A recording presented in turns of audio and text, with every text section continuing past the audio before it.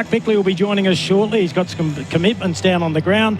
Kane Corns is with us, and there's nothing better than a showdown, Kane. No, awesome, Kibbo. Yeah, it doesn't feel like a normal build-up. It feels a bit flat, but that's because of where Port Adelaide are at, clearly. But there's an extra element with Kenny's last one and a few other Port Adelaide people. Be Chad's last one as well, so I know they'll want to perform well. How many did you play in? I think it was 20-something. Yeah. You would have had a winning record because you had that 7 in a row during your career. We had a good... I'd have to... I wonder what Bokey's played in. He'd be the record holder, wouldn't he? But here's a trick question for you, boys. Do you know Kenny Hinckley's record? It's his 25th showdown 11 tonight. and 13? Yeah, 11 and 13. So even an upset tonight, he will not be able to square the ledger. Boys, before we get into tonight's game, let's have a look at some of the results from the round so far. We're getting to the pointy end, Kano and Big Willie. We go back to Thursday night and the Hawks. Well, in the end, it wasn't a bad result by the Blues. They only lost the first quarter. Yeah, I mean, the Hawthorn, you thought this is going to be an absolute belting, which would have been handy for them with percentage. I thought some of their stuff was really good, Hawthorn, and some individuals got back into form, but probably wasn't as big a win as they would have liked. You live more in Melbourne than Adelaide now, almost. The Curnow stuff, I know he's hit it on the head, but we've heard that from Dan Houston. We heard it from Tom Barras. I won't believe it until who knows what's happening with Carlton. But they could get a new coach in. Graham Wright could come and make big decisions. They might be more aggressive than we thought. So he can say it, but I still think he's open to it. I think it was sort of slightly floated with the club that if you're looking to blow this up, then Charlie would have a look at going to Gold Coast or somewhere a bit more relaxed. So we'll see how that plays out. And we'll get to the Gold Coast shortly. That was a huge effort. Just on the Hawks, boys, we a believer. It's going to be really tight. We know 9 doesn't go into 8. Yeah, I'm a bit with Kane. I thought they did some good stuff, but really they should have put Carlton away. Carlton aren't any good at all. And I thought they mucked around a bit, Kane, with the ball, almost showing off at times with the little loopy handballs. But if they get Mitch Lewis firing up and Kaushadere look like he can take a grab, does Chol fit in there as well? Well, that's the hard part. I think Sam Mitchell's got a big decision to make for Friday night. It's going to be a huge game back here. For Adelaide, they'll have a couple of extra days, of course. It's a good problem to have. Mitch Lewis gives him something different in the one-on-one sort of. He's like your Philthorpe, not as good clearly, but he's that big target down the line. But Chol can do the second ruck work, so it's not an easy decision. Now, you have been very loud on the three-headed monster of the Adelaide Football Club. It can't work. They've scored beautifully. They're going to qualify. You've got to qualify before you can win a grand final. Interesting, you would have heard Jack Ginnivan's comments that they are going to play 4 tools. And he was emphatic about it. Was he? Yeah. So did you hear the grab? I didn't hear it. I haven't heard it. Gunston is more he's your third tall, isn't he? He's not a big power forward. So Adelaide's got 3 genuine power forwards, but I couldn't see a world in them playing 4. He said Adrian Hickmont never engages in any BS. He said it is a fact, it'll be happening. Really? He was really So you're saying they bring Chol in as well? So Chol comes in, so you'll have Gunston, Deere, Lewis and Mabsy Chol. Oh, yeah, I don't like it. You need little guys on the ground. That's what Gold Coast dropped Walter, and they look far better today. You get someone that can run at the feet of the big guys. I don't like 4. No one plays 4. Let's move on to Friday night football, and this was a cracking game. GWS and Sydney. Sydney got off to a flyer. They led by 35 points at half time. 58-point turnaround in that third term. It was huge, but they're going to be without Toby Green, who's been pinged for a game, which he should have got for stupidity alone. Kelly. Buckley calf injury and Josh Kelly, Yeah, big outs. I feel like they're well stacked to take on the Western Bulldogs with Buckley and Taylor, but now that Buckley's not there, that makes it a bit hard. Lekali will come back in. He's a good player, but still a bit raw. Kelly's not giving you what he once did, but then Toby's leadership was huge. That third quarter was as good as anyone's played this year. It was freakish. It was phenomenal how well they played. Where are we putting Finn Callaghan now? Up there. Yeah. When he plays, 350 metres gained in the third term. Yeah, he's top 10, I think. Certainly. I said Wanganeen Malera, Kane, I've got him in almost my top 4 at the moment. You see a bit more of him in Melbourne as well. He's hard to stop, isn't he? Yeah, he's frightening as well. We've had some really good players emerge. What Noah Anderson and Matt Rowell have done today as well. So the interesting discussion is the midfield duos. Which ones would you take? Rowell and Anderson? Would it be Callaghan and Green? Brayshaw and Sarong? We've got some good ones when Port Adelaide are up and going. Butters and Horn Francis. McCluggage and Neil. Yeah, those two. So there's some good duos. GWS getting up by 44 points. You look at their record this year, and they don't have any problems with the top sides. They've only dropped games to the sides below them. So they are the real deal. Have they won their last 7? I think it's close to that, 6 or 7. Yeah. And you think back to last year when they led Brisbane by, what was it, boys? 30-something in the final. Got rolled. Oh, amazing. That would have been incredibly painful. Western Bulldogs over Essendon. Essendon's in a world of pain, 93 points. Darcy and Norton, the astronaut, kicking 7, Darcy 6. But that's the problem. The Bulldogs beat up on rubbish teams. They play anyone above them, and they can't win. I mean, they kick goals. But they haven't been flogged, though. No, but they haven't won. You've got to win some of them. They haven't won. Have they won any? But they're competitive. They don't have a great defence, though. No, their defence is poor, but this Thursday night, I think it is, against the Giants, will be a good test. All right, and then we had the other game that was being played between Fremantle and the West Coast. I watched most of that. 49 points in the end. The West Coast, they're in the world of hurt. They're going to take years to rebuild. Years and years and years. And Freo, what do you make of Freo, Kane? Oh, they were really good the previous week, clearly, against Collingwood, although the numbers probably suggested that they should have lost. Today's one of those ones where it's hard to stay up. They've been up for a long time. If you look at their win-loss in the last 8 or 9 weeks, they've been as good as any. So they did what they needed to do. Win by 50. They would have taken that. Is their forward line getting better for you? Because it used to be my concern with Freo. Might be a bit tall as well with Jackson, Voss, Amos and Tracy. So one of them always... Well, that's Wachowski, Frederick, Murphy Reid. Fredericks. So it's not bad, is it? They've got a bit of an X factor there. Good midfield too. Hayden Young back in makes a big difference. Everyone's been talking about the ruck merry-go-round. Riley O'Brien, they offered him 2. He wanted 3. There was a stalemate for, 2 months at least, I think. But does it start things moving now? Yeah, we'll wait and see what Draper does. That'll be the big one. Go to Brisbane? Yeah, maybe.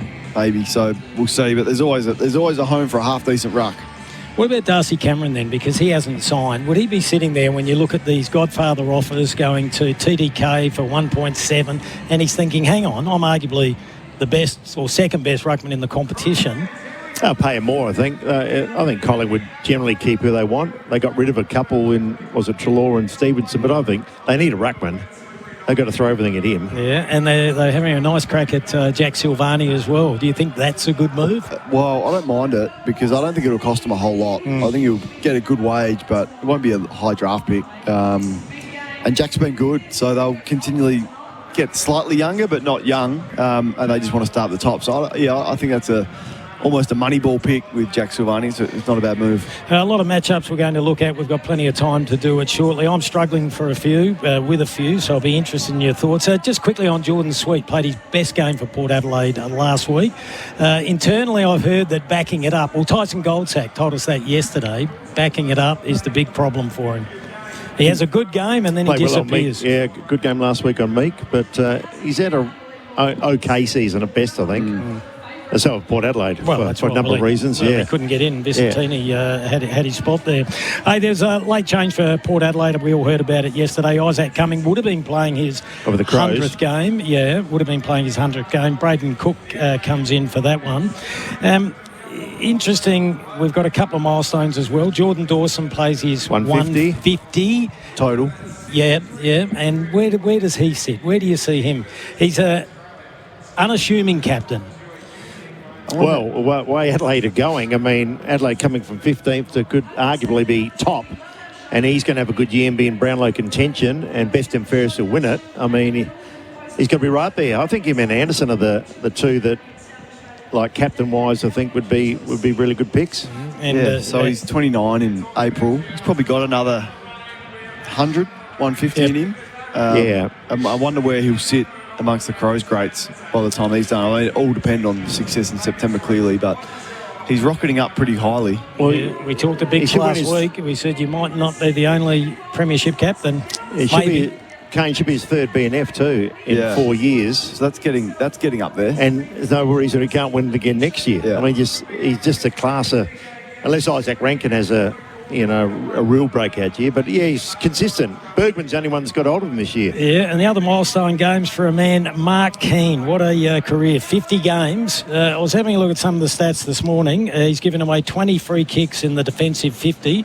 That's the most in the competition. And he does give away the odd silly kick. He won a game. The next closest is 9 away from him on 11.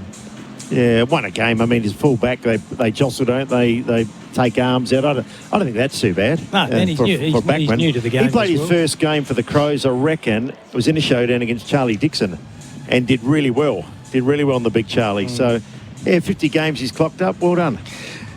Ken Hinckley, what can he do that's a little bit different today? We know he's a great motivator. I was saying I was struggling with matchups, and I really was. We'll get into them after the break a little bit later. But Kenny, does he normally go for a theme?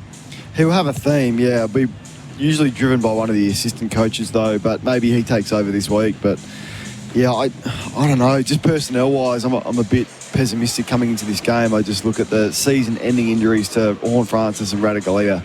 Pau Pepper. And Pau Pepper. They're the ones that kill you, because Port Adelaide's depth is just so exposed when they lose 4 or 5 of their best. They just don't have the depth that, say, an Adelaide do with the recruits that they've got. So Got to close the game in. it'll have to be like a Hawthorn style, bring the most amount of pressure you've ever brought, make it a contest, and then when you get your opportunity, get outside and move the ball quickly. That final that they played against Hawthorn was as good as I've seen. That was huge. That was unexpected. That was intense. That was their grand final, wasn't it? Yeah. Hey, what about the ends? Connor Rosie comes in, Jed McEntee and Joe Berry. You know what it's like, Kano and Willie on your show. The old switchboard lit up when Jed McEntee comes in. Well, they just don't have... I mean, Willie Rioli's not fit enough, according to Ken. He said that last week, so... Why wouldn't you play Will Lorenz? Why wouldn't you get some game time into these lads when the season's gone? I think if you're any good, you're playing in this team. So they'll probably be Josh Carr's selections. Like, he would be sort of lining up who he wants. Will he go to someone like... That's all he plays, the negotiating role. Might go to someone, yeah. Tyson Goldsack was up front. He said he's going to play a defensive role up in the forward 50, so unlikely to hit the scoreboard. But you just look statistically, Will Lorenz had 11 disposals the week before and had a goal. Jackson Mead, I think, was 7. And I just thought, why wouldn't you have a look at someone? Nice left footer. Best hope is rain. If it really rains, and as Kane said, just make it into a slogfest, and 8 goals might win. But well, we're going to get a little bit of rain. It's a chilly night here in Adelaide. Not too bad, but we're expected to get a little bit of rain in the next couple of hours. We'll take a break. Kim Dillon with you. Mark Bickley will be joining us shortly. David Wildy and Kane Corns for Showdown 58. They're always a cracker. Cannot wait. We're here thanks to Toyota. Land Cruiser drives us home. Oh, what a feeling, Toyota.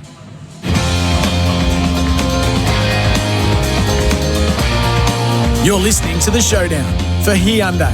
Find your next Hyundai at Stillwell Hyundai Ingle Farm. And OTR. OTR has all your coffee needs sorted 24/7. Dreading the cold and dreary winter evenings? Not anymore. Come home to your perfect environment with Panasonic Air Conditioning and Comfort Cloud. Panasonic's Comfort Cloud lets you set your air conditioning temperature from your phone anywhere, warming your house so it's perfect when you get back. Plus, minimise colds and flus with Panasonic's Nano X technology, actively inhibiting bacteria and viruses in your home. Come home to your perfect environment. Search Panasonic Air to request a free quote. Nano X not available on all models. Results are not instant. Hello, Frank Walker from National Tiles. The National Tiles famous annual winter spend and save is on now. Spend $4,000 will only charge you $2,750, or spend $2,000 will only charge you $1,450, or $1,000 will only charge you $750.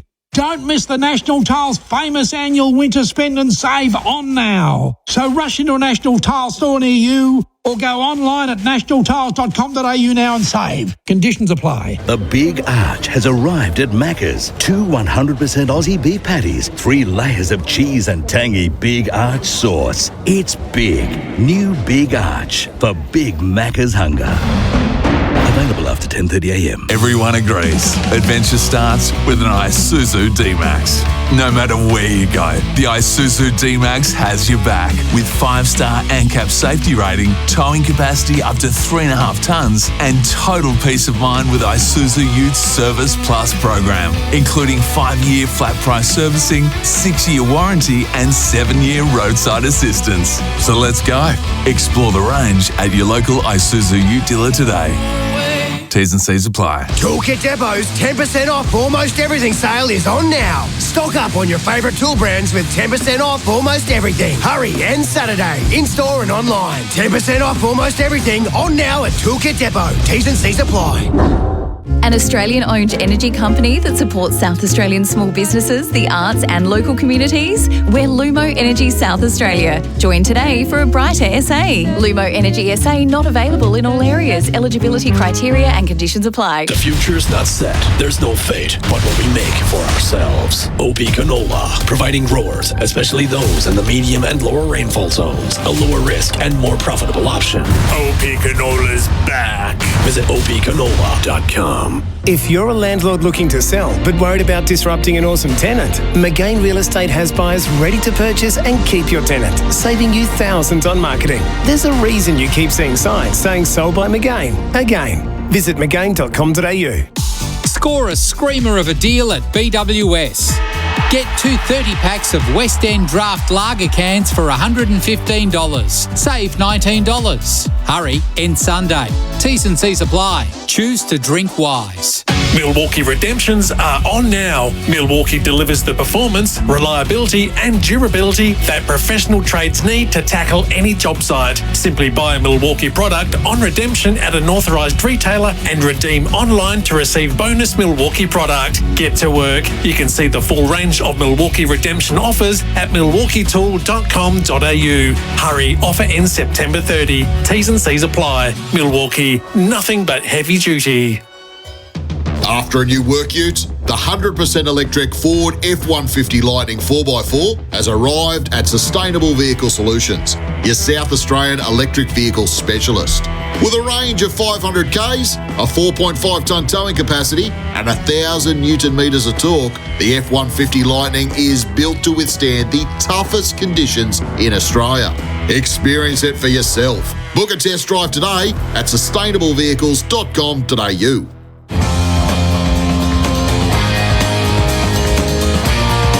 You're listening to The Showdown for Hyundai. Find your next Hyundai at Stillwell Hyundai, Ingle Farm. And OTR. OTR has all your coffee needs sorted 24/7. Welcome back to the Adelaide Oval. Showdown 58, not that far away. Kim Dillon, David Wildy, Kane Corns and Mark Bickley with you on a Saturday night. Little chilly, a typical winter's day. This is the pre-game show thanks to Toyota. Land Cruiser drives us home. Oh, what a feeling, Toyota. Boys, can we talk about the future of these two clubs and how they're looking? We know there's a massive change for Port Adelaide. Josh Carr will be at the helm. How do you see the list for Port Adelaide? I think Port have been up for a long while and they've played the same guys for a long while. My biggest concern with Port, I know they've got injuries, but where's the depth? As soon as you get 3 or 4, who's coming up? Who are the kids that are coming? Kane might know better than I know. The young Whitlock's in there, but he could be a couple of years away. But there's Joe Berry they got as a high draft pick. But Kane, I'm not seeing any real growth there. And these guys are, Port have had the same guys for 6 or 7 years playing a lot of footy. Yeah, no, I'm with you. I think it's going to be rough just because they've neglected the draft. So they've traded all their picks, really, starting from Horn Francis, which you're not going to be critical of them trading their picks for those. But then last year you traded out for Jack Lukosius. Yeah, Lukosius goes, Houston goes. You get Berry in, but he's their first top draft pick for a while. But it wasn't a high-end pick. It was pick 15 or somewhere around there. So I don't know where the improvement's coming from. Marshall comes back, but can you fully rely on Todd's body at the moment? I think they're going to play him centre-half back next year and not forward. He's bigger, isn't he? Yeah. He's got some guns on him now. He's done a Thilthorpe. Trouble with Child, he's one concussion from not playing again, I reckon. Yeah. He's had big issues I don't think it's all doom and gloom. I concede with what you're saying in regards to the young players. There's not really anything coming through. They don't have this year's pick, though, either. Yeah. That's the mistake. And if they get injuries like they did this year, like no Radaglia, if Marshall was there, if Lukosius was there all year, you know better than anyone, your brothers had to look after a makeshift forward line. I still think Lukosius... Sam Powell-Pepper out after looking really good. Lukosius and Marshall have been hit and miss all their career. George Artis has stood up this year. He's been fantastic, but to me, you can't rely on them. And I've been a big fan of Todd Marshall, but he lets you down time and time again. Yeah, well, look, he's been a good player. He had the bad year when his hip was bad, when they went deep into the finals and they were all banged up. And he's been the whipping boy like all forwards are for a long time. People were losing patience with Cadman. People lost patience with Taylor Walker as a young lad. Tom Hawkins. But they all develop, and I still think if he comes back, minus the concussions, he can come back as a reasonable player.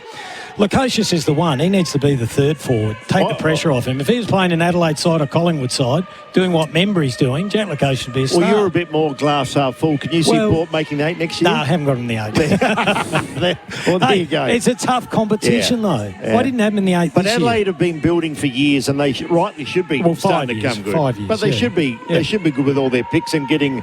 Obviously, Dawson and Rankin and the three boys, over the summer's been outstanding. But they've been in Port's footsteps for quite a while. I know, but then you don't know what's happening with Butters after next year as well. But just say he's there next year. If they're at full strength, they're a competitive side. They get Wangan Malira, that might. Yeah, well, even if they don't, they Kano. They're at full strength. They're a competitive At full side. strength, they're competitive. They're not top 8 worthy, but they're competitive. They drop off after about player number 25, 24. It's interesting. Hey, Kano and Willie, can you help me out with a few matchups today? Because talking of Port being depleted, we all thought Bergman will go to Dawson. Do we still believe that? I think so. Yeah, I'm worried you don't have any defenders, Kano, though. So Phil Thorpe, BZT, Brandon Zerk-Thatcher. I think Aaliyah goes to Phil Thorpe. Okay. And Zerk-Thatcher goes to Fogarty, and then Lockie Jones goes to Walker, which is he's done before pretty poorly. All right. I was starting to wonder whether Bergman would have to go back in defence and go to the Fog. So who looks after Rankin then? Well, it's a good question. I had Jones and Evans. I wouldn't put Jones on Rankin. I wouldn't put Evans on him either, though. No, I know. Well, that's where we get a little bit. That's where it gets a bit dicey. Yeah, the lack of depth. Connor Rosie, where's he likely to play? I think he'll play half back. Half back? Yeah, I do. You don't? Oh, well, I just thought you're short in the midfield without the Horn Dog. Well, could he be on Rankin Kane? Both smart, both clever players. When you got Drew and Wines and Butters, Mead, you're going to have to put someone out of there, particularly if Bergman plays there. So one of Bergman or Rosie will play half back. Okay, all right. I thought Rosie might have gone back into the midfield. Zach Butters, would it be Peatling? Well, Adelaide don't generally play a massively hard tag. Not a hard tag, but Saligo and Peatling have been really good defensively. Peatling's been pretty good, maybe. All right, well, let's have a look at the other end. Mitch Georgiades, Mark Keane. Well, Keane always plays the deepest. The deepest, so he would stay there. Jack Lukosius. Yeah, be Worrell. Nick Murray. Yeah, it might be a bit nimble for Nick Murray. I'm not sure. I just think I don't think there'll be direct matchups with Adelaide's back six. They're pretty good at sort of rolling. Murray would take Ollie Lord, wouldn't he? He'll just take the deepest. Then I was going to ask with Ollie Lord. I'll play Worrell, definitely Worrell on Lukosius. Yeah. He can match up on him. All right. Interesting. When you start doing the matchups, you realise how depleted Port Adelaide are at the moment, don't you? What are you feeling tonight? Well, if it was a dry day, I'd feel the Crows by plenty, but a bit of rain's meant to come in. So far, it's quite clear, and they scored quite well in the earlier game. But I think Port, is that the only way they can stay in it, Kane, is to get all men around the ball, just Probably. make it a contest, keep the ball in contest, and try not to get it on the outside too much. Well, I can tell some resignation in your voice. I know you're a bit crook at the moment, but I think it's 10 goals. Adelaide. 10? Yeah. 10? Yeah. Even if the rain comes? Mind you, at the Gold Coast today, it was as wet, rained all day, and they kicked 130 points. Can you see Port Adelaide kicking 12 or 13 goals against Adelaide's? I can't. No, well, I was doing a bit of homework when I was sitting around watching the footy. Adelaide's got 5 players that have kicked 25 or more goals for this season. How many do you think Port have got? 2. 3 over 10. They've got 1 over 25. Burn Jones has kicked 17 or 18, and Georgiades 47. Adelaide have 8 players that have kicked over 10, and you're right. Did count Rochelle 2 of it? Put it at 3. No, I didn't put Rochelle in. But when he comes back, it shows that they're that's incredible. fairly potent. Yeah, incredible. Yeah. Now, Kano, are you still standing by the 3 tools? Yeah, I think it's going to be difficult for them in finals time. Yeah. I do. It's probably been better than I thought, and he's probably used them better than I thought. Like he doesn't often have 3 of them together. One's in the ruck or one's on the bench. Walker plays low game time. Walker starts most of the last quarter on the bench and spends the first 10 minutes there. So they do keep him fresh. And they're not the only clubs to do it, though. You mentioned about Freo doing it as well. It was interesting that Gold Coast dropped Jed Walter. Yeah, he hadn't been going well at all. So, I mean, it's always a balancing act. I think it's largely around the opposition and how easily they're exiting your forward 50 as well. Walker's been okay. Yeah, Walker's been great. No, he hasn't shot the lights out. He He's done his couple of goals. His first half was better. And they run off him a lot too. Yeah. So, I bloody sacked him, and I've been copping it. I think if the way Adelaide are going, they could afford to keep him on their list next year, particularly if they finish high in the finals. Well, Rooch caught me on the hop. We had to go through the list, and you have to get rid of at least 3. So I had Walker as my 4th. Yeah, I just think there comes a time. I think Boak goes before Taylor Walker. No. But Travis, by all reports, Kane wants to go on. That surprises me. I think, and why put Adelaide? As good as he's been, allow that to happen. You got to have that conversation. Should have happened after the prelim final last year. Agreed. Yeah, I thought it should have happened the year before. Yeah. But, our experts are here thanks to Lumo Energy. Switch to 100% Australian-owned Lumo Energy. Not a bad crowd. I was talking to the gentleman on the gate today, and he said that they're thinking 45. I reckon that's damn good for conditions. And given the last couple of days, it's still quite windy out there and very cold, but at least it's not raining. So at the moment, the conditions not too bad. Yeah. Too bad at all. Kano, with Ken Hinkley, have you heard anything? Hello, Shutsy and Shuttleworth and the Adelaide Football Club's just walked in. Yeah. Grab a microphone. Hang on a second. Any late breaking news? No, nothing? All right. Very informative. Thank you for popping in. You're a good man. Do you reckon, we know what the company line is Josh having any more say? Have you heard anything? I think he's having his say on the future more so than the now. So any decisions, playing list, coaching, football department, Josh is having a far greater say than Ken, or Ken wouldn't be having any say over that. So Kari would be having a look at the list now and working out who's going to be there and who's not. Okay, what is... I don't think it's any different. Any news with Chad? Like, obviously been all he's known, just like you, all you've known is football. Yeah. Where's Chad heading, you think? Does he want to stay in footy? He's not exactly sure. I caught up with him for dinner last night. So he's got a few things in the pipeline, but it's just whether you make the break and get out of footy, which I'm sort of encouraging him to do. I think it'd be great for him to get out and he could buy a gym, get your weekends back, do something like that. Young family. He did send me a text and said, what about Kimbo and Cornsey? Yeah, there you go. Kimbo and the Corns. Kimbo and Chad. I said to him, I didn't want to say it in front of the Rooch. I said, if anything, it'd be Kimbo and the Chad. You could axe Rooch, couldn't you? Yeah, I think he's going to retire. Tough decisions have been made now then. See you, Rooch. I love the Chad. I love him. Yeah. We had him at Mix. Who knows? Obviously, you don't want to say too much, but do you think Chad saw that coming? I think he was nervous about it because new coach comes in, you're out of contract, and the new coach is going to try and make some changes. I think the rest are in contract, so it was just complicated because they've been best friends, well, not best friends, but good mates. Good mates since they were 19 years of age. So, was it? We don't want to breach family trust here, but was it an awkward conversation, or was it? Oh, it wouldn't have been easy. Yeah. So you would think it would have had to come from Josh. Oh, yeah, it came from Josh. Yeah, even though Chris Davies may have ultimately... No, Josh is the one that made the call. Did he? Yeah. So he sat down and told him. Yeah. Oh, that's good. And that's a mature way to go about it. He's been good, though. As I said, Kane and Chad, that's all they've known. Yeah, well, he spent, 13 years as a player here and then 10 as a coach, so 23 out of 45, and then three or four in the Giants. Yeah, so it's been a long haul. Now, Kane, I don't agree with everything you say, but I love you as a person. But one of the shows I do love you on is he knows I love their show Kick-Ons. I'm a fan of Richo. And I reckon Josh Jenkins has really come a long way in the media. Actually. He is. He does his homework, he has opinion, has a good attitude about him. But I love the fact when Richo brought up, you know what, we play for the Showdown trophy. Willie, how'd you feel playing for the Corns Cup? The Corns Cup. Well, Graham. It's got to be the Phil Walsh. At least the Phil Walsh medal. Yeah. I agree with that. Why they have not done that? There seems to be some pettiness, I reckon, from I don't know which club it is. Yeah, would there be any pushback from his wife or not? I wouldn't have thought so. Because we know with Barry Rodman's family, they didn't want the state funeral. No, I thought it was terrific when Scott Thompson won that. Yep.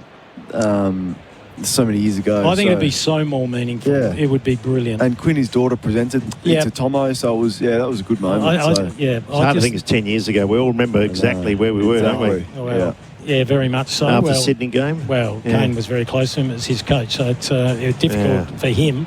I've often said, Like, he was a prick of a man when he was at Port Adelaide. Well, he just didn't like the media. He didn't, and you'd get on a plane. He wasn't a prick of a man. He just had, you know, those old school footy people that have a set against the media. The funny thing, and I'd get on a plane. He'd be walking like we're this close, and I'd say, "G'day, Phil," and just wouldn't. And in the end, I thought for 2 years I didn't worry about it.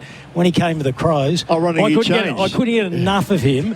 We were in Geelong one day. I was with Bix and Rowie, I think. We're sitting in a coffee shop. We had to get one of those 6 a.m. flights, you know, and then get the car down to Geelong and sit around for 4 hours before the game. We saw this bloke walk past and Bix said, "Was that Walshy?" I said, "I reckon it might have been." And about 10 seconds later, he did a U-turn, came back, sit down, and we spoke to him for half an hour. Then when he walked out with him, how good is this bloke? Another time I went to the Adelaide Footy Club, I had to do something there, and he was coming out of a lift, walked past me, then he turned around, "Oh, sorry, Kim didn't see you there." We chatted forever. I felt robbed. He was just... And I can't help myself. I said, "I'm a bit off guard here." I said, "You normally don't even talk to me." He said, "That was then. So this is now." Didn't he have that light bulb moment when he got hit too, Kane, by a car, and he said it changed all his outlook on life? It did. He was a beauty. I think we had this chat. They would have won a flag by now, Adelaide. I reckon he was a genius. Sure. He was the most engaging man. You're right about being on the plane. Early days, you sort of kept out of his way. He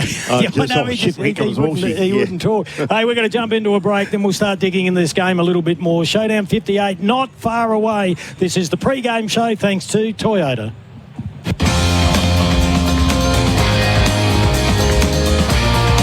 You're listening to The Showdown for Hyundai.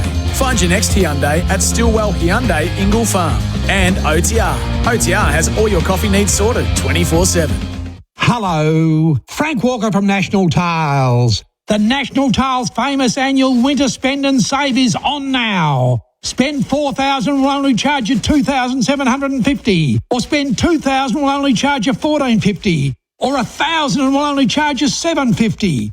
Don't miss the National Tiles famous annual winter spend and save on now. So rush into a National Tile store near you or go online at nationaltiles.com.au now and save. Conditions apply. Any parts, any automation technology, any factory, warehouse, machine building, anything manufacturing. NewTek are your specialists in pneumatic and automation. But why should you care? Put simply, NewTek will save your company money, reduce costs and increase the throughput of your machinery. Spelt PNEUTECH. Call and challenge NewTek to demonstrate today. NewTek.com.au. That's PNEUTech.com.au. Where style meets safety, you'll find the new Isuzu MUX SUV. With Isuzu's intelligent driver assistance system and up to 3.5-ton towing, all backed by Isuzu Ute Service Plus program, the Isuzu MUX is an SUV you can truly count on. The confidence is yours for the taking. Own it in the new 7-seat Isuzu MUX SUV. Visit your local Isuzu Ute dealer today. T's and C's apply. Want to win $1,000 with your morning C coffee? Then listen up, because right now at OTR, you've got the chance to win $1,000 daily. Or free coffee for a year. Swing into OTR, indulge your coffee craving, and scan the OTR app.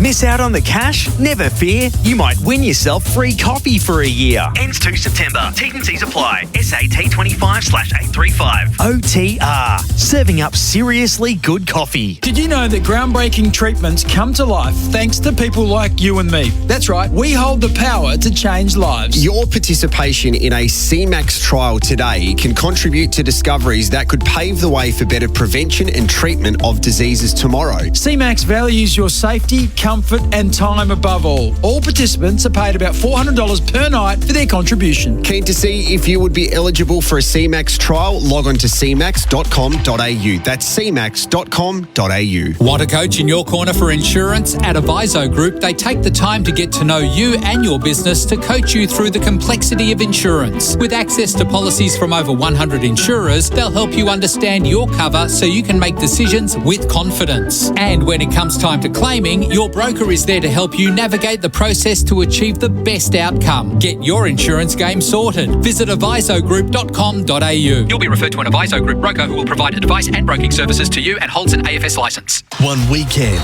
2 leagues, everything basketball and culture.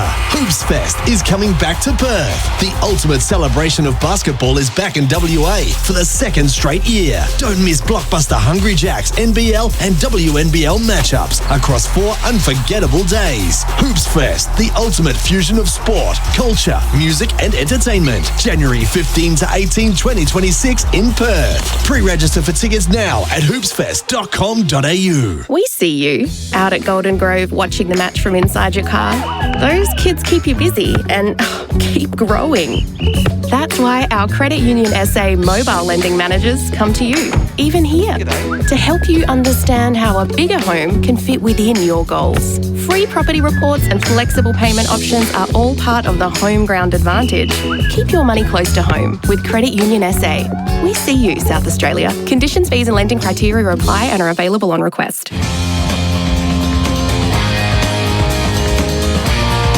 You're listening to The Showdown for Hyundai. Find your next Hyundai at Stillwell Hyundai, Ingle Farm. And OTR.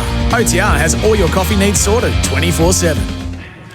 Welcome back to the Adelaide Oval. Showdown 58, not too far away. We're just seeing all the retrospective Showdown medalists be presented with their medals. That's why Mark Bickley is not here. You can hear in the background Mark Rasciuto receiving another one. Did you get close, Kano?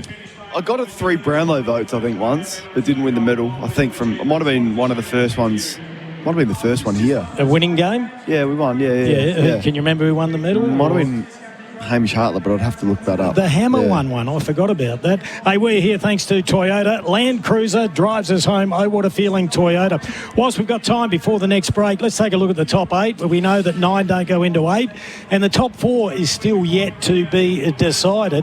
What are we feeling, gentlemen? Kano, what are you feeling? Who misses out? That's the big question. Yeah, I haven't looked. I've changed my mind about 3 times. I think it's out of Hawthorn and Western Bulldogs now. You just never know. So the Western Bulldogs are on 11 wins. They got to get to 14 because they got a good percentage. But 2 games behind Hawthorn. 15 gets you in, but Hawthorn's run home is just a nightmare. Well, Western Bulldogs' draw isn't bad. So they got Giants next week, as you said. They play Melbourne at the MCG, West Coast Eagles, and then the big one, Fremantle at Marvel, round 24. They're likely to do something silly though, aren't they? Like drop one to Melbourne or something I like thought that. They don't love not playing at Marvel, the Western Bulldogs, so... who would know? Like even this round, I would think Brisbane would beat Gold Coast. So you try and do the ladder predictor and it's out in one game. I think that victory gets them over the line now. I think Bulldogs miss, and I've been pretty strong with that with you, Kimbo. And I mean, Kane's right, but Hawthorn, I think, have got the team that could pinch a win, whether it be here or against some. They might get one. Their draw's brutal. Yeah, but they got Adelaide here next week. Yeah, all right. And they've got Collingwood at the MCG. They beat Collingwood last year by 10 goals. They have Melbourne at the MCG. We need 2. Should have that. To lock themselves in. And then Brisbane at the Gabba. Yeah. So they need 2 or 4. So they need to beat one of the hard ones, which you think they will. Interesting. Hey, can we just chat quickly about Sydney? Who were on a nice little run, but they were exposed last night. Had a stack of injuries. It proves injuries what a difference it makes to a club in a season. It's cruel, Port Adelaide this year. And Sydney the same. Well, yeah, exactly. Sydney started off badly. Sydney one stage had 10 or 11 out, and 3 or 4 they're very good players. And it was like Adelaide last year. Adelaide had a shocking run with injury. Port Adelaide have had it this year. Brisbane probably defied the odds last year with a few of the knee reconstructions. They still won a grand final, but makes it tough. So the jury's still out with Big Coxie. I think he'll be all right. Yeah, he's very animated.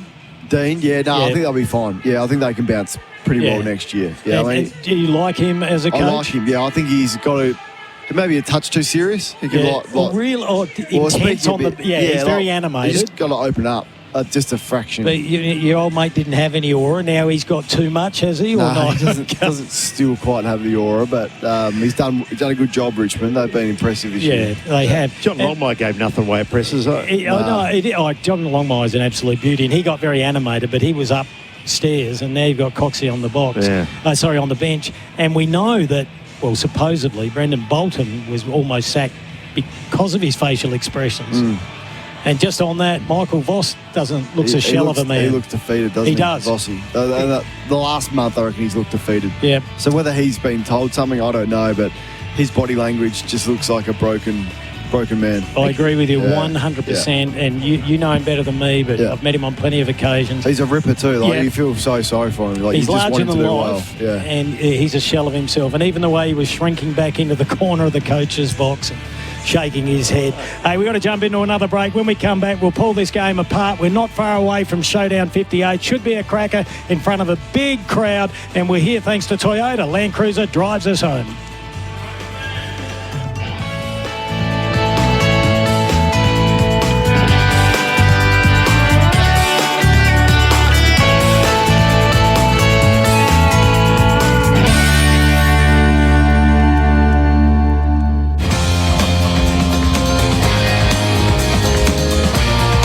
You're listening to The Showdown for Hyundai. Find your next Hyundai at Stillwell Hyundai, Ingle Farm. And OTR. OTR has all your coffee needs sorted 24/7. Love your home more with Beaumont's. Laminate water-resistant floors from just $31.95. Hybrid only $29.95 per square metre. Great floors, great prices. Plus, we'll help with installation. Participating stores only. Shot, Georgie. Stay on him, Ashy. Well done, Georgie. Come on, Ashy.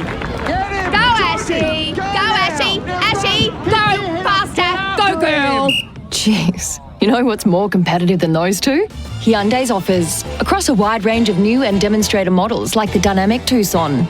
From $39,990 drive away, it's game on at your participating Hyundai dealer today.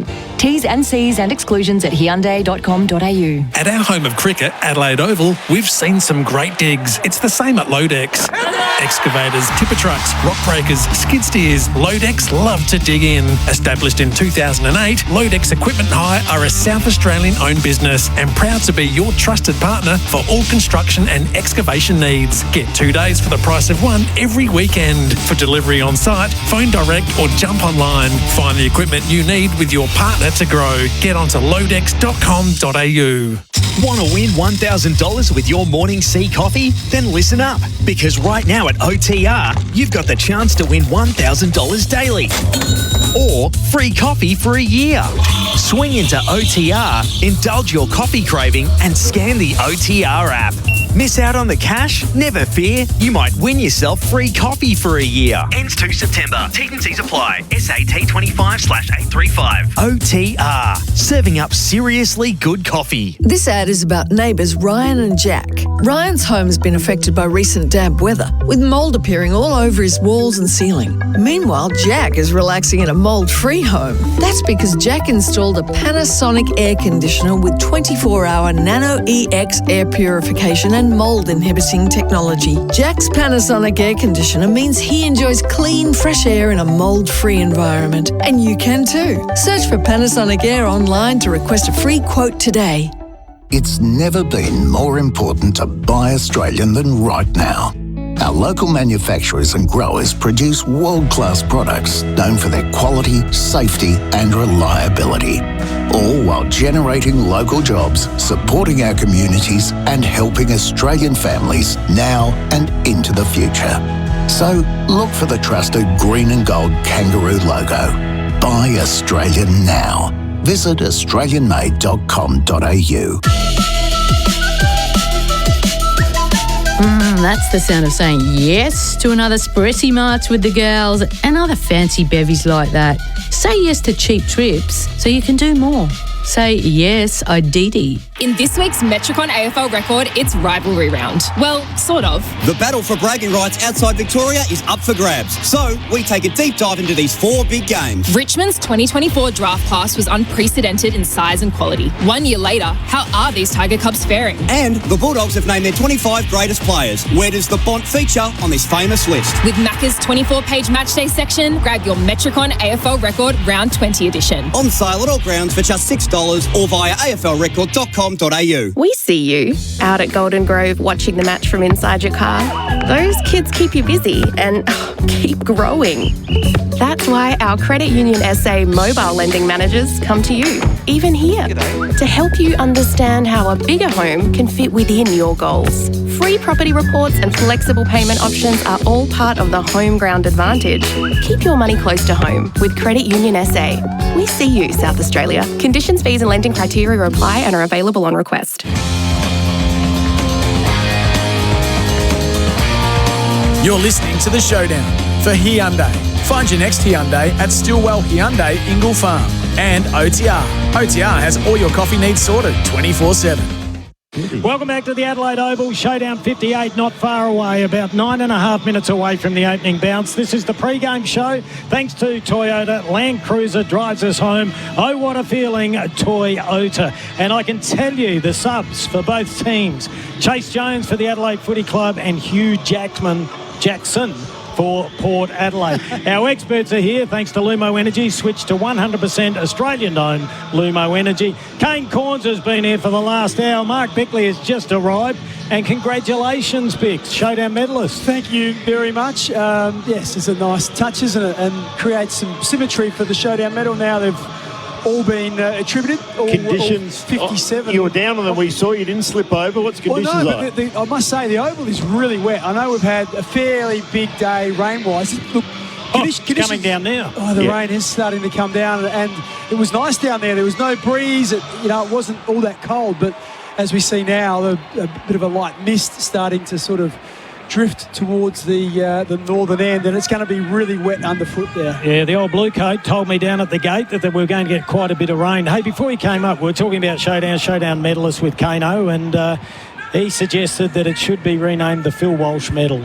How would you feel about that? Yeah, look, I know Adelaide have already got the best team man called the Phil Walsh best team man Well, it's award. not just about Adelaide, though. Oh, no, I'm just saying, because I think I had a discussion with someone within the club about it. Look, the only thing I would say is he was only at the Adelaide Footy Club for a very short time. And, we're talking less than a year. And so I don't know. Such a huge impact. In what way? Well, on so many people.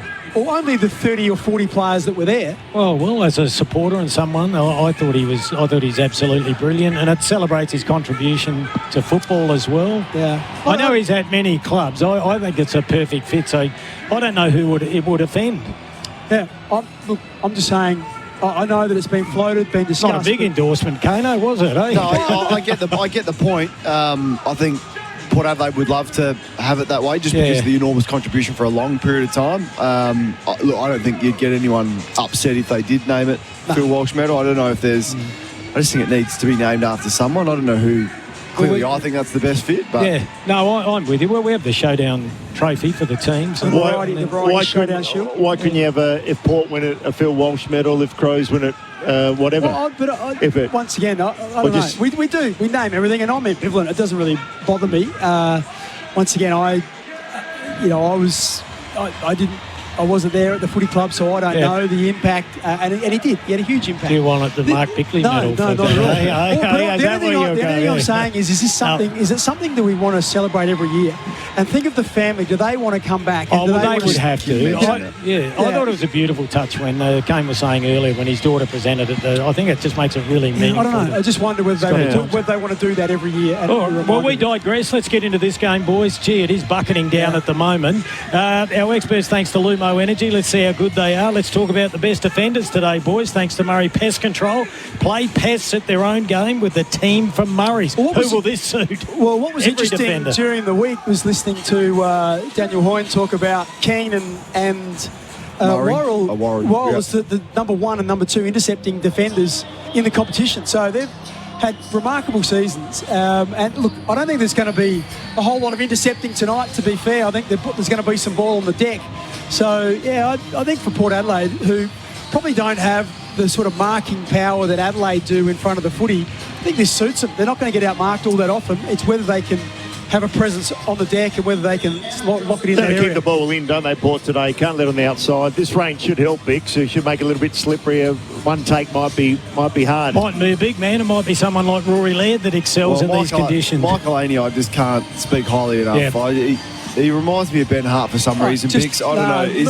It's an obvious one because they just are both unflappable. Ben Hart came into the competition as a 19-year-old, was All-Australian in his first year, and Michael Aney's been the same. He literally, 3 months before he made his debut, he couldn't get a game in the side for Norwood, which played in the grand final. So within 3 months, he's gone from not being good enough to play sample footy to being an AFL player playing on Toby Green on his first game. Closest thing to Ben Hart. And has not looked back ever since. No matter what the level, he just is able to step up. Kano, what on the agenda set is you have a little competition. What is it again? Yeah, well, the players that haven't lost the marking contest for the year. Not one. He hasn't, not one. So you'd think like you're involved in a fair few marking contests with the players that he's on. So one-on-one, he never plays a bad game. He's never like outstanding best three players on the ground, but he never ever plays a bad game. He's a beauty, and he seems much loved by all his teammates. Yep. All right, and just for those that are listening around the country, this is a home game for the Adelaide Football Club. The earlier one in round 9 was for the Port Adelaide Football Club. Hey, what about a big moment today, boys, for budget car rental? Get on the road faster. Call 13 27 27. What are you looking for something big? I think it's just going to be something to do with Zach Butters. You feel like he's the igniter for Port Adelaide, and for them to have any chance, you think he's got to probably have 25 plus. He's got to have 7 or 8 clearances. Otherwise, I just don't know how Port can get it done. I think they need to win the territory game. He's their best clearance player. He gets on the bolt. There's no Jason Horne-Francis. So I'd be really surprised if Adelaide don't put a whole lot of work into him. Peatling? I just think whoever is around him at the footy, they've just got to make sure that he can't get a run and get through the contest. Just got to keep him off balance and keep him away from as many contests as possible. I think a big moment for Travis Boak. I think it'll be his last showdown, and he's probably had the most. Kane, he'd have the record easily for 33, showdown. I think it is today. So Taylor Walker's 25 or 29 or something like that. So McLeod's got a few, but I think he might be the only player in the 30s. Yeah, and. And Kenny as well. And Kenny's last showdown 25. Alrighty, that was all thanks to Budget Car Rental. Let's take a look at the hot and cold players that have been out there in recent weeks and what we could expect today, thanks to Panasonic Air Conditioning. Panasonic Comfort Cloud, set your air conditioning from your phone. I can tell you, talking of air conditioning, it is nippy here at the Adelaide Oval. Who's been hot and who's been cold? Well, it's going to be interesting. I'm watching Mitch Hinge because he got a really severe cork, didn't he, and was off the ground early in the second quarter. I was surprised that he came up and that they actually wanted to play him. I would have thought with Brodie Smith in the wings or Nankervis. Yeah, there's plenty of players they could have played instead. So be interesting to see whether he can get that warmed up and play a meaningful role tonight. Can I say Jackson Mead's been bloody cold nearly all year? All year, which is disappointing because he was tracking really nicely. He was. And towards the back end of the last year in the pre-season, he played some good footy. Yeah, Dan Curtin for me, his last month outstanding, and he may well win the Rising Star, be right up there. Murphy Reid had another good game today. Yeah, he was third in the medal. One of his best games, but he's been outstanding, Big Dan. On our show, Kimbo and the Rooch, I think we sort of half stole something that you've been doing with Kingy, and I genuinely wasn't aware. We had a text from Modbury Mac. He said, hypothetically, if West Coast Eagles rang up and said you could have Harley Reid, but we want Dan Curtin back, who would you have? And I said, Dan Curtin. Would you? Yeah, I would. Yeah, I think he'd be a Bontempelli type. You'd have rocks in your head already. Yeah. Really? Oh, would I? And you said that when I said Adelaide would be top 4 this year. Well. Yeah, something about a blind squirrel, though. Here we go. Say it. Go on. And I'm not saying Harley Reid won't be good. I think Dan Curtin's going to be an absolute ripper. Bontempelli, Patrick Cripps type. You think he'll be inside that type? I reckon, eventually? But he could be centre half back, centre half forward. He's 6'5". I'd still take the breakaway speed and power from Harley Reid, but he's got some areas of his game that needs to work on. And then as we were going to a break, and you know how it works, there was 15 seconds to go, Rooch came back at me, he said, all right, who would you have hypothetically, Harley Reid or Zach Butters? And I said, Harley Reid. A bit like the Phil Ford Darcy. I mean, you'd like them both, 5 wouldn't years you? difference. A bit younger, 5 years like difference. them both. All right. Players are getting ready. Port Adelaide players are going to the bench. Adelaide Crows are in the huddle. What are we feeling, Bix? What are we feeling today? Yeah, look, I feel like Port Adelaide will be really strong early on. You know, if we know anything about Ken Hinkley, he can prepare a side. He can get them up and about and really tug on the emotions, but I'm just not sure whether they can sustain that over 4 quarters. And I just feel like Adelaide maybe have a little bit too much class all over the ground. Yeah, I agree with you. Bergman starting on ball, which would mean Rosie's going to start at half back. Means Lockie Jones will have to take one of Fogarty or Lockie Jones Walker. will have to take Walker, I would think. Yeah. Just another game. Geelong, 3 goals up on North Melbourne. Early days there too. But, yeah, it's going to be a sad day. Kenny Hinkley's last showdown, maybe Travis Boakes. Lukosius playing his first for Port Adelaide. Showdown 58, just about to get underway. And I wonder if there have any fireworks, Bix, whether Ken might go and say, just go in and bump into a few. Well, it's interesting because Walker's gone to the goal square and Zerk Batcher's gone with him. Lockie Jones has got Fogarty. Yeah, okay. Good luck. Alrighty, Showdown 58 about to get underway. Fairly big crowd here on a Saturday night. Here's David Wildy to get this one underway. The very last one for Ken Hinkley. Yeah, Petling lining up on Zach Butters. Travis Boak on Dan Curtin. Slippery conditions. Rain has stopped though. Not a bad crowd for a very wet and wintry night here in Adelaide. And how's the roar? Crows can finish on top spot tonight with a win over Port Adelaide momentarily. Bergman gets the first goal. He's kicking up towards Walker. Unbelievable start to the game. Oh, that's the big moment. Thanks to Budget Car Rental. Bergman has kicked a 55-metre kick and Fogarty's marked on his chest, 20 out from goal. And are they getting into Bergman? You think you've seen everything in a showdown. Calamitous. Wow. So for the perfect start to Adelaide, this is unbelievable. Northern End. Wow. Don't see that often. The first kick of the game, he kicked it well too. Fogarty has missed. Oh, wow. no. From 25 out, he has missed. Wow. Miles Bergman would be breathing a sigh of relief. Amazing, right? You're lucky to do that once in your career, kick the ball the wrong way, and he's won the first clearance and pumped at 50 straight to the opposition. Yeah, got a bit of purchase on it. All right, ball comes back down the members' side at the back of the pack. Miller are there first. Free kick's been picked out. It'll go the way of Jordan Dawson. So an interesting start by Bergman. Kicks the wrong way, then gives away a free kick. Ball comes inside 50. Walker was the target. Couldn't take it. Over the top of it, Farrell. Zach Taylor is there as well. Keys has a snapshot. Minor score. Adelaide 2 points. Port Adelaide yet to score on the Toolkit Depot scoreboard. Yes, all Adelaide early, but courtesy of the Bergman kick. Gee, crowd's up and about. Yeah, interesting as well. Murray on Georgiades, I was surprised that maybe Kane didn't go to him. Ben Keys under 24 games straight. In comes Curtin. The ball, slippery ball went through his hands. Burn Jones got tackled. Should have perhaps won a free kick. And Adelaide are going to get it. See, I thought it might have been a free kick to Darcy, but Petling with a footy. He's had a pretty good year. Kicks up to half forward. Once again, umpire didn't pay the free kick, and Port Adelaide slide over, literally do slide. Rosie slid over, and that could have been dangerous. There's Zach Taylor with him. Yeah, young man. He's slippery up there. Bickley walked the fine line yourself, winning a retrospect showdown medal. Well done there to you. Thanks, David. 2 points. Adelaide. And Fogarty missed the one from point blank range. Ball at the back of the pack. Burn Jones went in hard. Curtin wraps it up quickly. We'll see a lot of that tonight. Very slippery up there. Josh Sim with a big job on Rankin. You've got to watch him in these situations. He's as good as any. Yeah, he's been in good form in recent weeks too. Jordan Sweet won the tap. Ball came out, taken by Keys. Second possession, thanks to Laddick's equipment. High. Kilcorp was brilliant. Got to the Rankin. Oh, and it hits the point post. Tried a little checky. Well, that's the trouble with wet nights. There's no purchase because he had the ball spinning the right way, but it just wasn't gripping and turning. All right, so we've got to throw it in the right forward pocket. Northern end of the Adelaide Oval. Showdown 58, Kim Dillon, David Wildy, Mark Bickley, Kane Corns with you, thanks to Stillwell Hyundai at Eagle Farm. Adelaide doing all the attacking. Riley O'Brien gets it over to Keys. Gee, second shot for goal, minor score. He's kicked 2 points. Gee, they're pressing though, Kane. The Bigs are looking dangerous, Adelaide. Pretty average from Jordan Sweet in the ruck, letting Riley O'Brien just grab it so easily. Port Adelaide cannot gain any territory at all. It's all been played at the northern end early stages.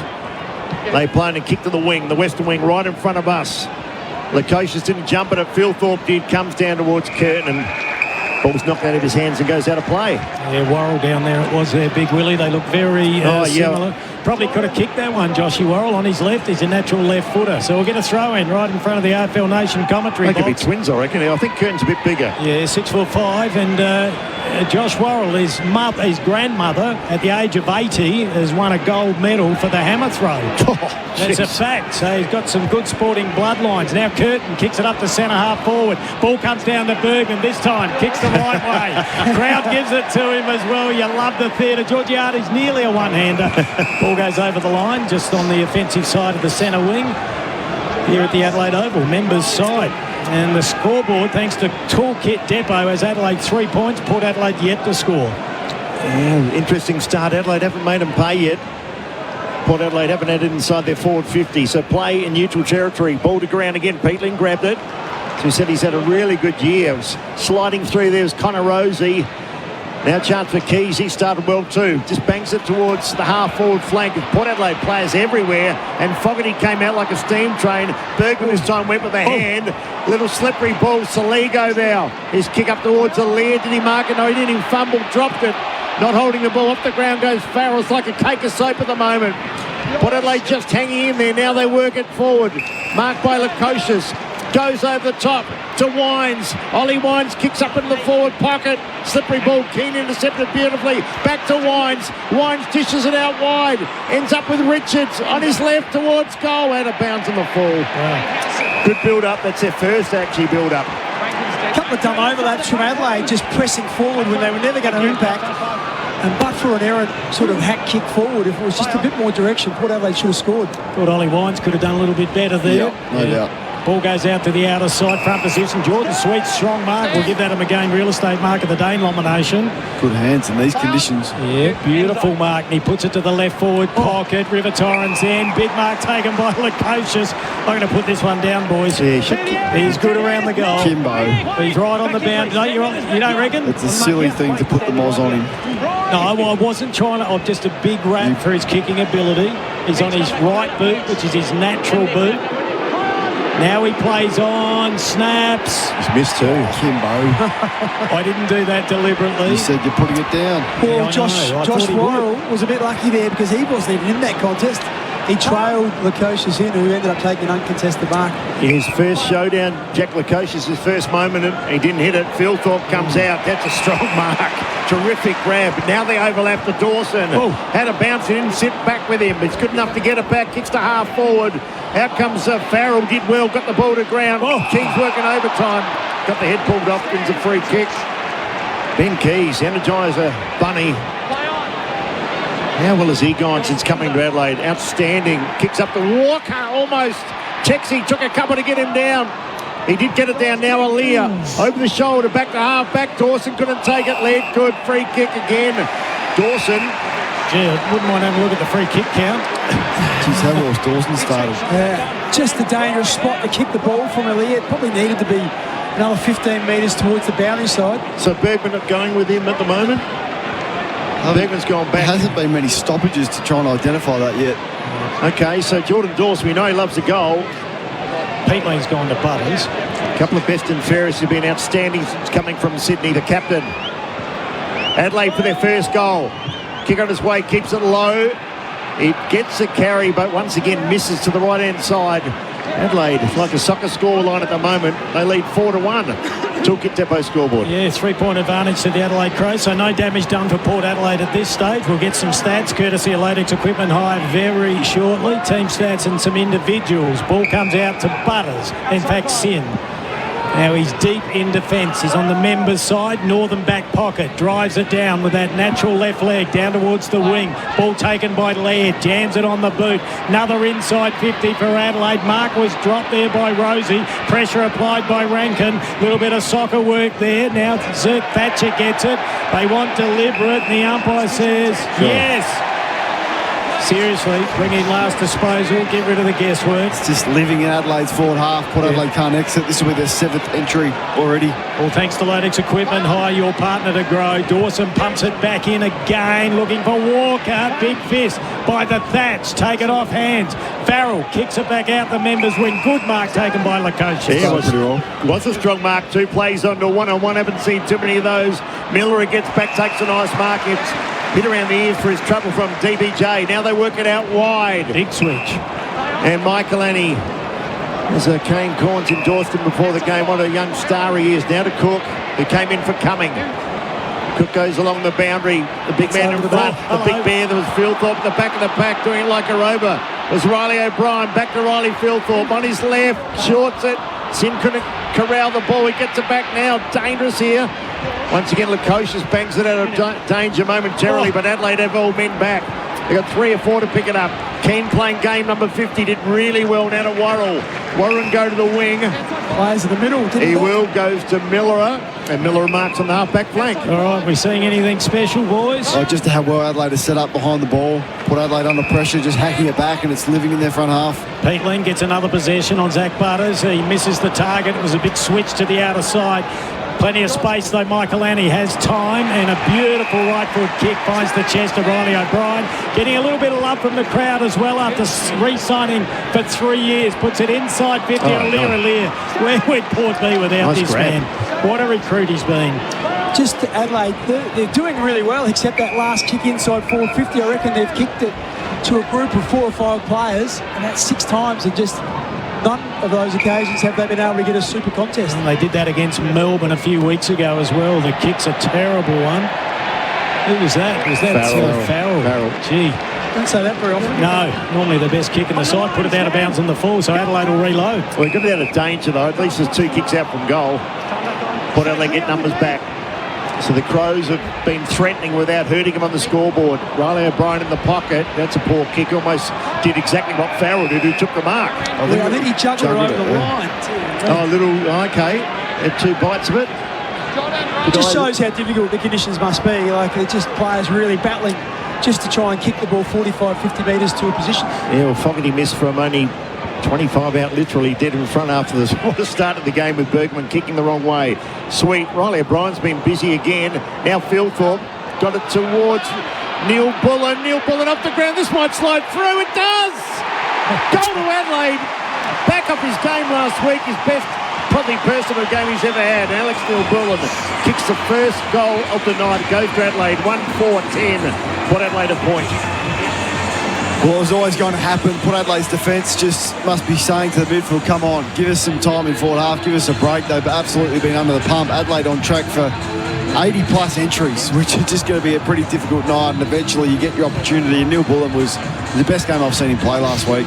And you just see Farrell show him a lack of respect. There's a bit of luck. He just drifted over the back and he's good enough to finish. Taylor Walker was trying to claim it late, but it had already gone over the line. But this midfield's got a lift, and it's going to be Ollie Lord and Riley Fieldthorpe in the ruck. Well, interesting. Leading possession winners, Benny Keys with 5 or 6. No, 5 it is as a high half forward. Kane Farrell with 5. Riley O'Brien, the big fella, with 4. And Lukosius with 4. So the ball back centre field, 1-4 plays 1 point. Adelaide leading by 9 points. Lord did well. Had an airy with the kick. Gets back over it. Got his nose in the trough. Couldn't get the footy. Mead has it. Big tackle by Berry. Play on the call. And Logan Evans puts another tackle, and that was on Alex Neil Bullen. So the Crows advance it by about 10 metres. So the ball in between the centre and centre half forward. Riley Fieldthorpe wins the tap, and there's a free kick, a hold off the ball. All goes the way of Adelaide again. Gee, they're getting a good run. What is that, 5-0? Yep. Wow, free kicks thanks to Lodex Equipment Hire. Love their support. Great South Australian company. Ball goes in long. Walker at the back. This will be a goal. Now to be holding the ball. That was a throw. Surely it was. We're a long way away. That should have been a free kick to Port. What's going on out there? Adelaide still have the ball. Ball comes out towards Dawson. On the left, it goes up high. 5 metres out. Ground level. Socket off the ground. Out of the danger zone, I think, for Port Adelaide. as Joey Richards grabs it and Michael Andy grabs him. That was Walker not holding the ball. Was that a throw or not? I just think you didn't have prior opportunity. The umpire thinks you've only got to throw an arm or a leg at it, make an attempt. Well, you don't have to hit it now, do you? That's right. I thought it was a throw. Big issue at the clearances, 6-1. The entry's 11-2. It's just been a domination. The only good thing for Port Adelaide is that they only trail by 9. Crows holding all the aces. They go for it again. Keys towards goal. We've got another one. The damn wall bursting. 2-4, 16 to a point. The big thing for Port Adelaide, they do not look like scoring. He's just had a stack of footy already, Keys. That's his 6th disposal. He's had 3 shots on goal. He's kicked 2 behinds. And that one there is just another pretty basic one. It was a wraparound. And all that Riley Philthorpe had to do was just drop it to the space behind. And he's wrapping around onto his left foot. And that's just nice craft by Adelaide. But gee whiz, you could drive a truck through that channel that was left behind the stoppage. It's always a poor sign when you're conceding defensive 50 stoppages because you've got the numbers back and you've got the extra there. You shouldn't certainly be able to kick goals that easily. That's 2 from forward stoppage already. We didn't get all the selections prior to the start of the game. Kano said Adelaide by 10. Bix, your feeling? Bix has changed. Yeah. Adelaide by 40. And Big Willie, what were you thinking? Yeah, I thought 5 or 6 goals given the conditions. Yeah, well, I tipped 28 points on Friday, so I'll stick with it. But gee, Adelaide looked sharp. They go inside 50 again. Boundary will run out here, I think. No, beautifully picked up by Fogarty. Dances around, does a 360, tries to shrug the tackle, and he did. Gets on the right boot, kicked it up the backside of an opponent. Picked up by Boat, got it to Wines, jammed it on the boot to the outer wing. Worrell got a hand on it, and now fighting hard is Berry, and he gets a free kick for in the back. First. Advantage has been paid, and I don't think it is an advantage. They've coughed it up again. Here goes Adelaide. Dawson's absolutely everywhere. Hearing another whistle, what's happened here? Out too. It's Hinge's free kick. Ollie Wines had a single give, but Adelaide's pressure's just been elite, and Port Adelaide haven't been able to cope with it in these conditions. Cheers. Big gap between the skill level of the two teams early too. Crows 6 scoring shots already.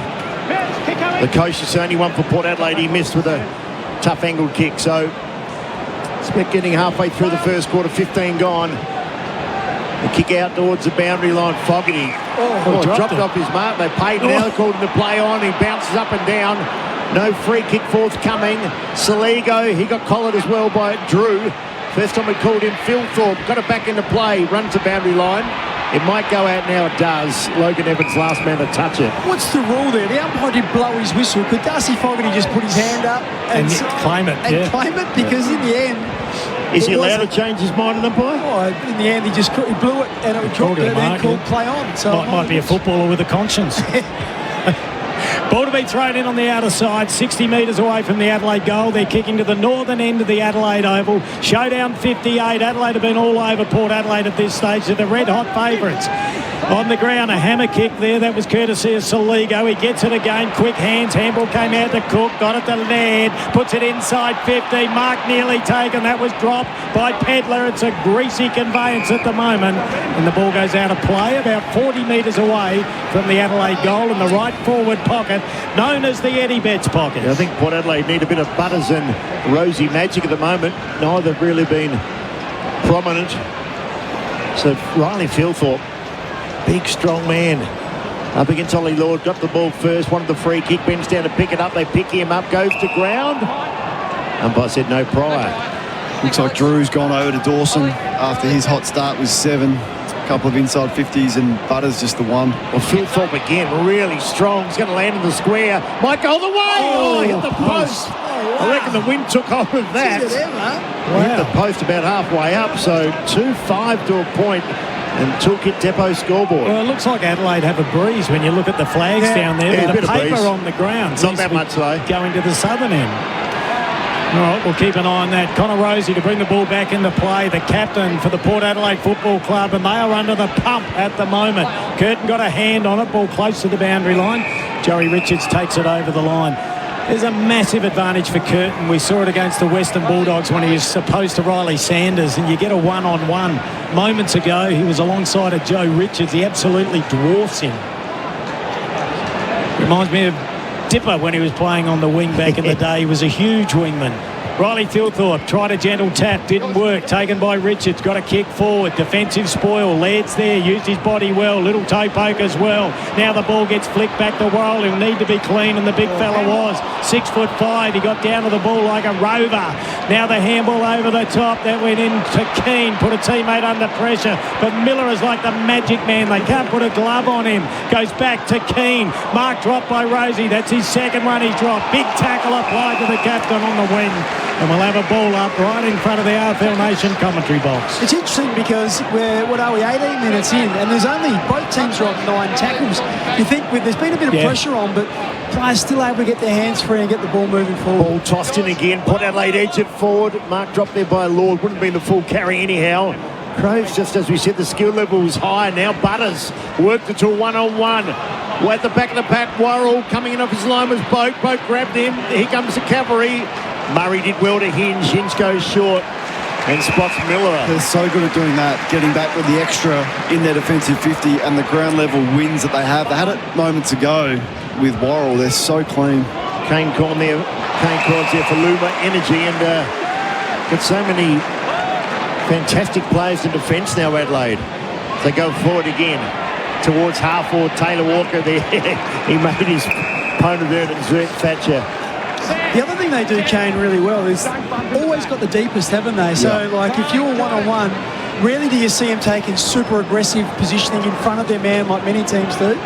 They're always back shoulder and they have the deepest player. Adelaide have been a well-oiled machine this year. The left hand knows what the right hand is doing. Rankin lurking. Joey Richards there as well. Handball comes out, socket off the ground, and that's kicking in danger. Willem Drew, the culprit. So the free kick will go the way of Isaac Rankin. He's about 80 metres out. And he goes to the left forward pocket. It's a beautiful kick, and he finds Walker right on the breadbasket. Talk about being on the same page. That just felt like there was that pocket of space, and Tex was just holding, knowing that Rankin was going to look and have positioning for that, and he just put in a really flat kick. Walker and only just started the move when it was hitting his boot, and it was perfect for him. Hanging on by their fingernails at the moment, Port. Yeah, 2-5-17, plays 1-1, or 1 point, I should say. So Adelaide leading by 16. The Texan lines up 40 metres out, and it goes off the side of his boot to the right. So they are 2-6. And it's not the first time it's happened this year. They've been inaccurate, but they are the best scoring first half side in the competition this year. Won most of their first quarters. 4 more games. Be the 6th Crow Bix to play 300. Great effort. Amazing. From where he started as a bloke taken as a 15-year-old under an old scholarship system in New South Wales. Yeah, and we sacked him 4 years ago. I'm going to say some people, well, I didn't, you did. I did. Kick up towards the wing. No, I've been a Taylor Walker fan. And on cue, he gets it out to Berry. Here they go again. This might go the way. The wind's got it. It has. They've got the wind at their backs. They can do no wrong. Well done, Sam Berry and Adelaide get goal number 3. And this has got a massacre all over it at the moment. 3-6-24 to a point. Nice kick, nice finish. The wind got hold of it. Nice bit of, finesse from Walker. Didn't take possession. Yeah. Ball got spoiled. Just slapped it with an open hand, and Berry didn't have to break stride. So in terms of efficiency, it's a big punch by Murray. Walker slaps it across, and Berry runs 5 or 6 metres and kicks from outside 50, and it bounces on the goal line. Thanks to CMAX. Join a paid clinical trial at CMAX. We didn't get to do that pre-match. If you were coach, Kano, what would you do right now? Well, you've got to put it on the midfield. Like, the numbers are 11-3. The inside 50s are 15-4. So there's not much the backs can do. They actually defended reasonably well with the amount of ball and supply, but... And then I'll play even numbers ahead of the ball. Just put it on your midfield. When it goes in there, they've got to hold it in. It's coming out too easily. Adelaide by 23 points, and that breeze is a factor, so that might help Port Adelaide a little bit in the second term. But they cannot get a clearance. That's a high tackle on Peatling again. Undisciplined too, like the free kick count. Yeah. I think it's about 7-1, but maybe Connor Rosie's the one that can go in there to give him something. Yep, I like it. The free kick count is not anything new either, because Port Adelaide... Just the numbers for the whole year have been dead against them. Peatling goes for another inside 50, looking for Walker. Went straight through his hands. Ball now comes to ground level. Ollie Wine's trying to exert himself on the game, but he did it in the wrong manner. Loose ball comes out, now taken by Burgoyne. Quick hands, gets it to Butters. Now over to Rosie, so the superstars combining. They kick it long, it goes down the outer half-back flank. Back there is Laird, though, picks it up cleanly. The handball was good to Kane. Sells a little bit of candy, the Irishman. Then goes for the kick down the line, and it's a beauty, but it's been dropped by Saligo. Oh, tough mark, Bernie. That was what we were talking about, though, Bix, where the Adelaide defender is always behind. Yep. Yeah. And often, and particularly in these conditions, it does fall behind the pack. Yeah, Crows by 23 points. As we said, a win tonight. They can momentarily go to top position. Collingwood playing at Richmond tomorrow. So far, so good. Showdown 58. They've always been pretty competitive. Two of our commentators, Kane Corns, Mark Bickley, played in many of those great showdowns. It is staggering that it's 29-28 after all these years. Incredible. See West Coast still well ahead of Freo, who beat the Eagles today. Wish I could say I did my part. I won 3 and lost 10, so lost 10. Let the side down a little bit, unfortunately. Free kick to Butters. And those 10 would have been all the ones Josh Carr played in, probably. That's exactly right. Oh, it's a wobbly kick, but it wobbles onto the chest of Willem Drew. Port Adelaide still looking for their first goal. They're going to the southern end. A wet wintry night here in Adelaide. Goes into the pocket, packs it themselves over the back. Hinge picks up the crumb. Went to Hamble. He handled straight to Mead, who knocked it out of bounds. I think the ability to do that and have the deepest defender has got so much to do with Neil Bullen and Keys, because they work their backsides off. The wingers push back. The half forwards become the wingers. They've always got numbers there, which just allows the Adelaide defenders that luxury of just being goal side. They've got a chance now. Riley O'Brien wraps it up. They wrap him up at 15 metres out from Port Adelaide's goal southern end. Yeah, 5 minutes remaining in this term. I think Port Adelaide to take being down by 23 points, given the way the game's panned out so far. A goal here would be huge. Sweet tries to do it by himself, slipping over. Not sure that was Saligo. He lost his feet again. Picked up by Worrell. Jams it on his boot. The ball goes out to the boundary line. Will that be deliberate? No, and I think that's a good decision. Really are allowed to go out in the end. Yeah, well done to the crowd. I'm not sure, it should be over 40,000, but to every single one sitting out there with the ponchos on. On that, Kimbo, that one there is the one. Do you want that to be a free kick? That's a bloke. Yeah, I'm happy with it for consistency. You're happy for and that and if the AFL want the game to be quicker, and that's what they do, that's one way of making the game quicker. Takes the pressure off the umpires. Ball comes to the outer side. I know we disagree on that one.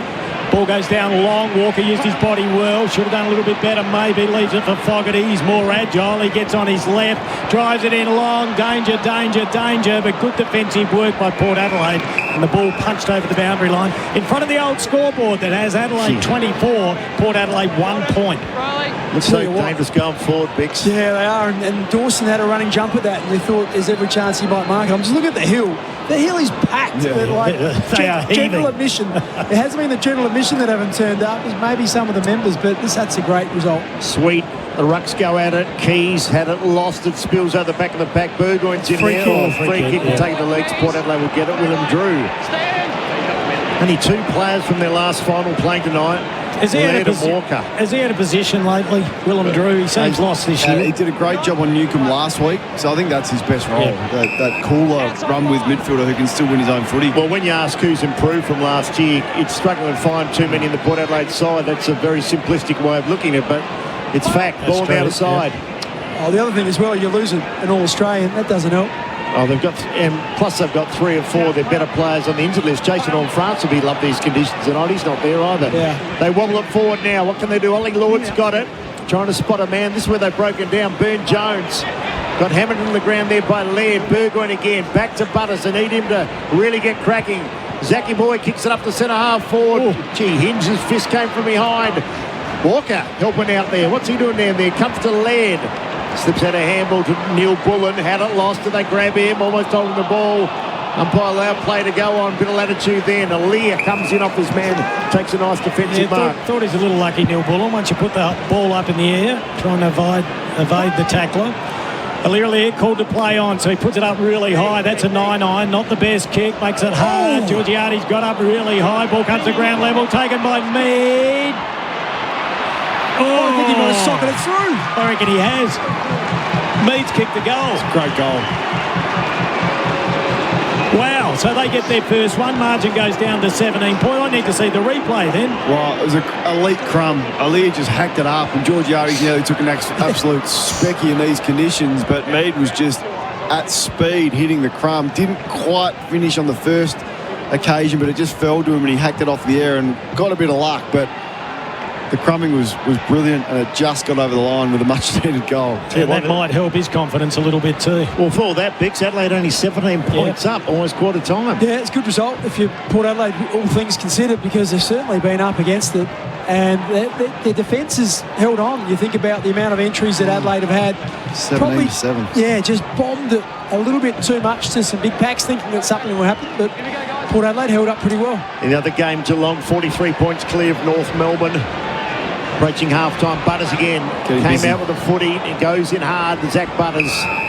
Geez, you've got to love watching him play. Well, he's just got busy. He had one about 5 minutes ago. This will be number 8. So in the last 5 or so minutes, he's had 6 or 7 possessions. All those stats thanks to Loadings Equipment. So Courageous goes to the big barrel. Should be marked to Adelaide. Or free kick, Port Adelaide. Wow.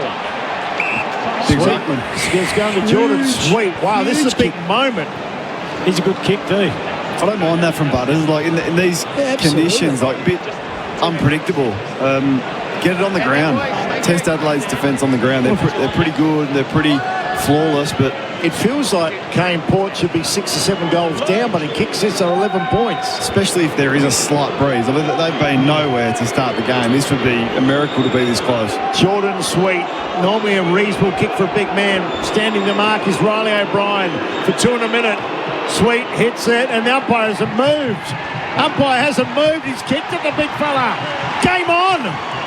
Port Adelaide, in a blink of an eye, have got themselves right back into the game. 3-6, plays 2-1. There you go. I didn't give him the kiss of death then. He is a really good kick for a big man. Just the big taunt from Butters, who, as we said, has got busy now. 3 clearances, 3 inside 50s, 5 contested. So he's often the one, unfairly so, that has to get them going. But just a slight grab of the waist area from Riley O'Brien, who was out of position. Didn't need to do it. No one was going to mark it, but just panicked, and it's another one against the run of play.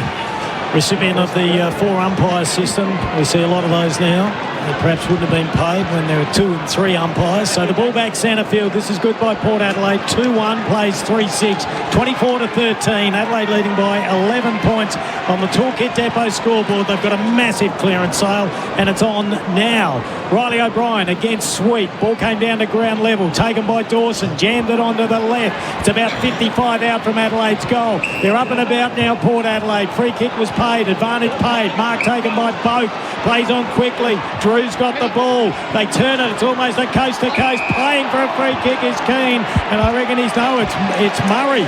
And the umpire bought it as well. Says he was dragged down by Georgiades. Right call. Yeah, it was good positioning. He took that one there. The ball was dropping short, and he took front spot. And he's just a big man and held his position. He spoke to him during the week. Bixie bench is over 150. Not too bad. A bit like Kip Dillon in his day. Here they go. Around the body went Berry. Free kick, I think Port Adelaide it will be. So getting close to quarter time. Port Adelaide have worked their way back in the game. Bit of a momentum shift now. Massive. Logan Evans with the footy. Had a good year last year. Struggled this year like many of his teammates. A lot of free kicks early. 18 for a quarter is a lot. Logan Evans now kicks up towards centre half forward. Big fist came from behind. Boundary line looms, and Mitch Georgiades did really well. Terrific diving mark. McEntee, you haven't called his name yet. That's an incredible mark. In fact, that's a game ready to mark of the night. It was a great mark, and Georgiades was smart under pressure. They just got across to him with 25 seconds. Don't try and find something. Just you're going to have a crack from there. I'd love him to kick it. He is the whipping boy for the Port Adelaide Football Club. He's a beautiful young man. He's an absolute ripper. Well, Big said it's very slippery down there on the boundary line. There's no chance from there. He's got to get the skates on. No chance. Well, you never know. Miracles happen. McEntee's kick on the siren. I'll tell you what, it's coming back. He's kicked it. He's kicked it. Unbelievable. Port Adelaide are only down by 5 points. Wow. That's one of the goals of the year on the siren and after. And Kane, can you believe this? Port Adelaide 5 points down. I cannot believe it. So that's Meads was out of his backside. That one was out of his backside. But credit to them. They had a good 5 to 8 minutes to finish off the quarter. It could have been a massacre, but they hung in there and they're in a good position. All righty, we take a look at the Toolkit Depot scoreboard. Adelaide 3-6-24, blew a lot of opportunities. Port Adelaide came home strong in the last 5 minutes, 3-1-19. Adelaide leading by 5 points. We'll take a break. We're here thanks to Stillwell Hyundai Ingle Farm. And talking of breaks, we're off to a Sea Coffee break thanks to OTR. OTR has all your coffee needs sorted 24/7.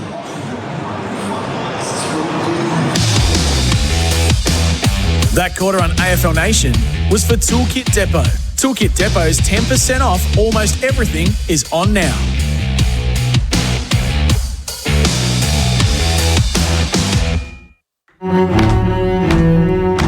Land Cruiser Prado Altitude didn't win 4x4 Magazine's 4x4 of the Year award by playing clean. It earned it in the dirt. With refined suspension and multi-terrain select monitor, it was built for all-round performance. So you can take on more. This Land Cruiser drives Oh, what a feeling. Toyota. At Choices Flooring, we believe the best spaces aren't just designed, they're inspired by the way we truly live. Right now, create something special during the Spaces for Living Inspired by Life sale. Enjoy savings on carpet, timber, luxury vinyl, hybrid flooring, window furnishings and rugs. All stylish, durable and affordable. Visit choicesflooring.com to download the catalogue or visit your nearest Choices Flooring showroom today. Kicking off a project, what you gonna do? So many moving parts and only one of you.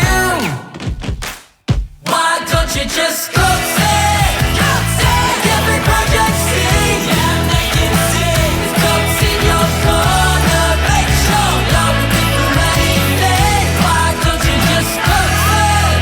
Visit coats.com.au. Dreading the cold and dreary winter evenings? Not anymore. Come home to your perfect environment with Panasonic Air Conditioning and Comfort Cloud. Panasonic's Comfort Cloud lets you set your air conditioning temperature from your phone anywhere, warming your house so it's perfect when you get back. Plus, minimise colds and flus with Panasonic's Nano X technology, actively inhibiting bacteria and viruses in your home. Come home to your perfect environment. Search Panasonic Air to request a free quote. Nano X not available on all models. Results are not instant. Want to win $1,000 with your morning sea coffee? Then listen up, because right now at OTR, you've got the chance to win $1,000 daily.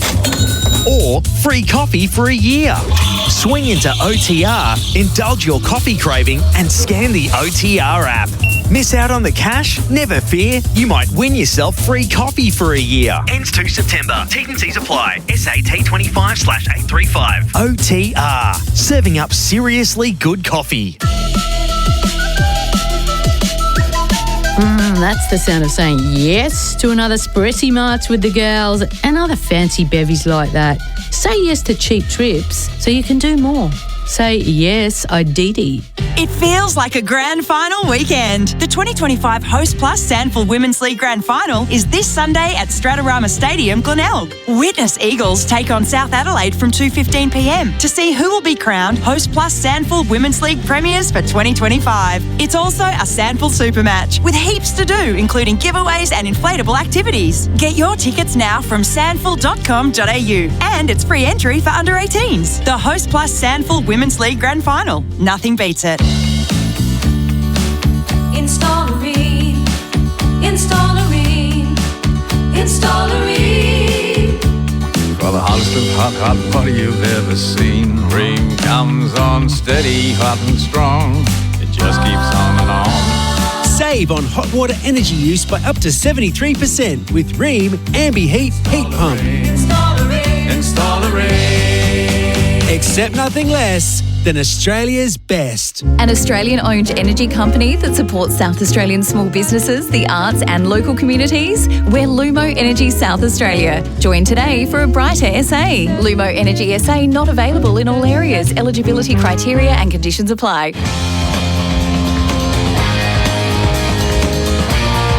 You're listening to The Showdown for Hyundai. Find your next Hyundai at Stillwell Hyundai Ingle Farm. and OTR. OTR has all your coffee needs sorted 24/7. Sweet. Riley O'Brien's been busy again. Now Philthorpe got it towards Neil Bullen. Neil Bullen up the ground. This might slide through. It does! Kick up towards the wing. No, I've been a Taylor Walker fan. And on cue, he gets it out to Berry. Here they go again. This might go the way. The wind's got it. It has! His kick on the Sorrow. What? It's coming back. He's kicked it. He's kicked it. Unbelievable. Just some of the highlights of the first term there. Adelaide got out to a 23-point advantage. At quarter time, though, they only lead by 5. Kim Dillon, David Wildy, Marks, Bickley and Kane Corns with you. Showdown 58. Yeah, great fight back. Goals to Sweet. McEntee late. Have certainly done their core. Free kick to Butters came through like a steam train. Jeez, he hits it at speed, doesn't he? He's impressive. Plays on quickly to Farrell. So Port Adelaide with the breeze this quarter. And the big fist came from behind again. Adelaide under the pump. Now the hurry kick comes from Laird. Up towards Philthorpe and Lear. Slapped it back cleverly to Rankin. He works the boundary. Neat looking kick. Here comes Jones. And the Jones boy could have killed Dawson. Almost killed himself. Well, in the end, the ball carried a bit further, and actually Jones got there and had a play on the mark. Yeah. But he just did with a double-fisted punch and then tumbled over the top of Jordan Dawson. Little tribute to Troy Chaplin there. Just joined us. Crows lead by 5 points. They wasted opportunities in the first quarter. 9 scoring shots to 4. Big man got it again. Ends up with Boak. Will it be his last showdown? Finds Butters. Works it towards half forward. Still a slippery ball. Miller did well. Gave it to Michaelani. His kick wasn't great, but lands in the arms there of Peatling. Now here go the Crows. A real chance. Saligo on the end of it. Kicks to a 2-on-2. Philthorpe in front. He had an arm held. Did he? No, he didn't. He knocked it out of the way of Walker. Farrell back towards Dawson. Took a one-handed mark. No, the umpire said hit the ground. Gee, that would have been a McGain real estate mark of the day. Couldn't quite hold it. It is bucketing down here at the Adelaide Oval. What are you seeing, boys? Any moves at quarter Drew's time? gone really hard at Dawson, so that's on. And Butters, they'd want to put a bit more attention into him because he's lifted. Yeah, he's up to 10 possessions thanks to Latex Equipment Hire. Peatling's on 5. His opponent, ball at ground level, socket off the ground by Connor Rosie, picked up by Bergman, wrapped up in a tackle by Maynard, holding the ball. Not Maynard, I should say. Braden Cook. I tell you what, he's got the journey here. Yep. He's a big kick. I know it's really difficult conditions, but he'll end up just arcing out to the right. He won't kick over the man on the mark. I think he can make the distance Well, here. I reckon we'll get a real indication of what the breeze is like because you're right, he is a big kick. Well, Sweet kicked from similar distance. No, Sweet was kicking from 45, Big Willie, 51. Yeah. You reckon he'll get there? Don't know. All right. Kicking into the rain. Here he goes. He gave it a fair roost. It's slowing up. It's gone across the face of goal. Didn't get the distance. Ball at ground level. Port will have to be careful. They're searching for the point. Sweet took it over. A little bit of intent there, but he camouflaged it well. Well done, the big man. Port Adelaide fans had nightmares of the Richmond prelim final there. 2020, wasn't it? Another pocket, yeah. See, Mac Andrew got pinged today, walking over the line. It was Hamish Hartley, wasn't it? Really big moment of the game. 3-6 plays 3-1. Rain falling. Ball to ground again. Here comes Peatling. Oh, Lockie Jones did really well. Yeah. Actually took the footy and kicks it back towards half-back for Port Adelaide. Dawson again couldn't take it. Joey Richards' kick only went about 8 metres. Keane, the Irishman, works it up to half-forward. Mark taken. Lots of fortune. And once again, the hurry kick, probably the way to play this footy, lands in the arms of Peatling. Possession number 6 for Peatling. Yeah, just a lottery. Like Adelaide just had some coverage at the back. King just threw it on his boot, and there's probably 15 players all about 3 metres apart. And it goes to one of them, and it goes to James Peatling. So Cook didn't then get anywhere near the distance, but Peatling will kick from probably where Sweet kicked it. How's that, Kimbo? Well, a little bit closer. Okay. Can't win. Here comes James Peatling. Southern end. Rain falling. Kick, does he hit nicely? He does. It's a beautiful kick. Great finish. And Adelaide get the first goal of the second term. 4-6. Plays 3-1. Oh, there's a whistle on play. It's not a free kick, is it? Port Adelaide free kick, I heard the umpire say. So that goes back to the centre square. Well, we'll try and look at the replay here and find out if we can work it out.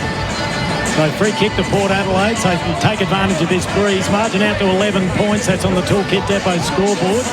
Let's see if we can pick it up, Kano or Bix. No, didn't get to see anything. It was Champion Data don't even know who it was against yet.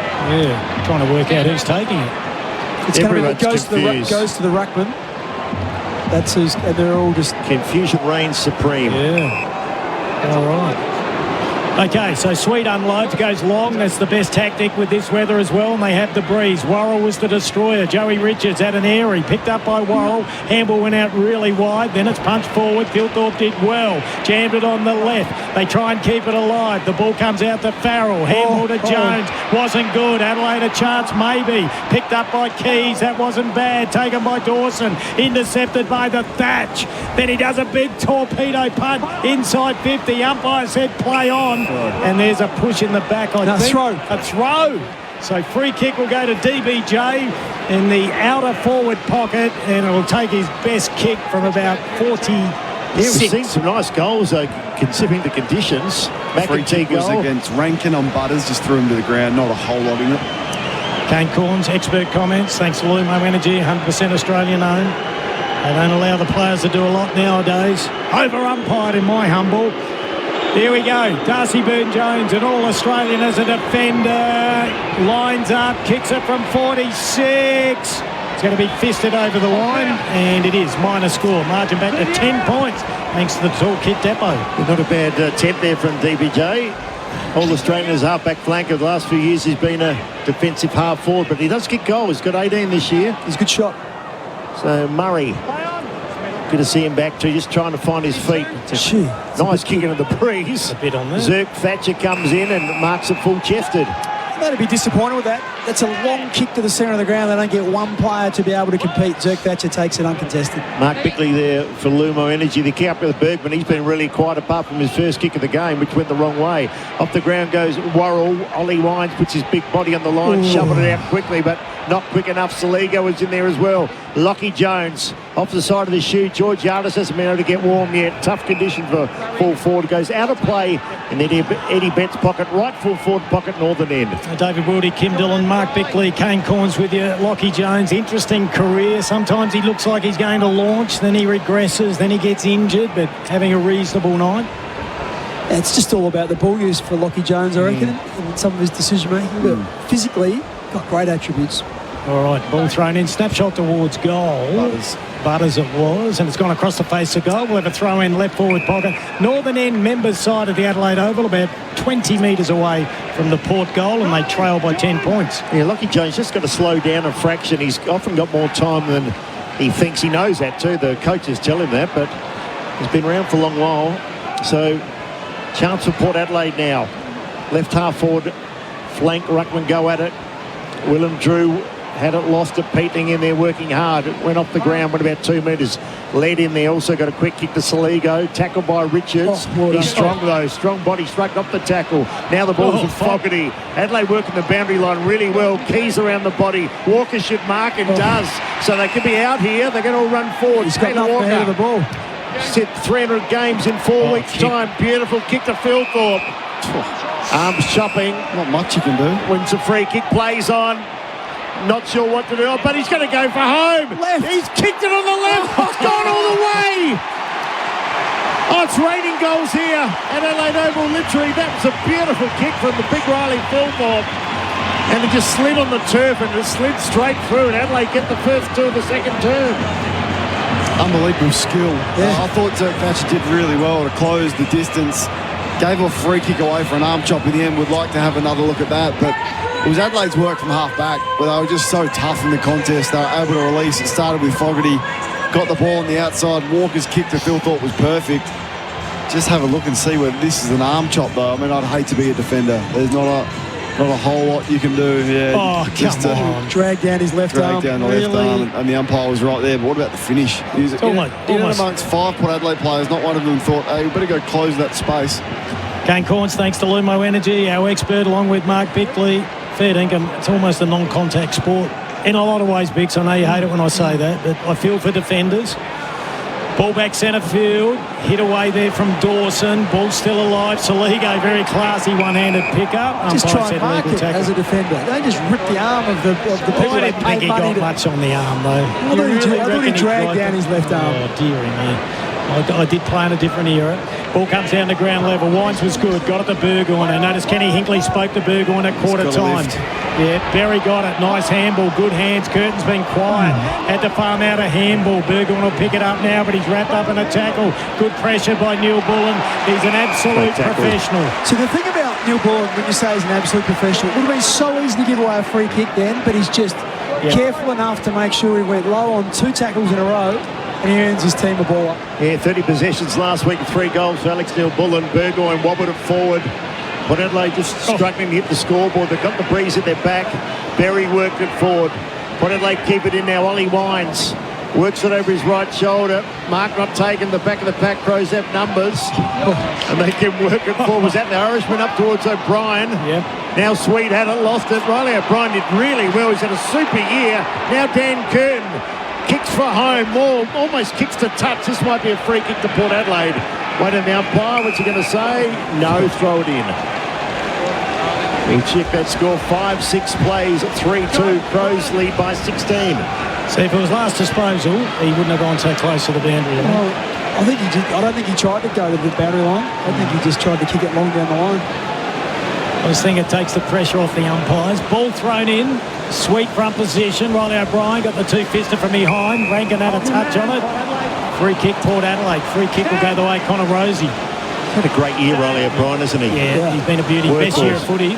Interesting where he comes in the BNF. Rosie kicked it really high. Not his best kick. Everyone goes up. Mark nearly taken there. Oh, couldn't pick up the player. It was Dawson, was it? Now Lockie Jones has it on the right. Here's another inside 50. It's a race for pace. Worrell's quick for a big man. He'll get there first. He'll need to be clean. The handball. He flicked it back over and he put it in the danger zone. DBJ had it. Stolen by Michael Lanning. Jammed it on the boot and that's out of bounds on the full. So it'll be coming back inside 50 very quickly. And it is bucketing down here at the Adelaide Oval. Pelting down. Yeah, Riley O'Brien, he has won a BNF, but I think this has probably been a better year. Well, I think the year he won the BNF, Adelaide were a terrible footy club.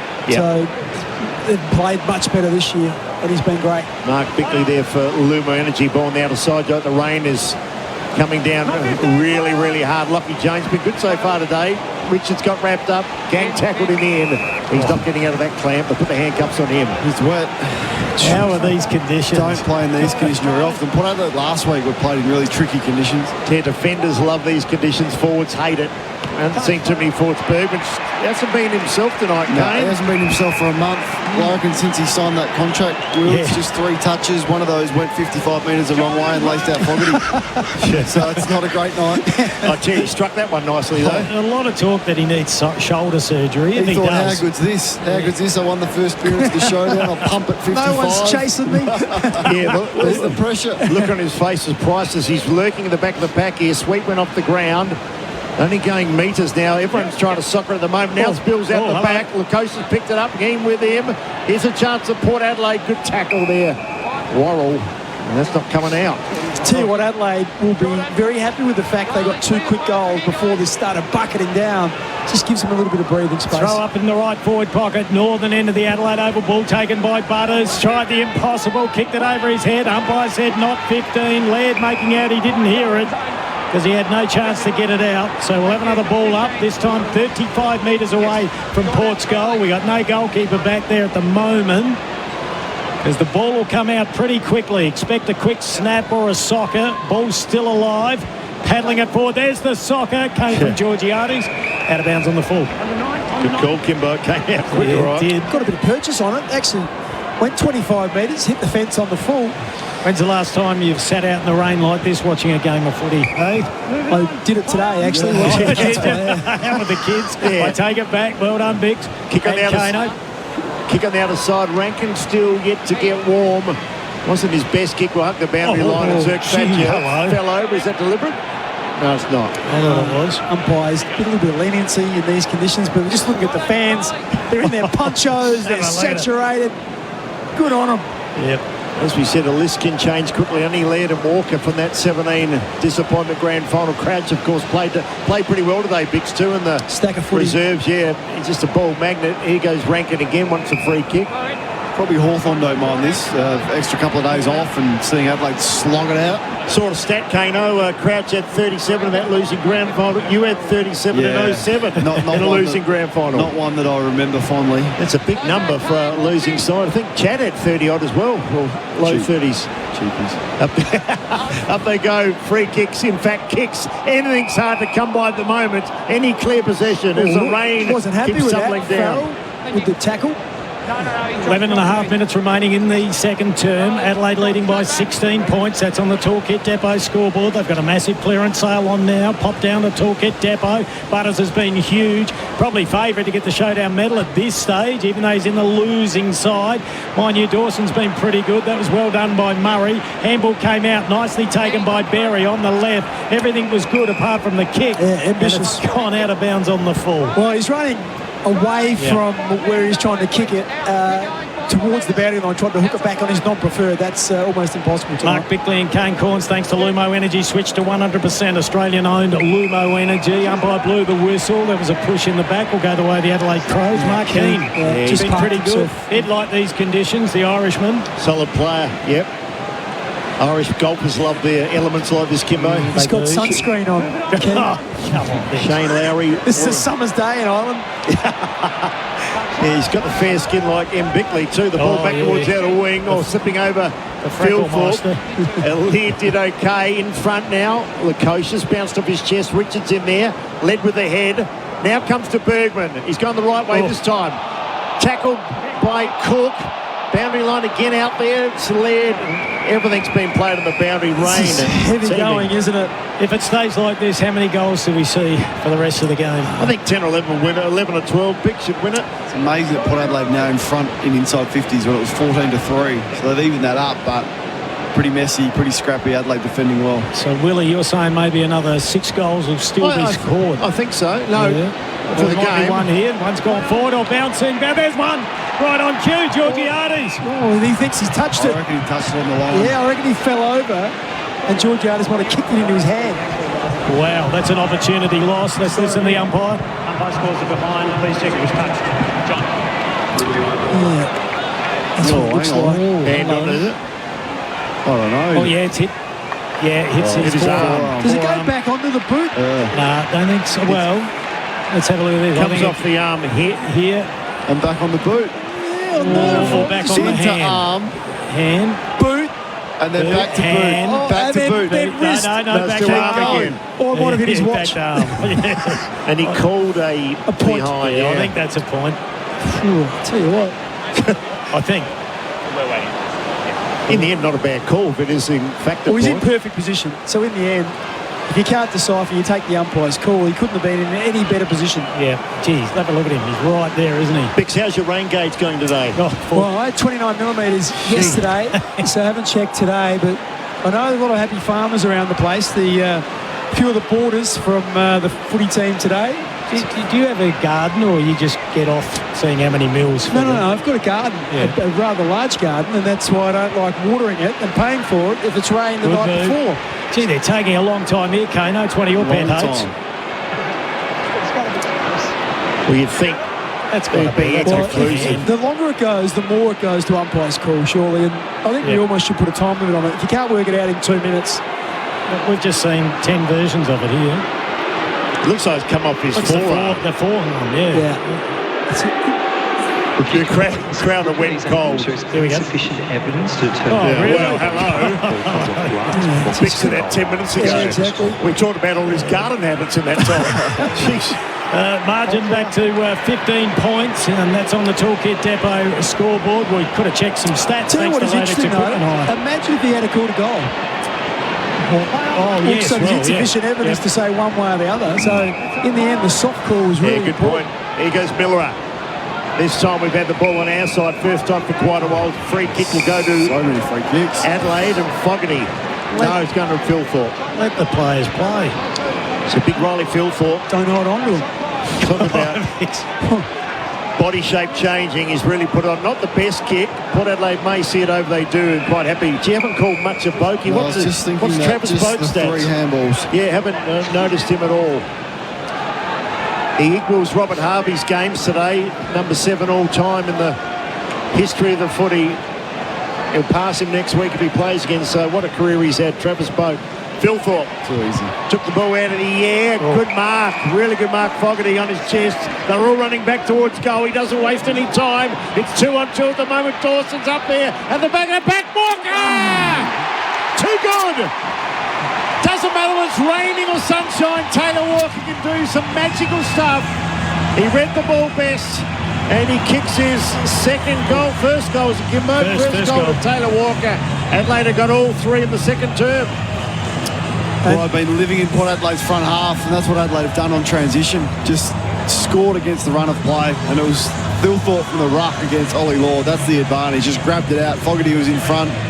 Bit of fortune, but it was a good wrestle. I think the Zerkvatch has been pretty good. Did well not to give a free kick away. In the end, Walker's positioning was better, and it fell in his lap in the end for an easy walk-in goal, but they're just deadly in transition, Adelaide. And it's not dissimilar to the last time these two teams played, where Port Adelaide had so much of the ball and so many of the stats, but just the lack of efficiency inside their forward 50 in Adelaide. That's been one of the real attributes this year. They don't have to go in very often, but their strike rate's very good. Mark Bickley and Kane Corns, thanks to Lumo Energy, 100% Australian Dome. Crows leading by 21 points. They go into attack again to a 2-on-2. Evans was there. He's a shell of the player he was last year. Rankin was really good. Got it to Thilthorpe, got it to Keys. Wobbly kick towards the goal. Goes through for a minor score. Just looking at Petler. Petler hasn't touched the ball yet. And Zach Taylor's had one disposal. Just feel like Josh Rochelle, they're screaming out to get him fit and back because he's so much more X-Factor dangerous than those two young guys. Yeah. We are here thanks to OTR, Sea Coffee, barista made at OTR. No Isaac coming either day. He withdrew yesterday, so is he out for a while, Bix? No, just soreness. Just soreness, okay. So playing the other side again, it's a real scramble. It's like a mini-league game at the moment, but Crows just have the superior skills. So high school playing the primary school at the moment, skill level, but Port Adelaide having a crack. Now they move it forward, but they need a goal. Crows work it back. Aaliyah read it best, takes a nice chest bump. Played it right, Aaliyah, today. Been good. Actually, I reckon Adelaide look better when Riley O'Brien's in the ruck and they're just a little bit shorter down in front of the footy. Bodies go down like 10 pins at a bowling alley. Who's free kickers is Crows. So, Kane. He's had a good game. Kicks it 7 metres sideways. Now they can advance it forward. Neil Bullen, where's Walker? Here he comes. No, he's going to get to him in the end. It dropped about 10 metres short. Taylor Walker led. And they take it over and out again. Fogarty, last man to touch it. Just crashes his way through the fog. He's a joy to watch. Got a touch of the old-fashioned footballer about him, and the crowd's loving seeing themselves on the super screens. And why not? Braving these conditions. Oh, it'd be wet out there. Wet as a shag. Absolutely bucketing down, and has been for about 15 minutes at least. Throw it in the left forward pocket. Showdown 58. Kim Dillon, David Wildy, Kane Corns, Mark Bickley, and Burgoyne kicked it. No one knew where the ball went. Hinges there and the ball goes out of play. So we'll have it throw in about 60 metres out from Adelaide's goal. Chance to get some stats thanks to Lodex Equipment Hire. I was just mentioning Petler, you get the touch it. Zach Taylor 1, Darcy Byrne-Jones 2, McEntee, Lord, Berry 2, 2 and 3. Dan Curtin quite 2 bits. Yeah, Curtin, he's had 4 or 5, I think, in front. And we might get some team stats from you, Kano, when we get a chance. Ball goes out of play again. Well, Port have done a good job of evening the clearances. They were getting smashed. It was 11-3 at one point. It's 18-18. But Adelaide, 24 entries. They've scored 13 times. It's a big set. They're just so efficient when they go inside, even in these conditions. All the stats thanks to Lodex Equipment Hire. Your partner to grow. Great South Australian company. Adelaide to kick the only 3 goals of the quarter, and Port Adelaide with a breeze haven't kicked anything. Well, got held up again. Mike Landy made a rare error. Dropped off his chest. Neil Bullen surrounded by power players, and there'll be a ball up out of side. I was listening to Dermy last weekend, and he said in those cold freezing conditions when it's wet, you come off the ground and you have corkies and broken fingers you don't even know you have. I think you can't feel anything. Hats off to the crowd just to sit out on that. It's incredible. Boat got a quick handball to Logan Evans, fires it towards the boundary again. Hinge out there. Been a few quiet players, but it's hard to get a kick apart from Soccer's off the ground at the moment. Yeah, just think Port Adelaide just got caught going a bit wide even now. I know they're not trying to, but a lot of their hack kicks just getting out wide gives that boundary line option for Adelaide. I just wonder if they can try and keep it in the line of the goal. Just try and keep it in the middle of the ground going forward. Free kick to Adelaide again. What's the free kick count? Freeze for everything tonight. 17-11. 17-11. They're getting a good run. Too many soft ones, I reckon. I know Bex doesn't agree. Ball goes long. Oh, Lear's been huge tonight. As the ball at ground level, yeah, that's on the ball. Oh, no, lucky. Felt sorry for him. Well, the numbers are relevant. If they're there, you just call them. And obviously on a night like tonight... This is where we disagree, though. I don't reckon they're there, a lot of them. Okay. Well, you're saying there's a lot of free kicks. I'm just saying the number is irrelevant. If they're there, yeah. Yeah, no, I don't think they are. I think there's too many ticky-touch ones. Kane, you're one of the experts. Have your say on it? I prefer fewer free kicks than more. If in doubt, let it play on, but... Put this way, finals is always fewer free kicks for some reason. And they say, well, umpired, but... Not always. Do you want me to go to 1970? No, you do that every year. There was 91. You go back 50 years with the same stat. But everyone says 2 umpires was better and grand finals that don't pay free kicks. There was 91 free kicks. I hate and it was one of the greatest grand finals of all time. I think you're trying to get on the AFL commission. No, you never criticise them saying. once. Big, you're only 2 years old then. You can't remember that. I'm just saying, though.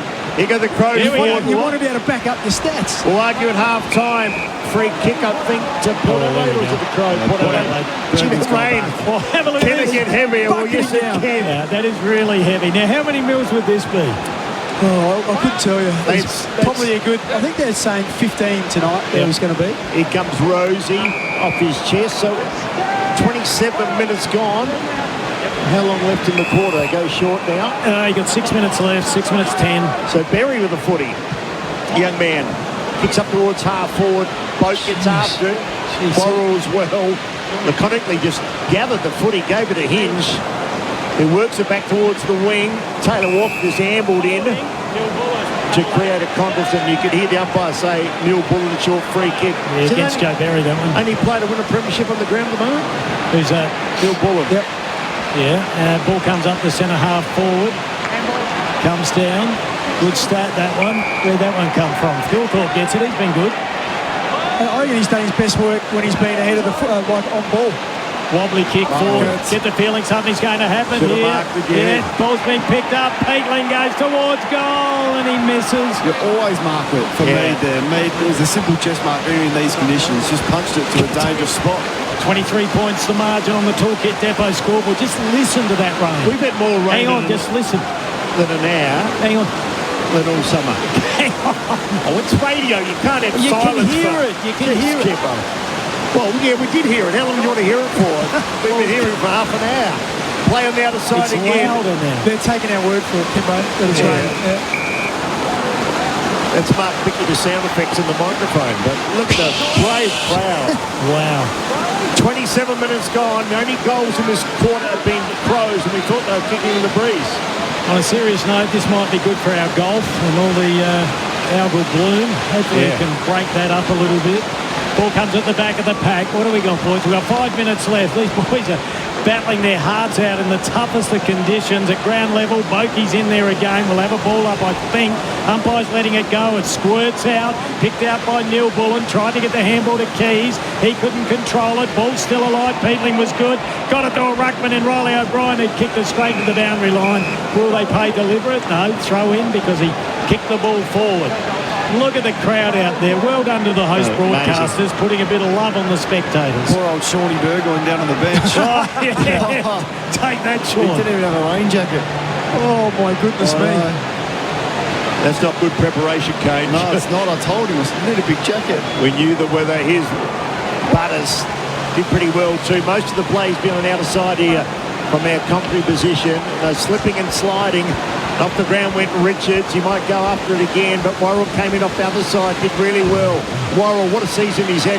Kimbo, you called All-Australian. He should be in the All-Australian squad, I reckon. Last year, I said Kane, would he be thought he's coming hard. Yeah, absolutely. Why wouldn't he be All-Australian? He's plays in one of the best defences, and he's number one player in the competition. We can't put Kane in that position. But he's not well-known player, is he? That's what I'm saying. I think he's getting a bit of love now. I saw the purple warrior on the first. Yeah, all I did. I'll give you some credit, Kimbo. Well, thank you. I'd like to think after doing it for 30-odd years, you can spot a bit of talent. Ball comes down, socket off the ground by Peatlings. That pretty good third turn.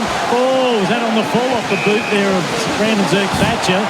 The Texan gets a free kick, plays on quickly, Adelaide might score again here all by himself. You can hardly see Rankin. You can hardly see the players. The rain is so heavy. He goes short. The mark was dropped by Pedler. He's having a smelly afternoon. Why would you go short? I don't know. Chaos ball. I think he just wanted to honour a lead. He had 2 or 3 metres of separation. He's good enough to run around the man to mark. Kick was perfect, but and he probably should have marked it, to be honest, but it is monsoonal rain. It's like we're in the Philippines or something. It's just bucketing down. There's incredible scenes here. Leah, as you said, been very good. One of Port Adelaide's best players tonight. Kicks it out a wing. Mark's really hard to come by. Port Adelaide just having a crack, but they haven't got any score on the board this quarter. Really been a struggle. It's in Crow's half. Boak had it, lost it. I don't reckon they can see the footy at the moment. Burgoyne went off the ground. Neil Bullen, he loves these conditions. Now to Mike Lenny. Little short kick towards Taylor. Coming up his line was Farrell. He's done the job, and Lockie Jones did really well. In fact, Lockie's been good tonight. Now the hurry ball towards the wing. The footy's with Mead. Look to his left, look to his right. Now goes short. Kick was okay. Being marked by Richards. So Port Adelaide edging their way forward. They go short again to Wines. Crows to get numbers back. Oh, it's unbelievable. I've never seen this ever here. Wines into the pocket.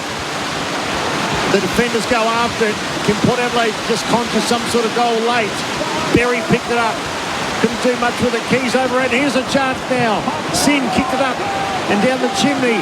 Umpire calling play on Burgoyne in there. They slip and slide towards the boundary line.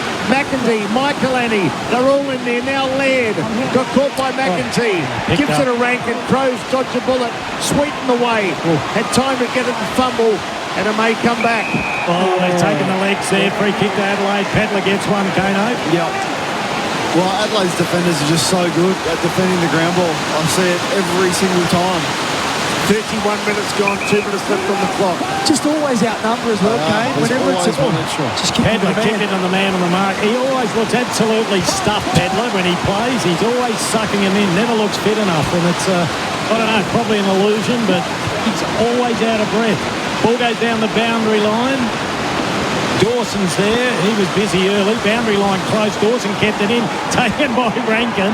Heavy like playing in Darwin. Now, he missed his boot. Nearly a wobbly one goes forward. Nice hands and goes over to Farrell. Jammed it on the boot. Goes up really high. Ball goes down to ground level. Trying to claim the mark. Touch, the umpire said. Yeah, so that was Berry, I think, wasn't it? Rosie. Looks like a drowned rat out there. Wow, bit of push and shove. Who's doing that? That was Butters. What do we got, boys? 1:40 left on the clock. Clearing kick from Adelaide. Ball goes up high to the outer wing. We can hardly see the players. Walker's there. Should go off the ground and does. It's a race. Now it's a race for pace, but Port Adelaide at a 15-metre head start, but they've got the football. Picked up by Farrell. His kick was shocking. Adelaide might get a late goal. The kick comes in the forward line. Mark taken by Rankin. 35 metres out, 45-degree angle. Just a lack of composure. Port Adelaide had ball in hand. Yep. And there was two players, one Adelaide, one Port Adelaide player ahead of the ball, and it was just an indiscriminate kick. And it went straight to the Adelaide player Alex Neil-Bullen. Yeah, and Alex Neil-Bullen had the composure. Yeah, to put it to advantage to Isaac Rankin. All right, well, I'm not putting this one down in the record. Good news, the rain's got a little bit lighter, Kim. A little bit. Gee, it is heavy.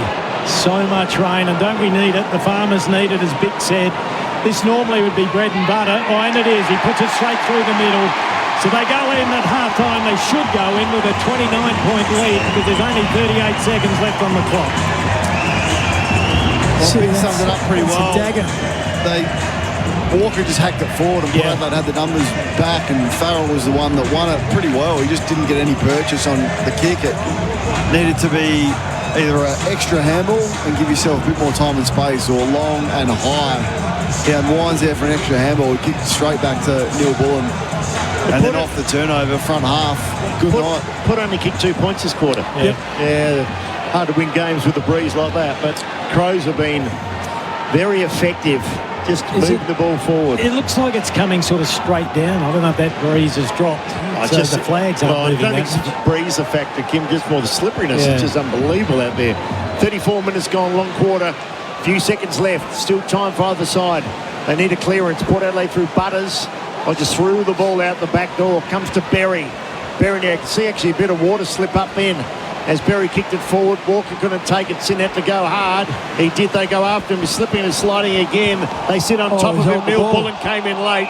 They want holding the ball. They don't get it. Not sure why it wasn't. I don't think all he did was put it on the ground after being tackled.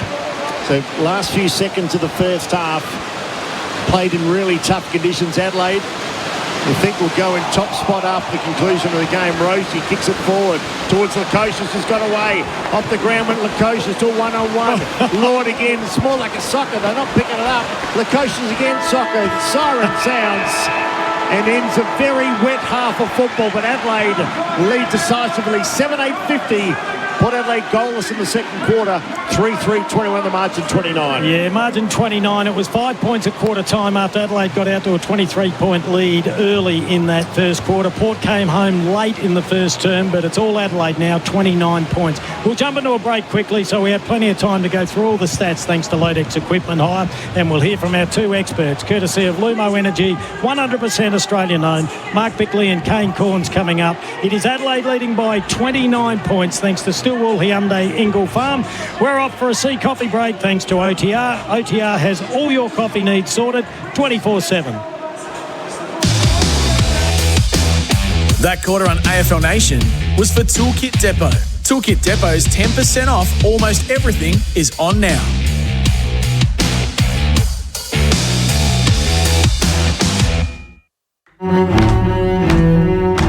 Land Cruiser Prado Altitude didn't win 4x4 Magazine's 4x4 of the Year award by playing clean. It earned it. In the dirt.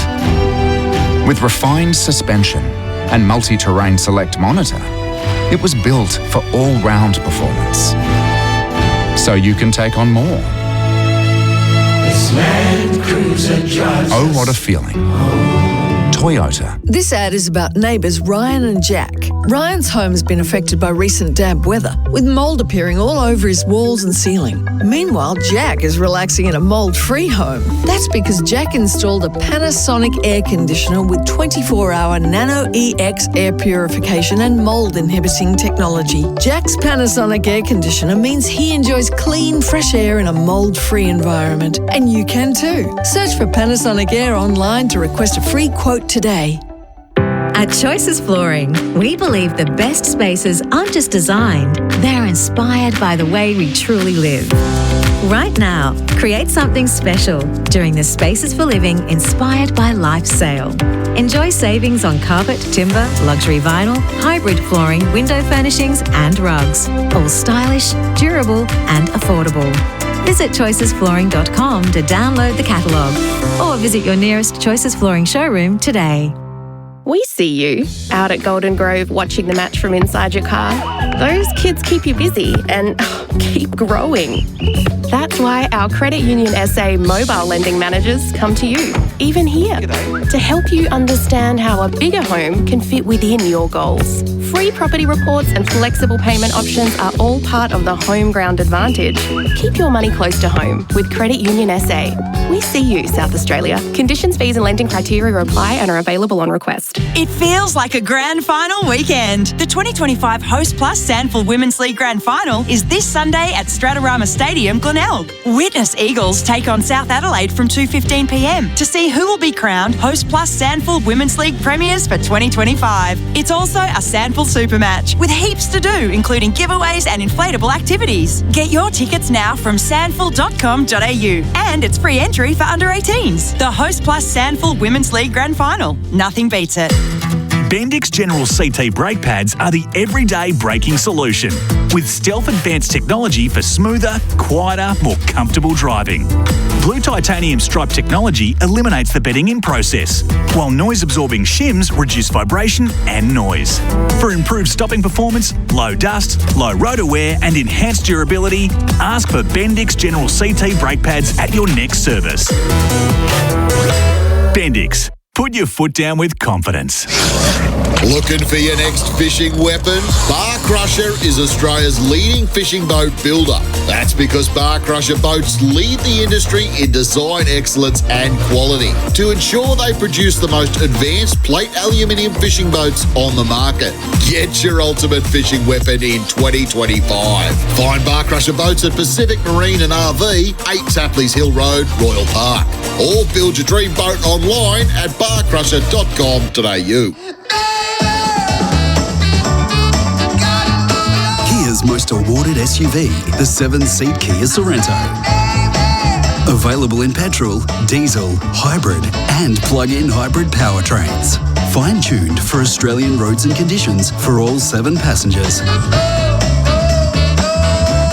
To find out more, visit kia.com.au or visit your nearest Kia dealer. Kia, movement that inspires.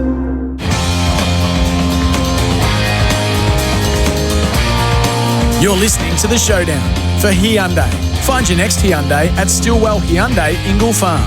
And OTR. OTR has all your coffee needs sorted 24/7. Okay. Can't win. Here comes James Beetling. Southern end. Rain falling. Kick, does he hit nicely? He does. A beautiful kick. Great finish. At the back of the back. Walker! Too good! So much rain, and don't we need it? The farmers need it, as Bick said. This normally would be bread and butter. Oh, and it is. He puts it straight through the middle.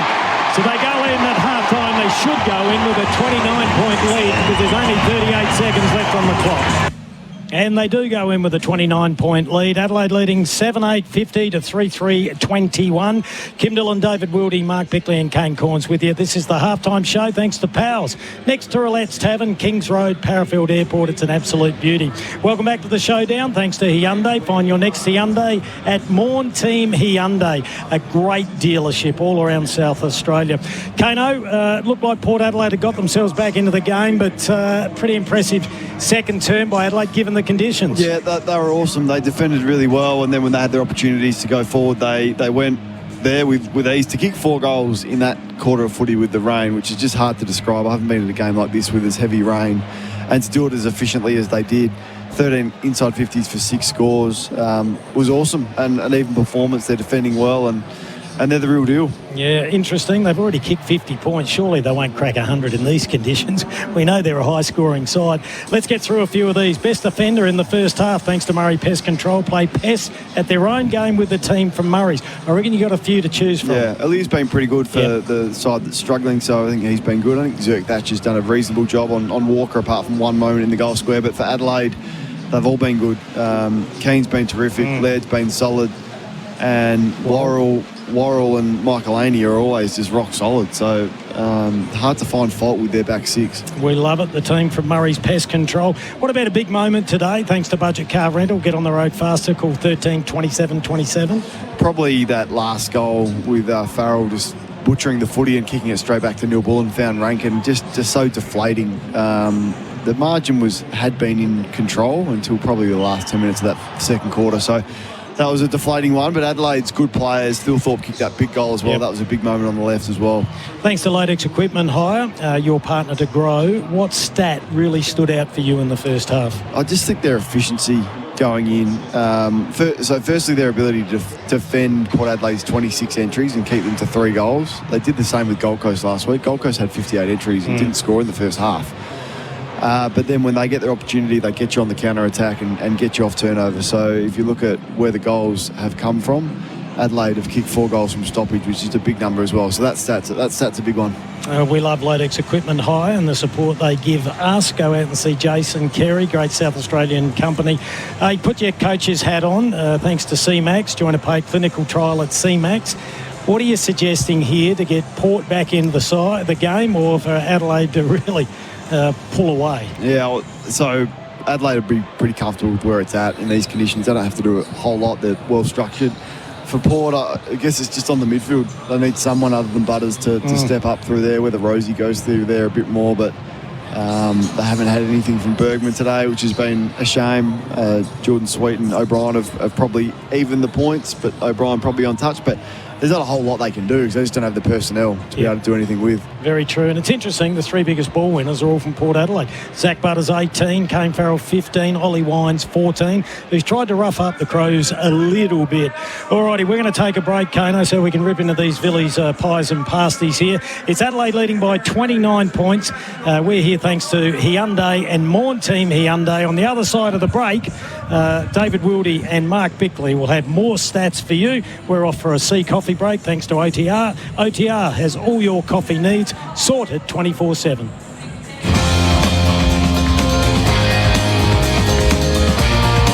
You're listening to The Showdown for Hyundai. Find your next Hyundai at Stillwell Hyundai Ingle Farm. And OTR. OTR has all your coffee needs sorted 24/7. Land Cruiser Prado Altitude didn't win 4x4 Magazine's 4x4 of the Year award by playing clean. It earned it in the dirt.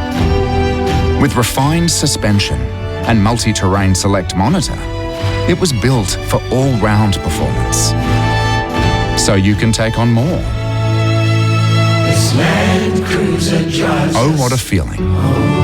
Toyota. Hello, Frank Walker from National Tiles. The National Tiles famous annual winter spend and save is on now. Spend $4,000 will only charge you $2,750, or spend $2,000 will only charge you $1,450, or $1,000 will only charge you $750. Don't miss the National Tiles famous annual winter spend and save on now. So rush into a National Tile store near you or go online at nationaltiles.com.au now and save. Conditions apply. As we all know, SA is going through a housing crisis right now, but McGain Real Estate really want to help. If you're a landlord looking to sell your property, but you're feeling a bit guilty about disrupting an awesome tenant, McGain have landlords ready to purchase your property and keep that tenant in place. The team at McGain have hundreds of landlords ready to buy investment properties, so there's no need to stress about asking the tenant to move out or waiting for the lease to end. Visit mcgain.com.au. Electricity, that's useful. Gas, that's also useful. Internet, that's always useful. Saving money when you bundle, that's even more useful. Simplifying customer service, that's super useful.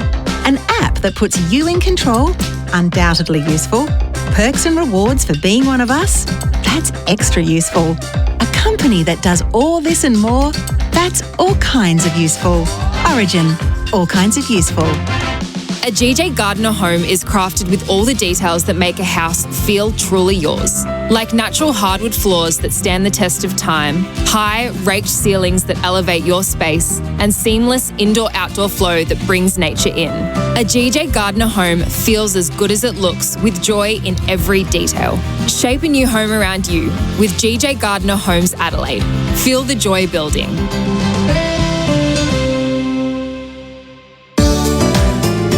Let's have a quick chat about spiders. Get away from me now. Exactly. Well, we're not the biggest fans either. But that's okay because unlike you, spiders are our business.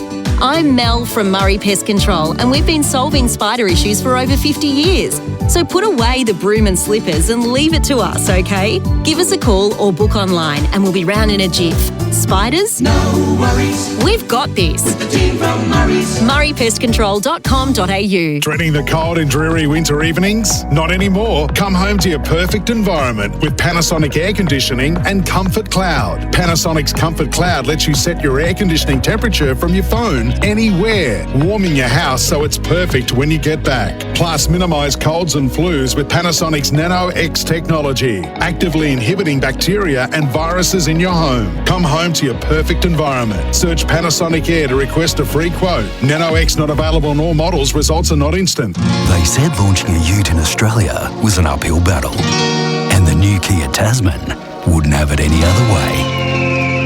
With 4x4 tech built for tough terrain, it's Kia's most Australian vehicle yet, featuring low-range gearing, ground view monitors, and auto-rear locking differential in select models. The Kia Tasman didn't reinvent the wheel, it just got dirty. The Kia Tasman, here now at your local Kia dealer. Kia, movement that inspires.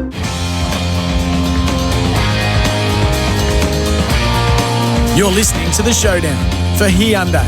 Find your next Hyundai at Stillwell Hyundai, Ingle Farm. And OTR. OTR has all your coffee needs sorted 24/7. Yeah, welcome back to a very wet Adelaide Oval. A bit lighter rain, though. We're bucketed down for most of the second term. Very, very wet conditions. And Adelaide with a healthy lead, 7-8-50. Port Adelaide goalless in the second quarter.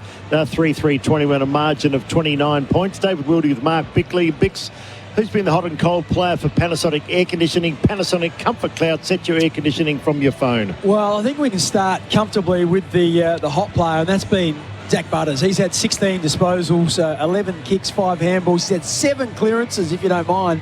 And the clearances, Port Adelaide have been behind and they got back on top, and then later in that quarter, Adelaide just got back in control of that. So he's playing a bit of a lone hand at the moment, Zach Butters, but just his desperation, the speed that he hits it has been fantastic. But I guess with the conditions, it's just a lot of those kicks and clearances have just been hack kicks forward. It's hard to get a whole lot of purchase on it, and it's hard to be super effective in these type of conditions. I can't remember. Can you remember the Adelaide Oval the last 10 or 12 years since they've come here where conditions have been, where it's rained as heavily as that for such a length of time? Yeah, look, that whole quarter was almost a write-off, wasn't it? Adelaide got 2 goals in the first 7.5 minutes before the rain set in, and then after that it was just a slog, and the players could barely pick the ball up.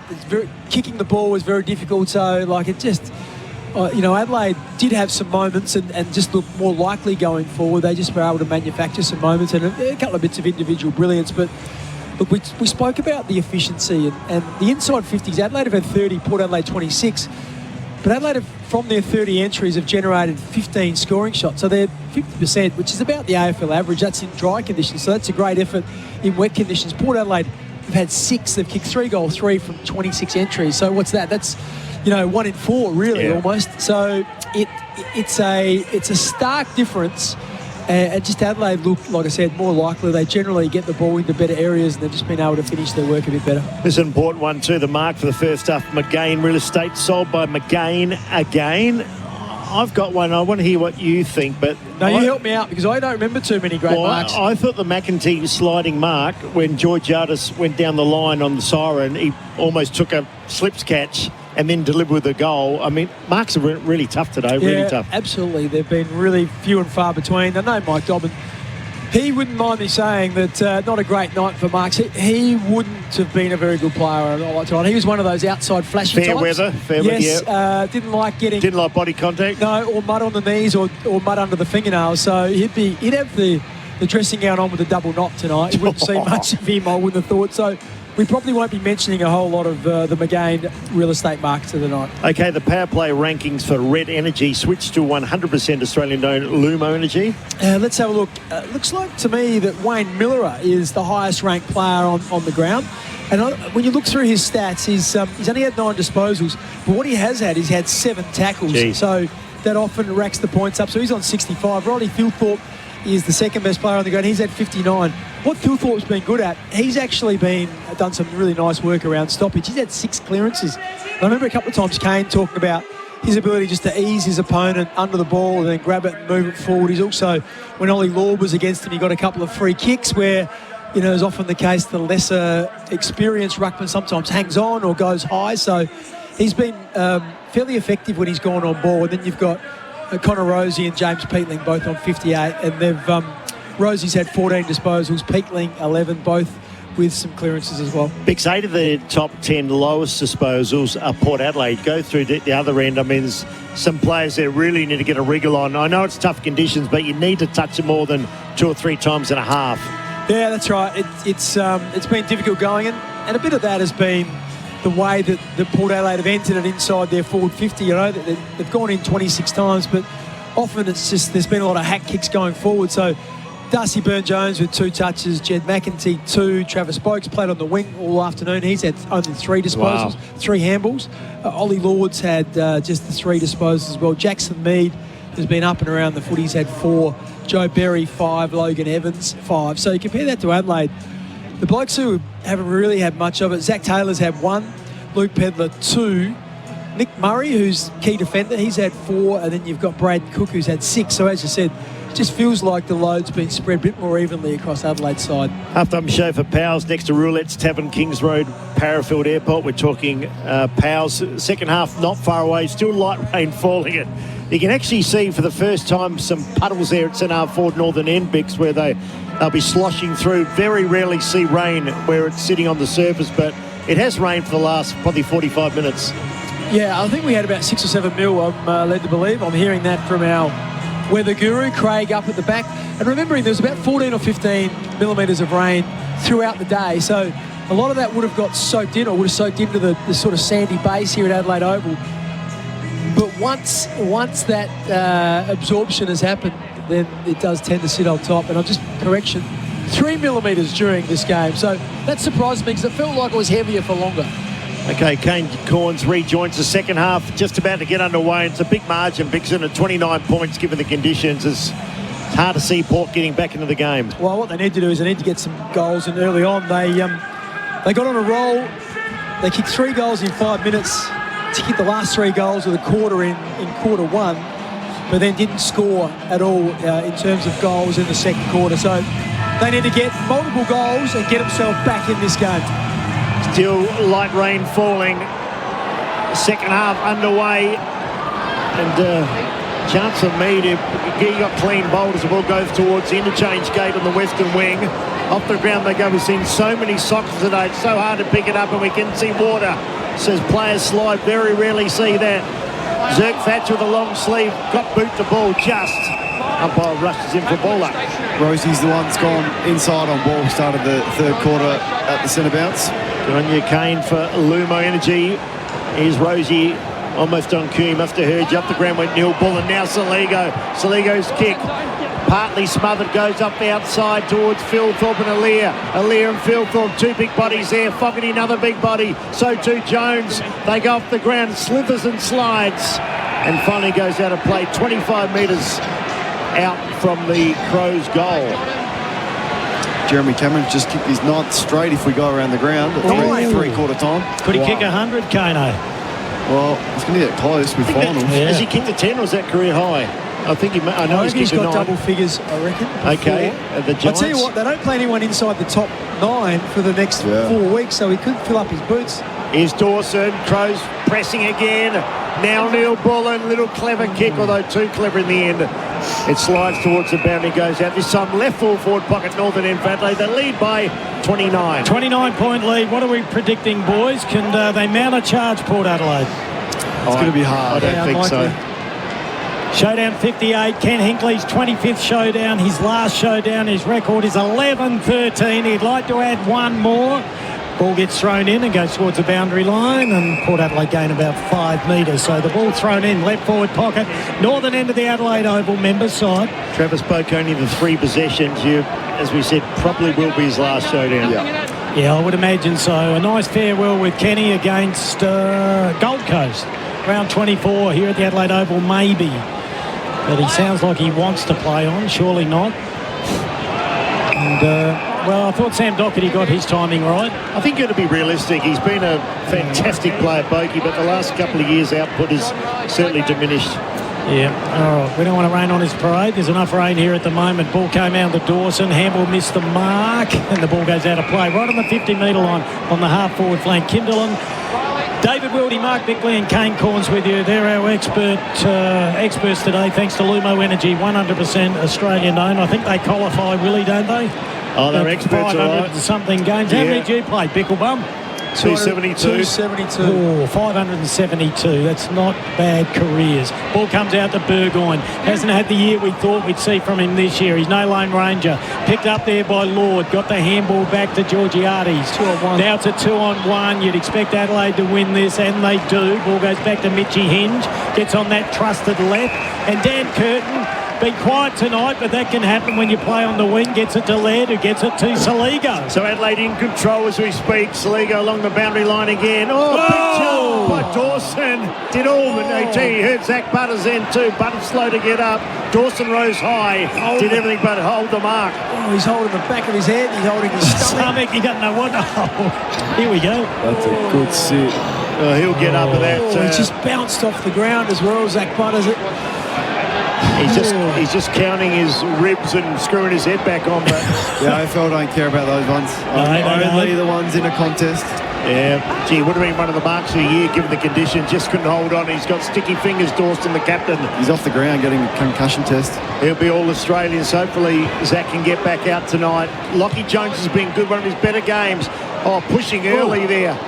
Was that Hinge couldn't take the mark. Comes off the ground now towards Port's half-forward line. Seriously, it is tough conditions. They're sliding all over the place. And we said 10 or 11 goals might win it. I think 11 would certainly win a Bix. Well, we said at half-time, the fact that Adelaide's kicked 50 points in these conditions, it's not too bad. Yeah. All right, we'll wait and see. Hopefully we get a bit more scoring to entertain the fans that have been here. We'll give you an official number a little bit later. It's over 40,000. Rosie had it, lost it. He thought about paying a free kick, the umpire did, but he says throw it in. That is a common call tonight, isn't it? Had it, lost it. That's exactly what's happening. They grab it, then can't corral the footy. Oh, they're tough conditions, no question of that. We've got to throw in right in front of our Showdown commentary box here on AFL Nation. And we've got 17 and a half minutes remaining in this third term. Adelaide with a 29-point advantage. Ball goes down to ground level, just waiting for it is Berry. Kicked a beautiful goal in the first term. Hasn't had a lot of it since. I think Butter's about to come straight back on, so he might be okay, just winded. Yeah, that's good news for everyone, and the ball goes out of play. Oh, look at Peatling just sliding there. Like, you pay to go on rides like that. Well, it looks like Port Adelaide have evened the numbers up ahead of the footy, so it's 6 on 6. Adelaide just in control. So now it's over to the midfield. Can they get it done? All right, Mark Bickley there. Let's see if we can get something happening. See if we get something happening here. Riley O'Brien gets it. Got it down to Connor Rosie. Picked up by Jordan Sweet. Farmed a handball over his shoulder. The ball left. That was good. Saligo gave it when he shouldn't at the curtain. Just kick it, son. It's wet weather football. We did. Yeah, Willie, you have a crack. He kicked it out of play in the full. Farrell will take it. Farrell, 45-metre kick, just held up in the breeze. Adelaide certainly got the breeze this quarter. Mike Laney's been reasonably quiet, but still done his job. Saligo gets it and works it forward. This time Port have a goalkeeper in the form of Lockie Jones. The ball set up obligingly for him. And with a cool head, he got it out to Farrell. Like this game. Yeah, he's been good. Done a good job on Fogarty. Obviously, these are his conditions, but he's been pretty composed. So Farrell now works it along the western wing. Michael, and he did well. That's it. He doesn't get outmarked. This guy has not been outmarked in a one-on-one all year. That's an amazing stat. One of the best stats I've heard. So Michael, and he just ambles off from half-back. Kicks in the Walker direction. Should get there. Walker couldn't quite complete the mark. Adelaide still pressing. They slip out a handball. They got support. Walker's back into it. Slides the ball towards the lead. Lead it really well. Went to his right, went to his left, got to Bergman. He's been quiet. Miles Bergman clears for Port Adelaide. Yeah, he looks better in defence, Bergie. He might end up a midfielder still, but like him back there at the moment. Adelaide have all the answers at the moment. Ball gets kicked high from Worrell up to centre half forward. Walker against two. Ball comes down to ground level. People slipping and sliding everywhere. Walker gets an opportunity. That was almost a throw over towards Fogarty, who got it to Thilthorpe, who now puts it. That Curtin had it, lost it. Too high. Oh, too high. Jackson Mead. That's what happens when you got someone 4'8" against someone 7 foot. Took the arms. Hit him in the head also. Yeah, probably heard it.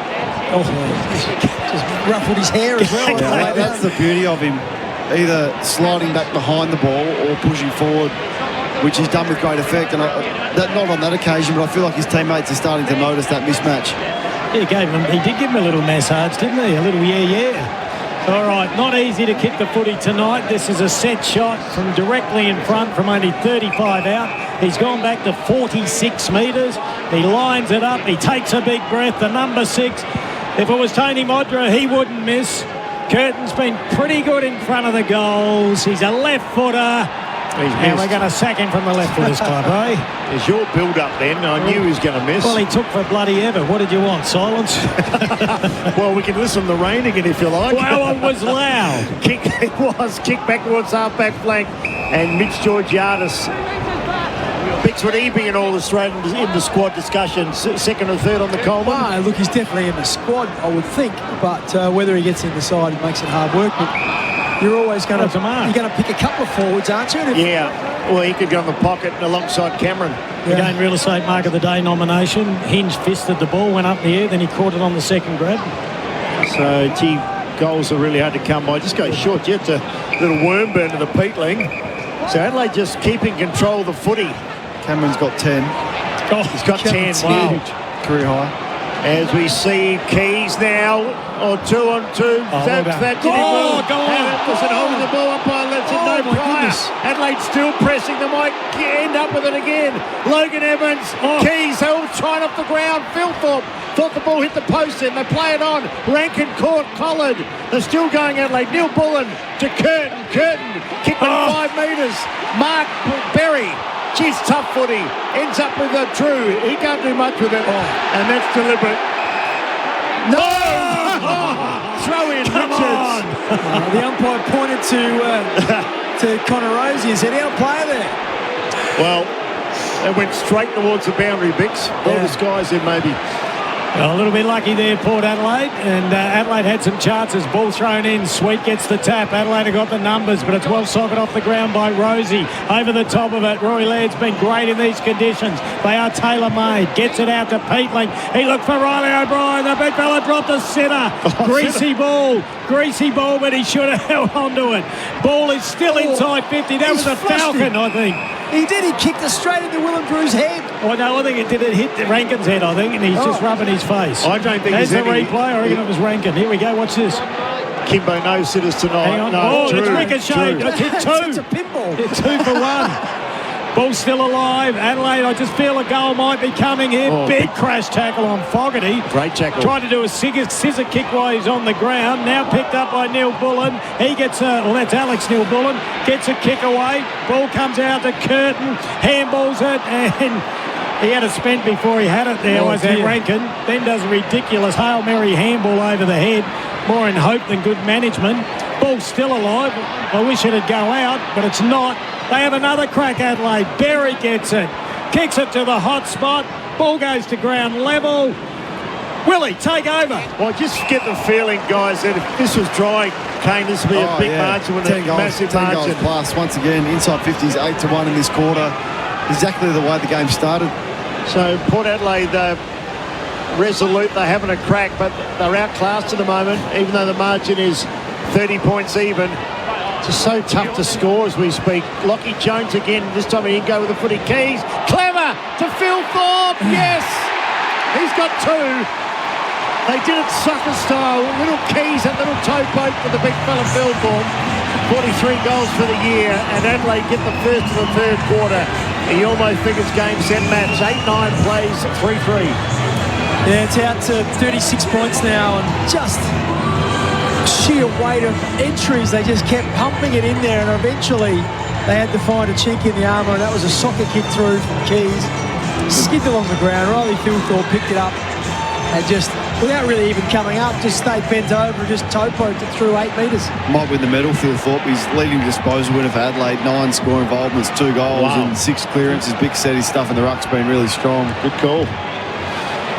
Expert comments there, Kane Corns and Mark Bickley. I reckon the first one, a lot of people thought he might have won the medal that game, but he had a bit of a quiet second half, just the 2 touches. A lot of ruck minutes tonight. He's back in there now. Yeah. Alex Neil Bullen up on the wing, opposed to Jace Burgoyne. Ball gets thrown up. Philthorpe in the ruck, won the tap. It wasn't a bad one, but Willem Drew intercepted.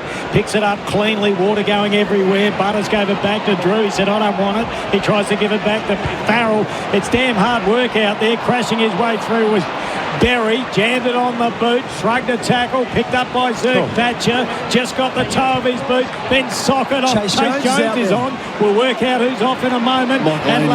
Michael Annie's off, so resting we're hoping. I don't think he'll be rested. Well, why would you rest Michael Annie? Well, they've got a big campaign coming up, tough conditions. Okay. Big game against Hawthorn next week. They've got a handy lead. And obviously, Crows fans will be hoping he's not injured. Oh, gee, Walker looked at Alira and Alira looked at the ball. Takes a great mark. So Lockie Jones just a little bit ginger to it, centre half back, but hopefully Michael Annie is resting. He's a massive part of the Crows' defence. We'll try and find out. Alira looking properly on that left leg too, that knee. Just seems strange to play, although he's like for like, he's in the half-back flank. And that's one reason, I suppose, maybe. Sin now, all set up, Zerk Thatcher, got caught quickly by Dawson, no prior. And I think Chase Jones has been sub, 3 weeks in a row? Yeah, so he needs a bit of footy. Bix, what's the muddiest ground you played in AFL? Back in the Rabbit or somewhere? All those in 91, Waverley Park, you could hardly run on. It was ankle deep in mud. Wow. The whole oval. Here we go, Lockie Jones again, as we said, with Aaliyah, probably two of Port Adelaide's better players. It skids to the far side, it won't go out. Gee, Boak's been the invisible man tonight, as we said.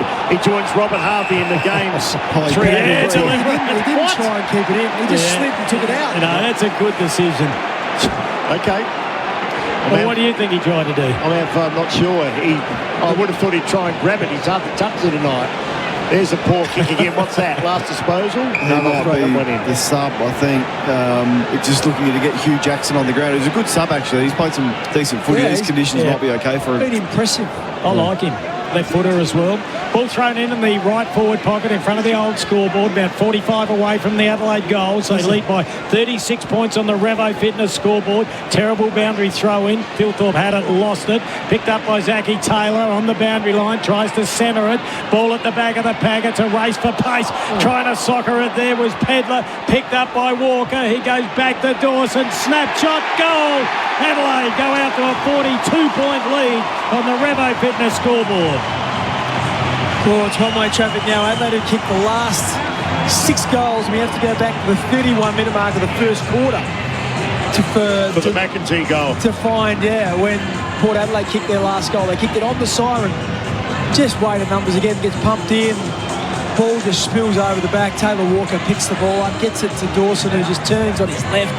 Pretty handy snap in the end because he was about 25 metres out. Not easy. Yeah. Just word from the club that it's a hamstring for Michael Laney. Don't know how bad. Just sub hamstring. So it might be tightness, could be awareness, could be a hammy. Not sure. Of course, they play next Friday night against Hawthorn too. I think he'd be hugely doubtful for that. Yeah, they won't be risking him. And he does the job on the Wizard and little blokes like that too. He does. Great effort by Dawson and Walker then. They were both in the marking contest and Walker ended up getting the ball and setting up Dawson. This is a great performance by Adelaide. They'll be sending a few shutters through the competition too. They'll be on top of the ladder tonight and they can go forward again, or will they? No, holding the ball. Umpire gave him an eternity. Now they do. Off the ground towards Fogarty. Fogarty dishes out again to Peatling. Peatling off the side of his shoe. That's out of play in the form. Bergman will bring it back into play for Port Adelaide. He's been quiet player tonight.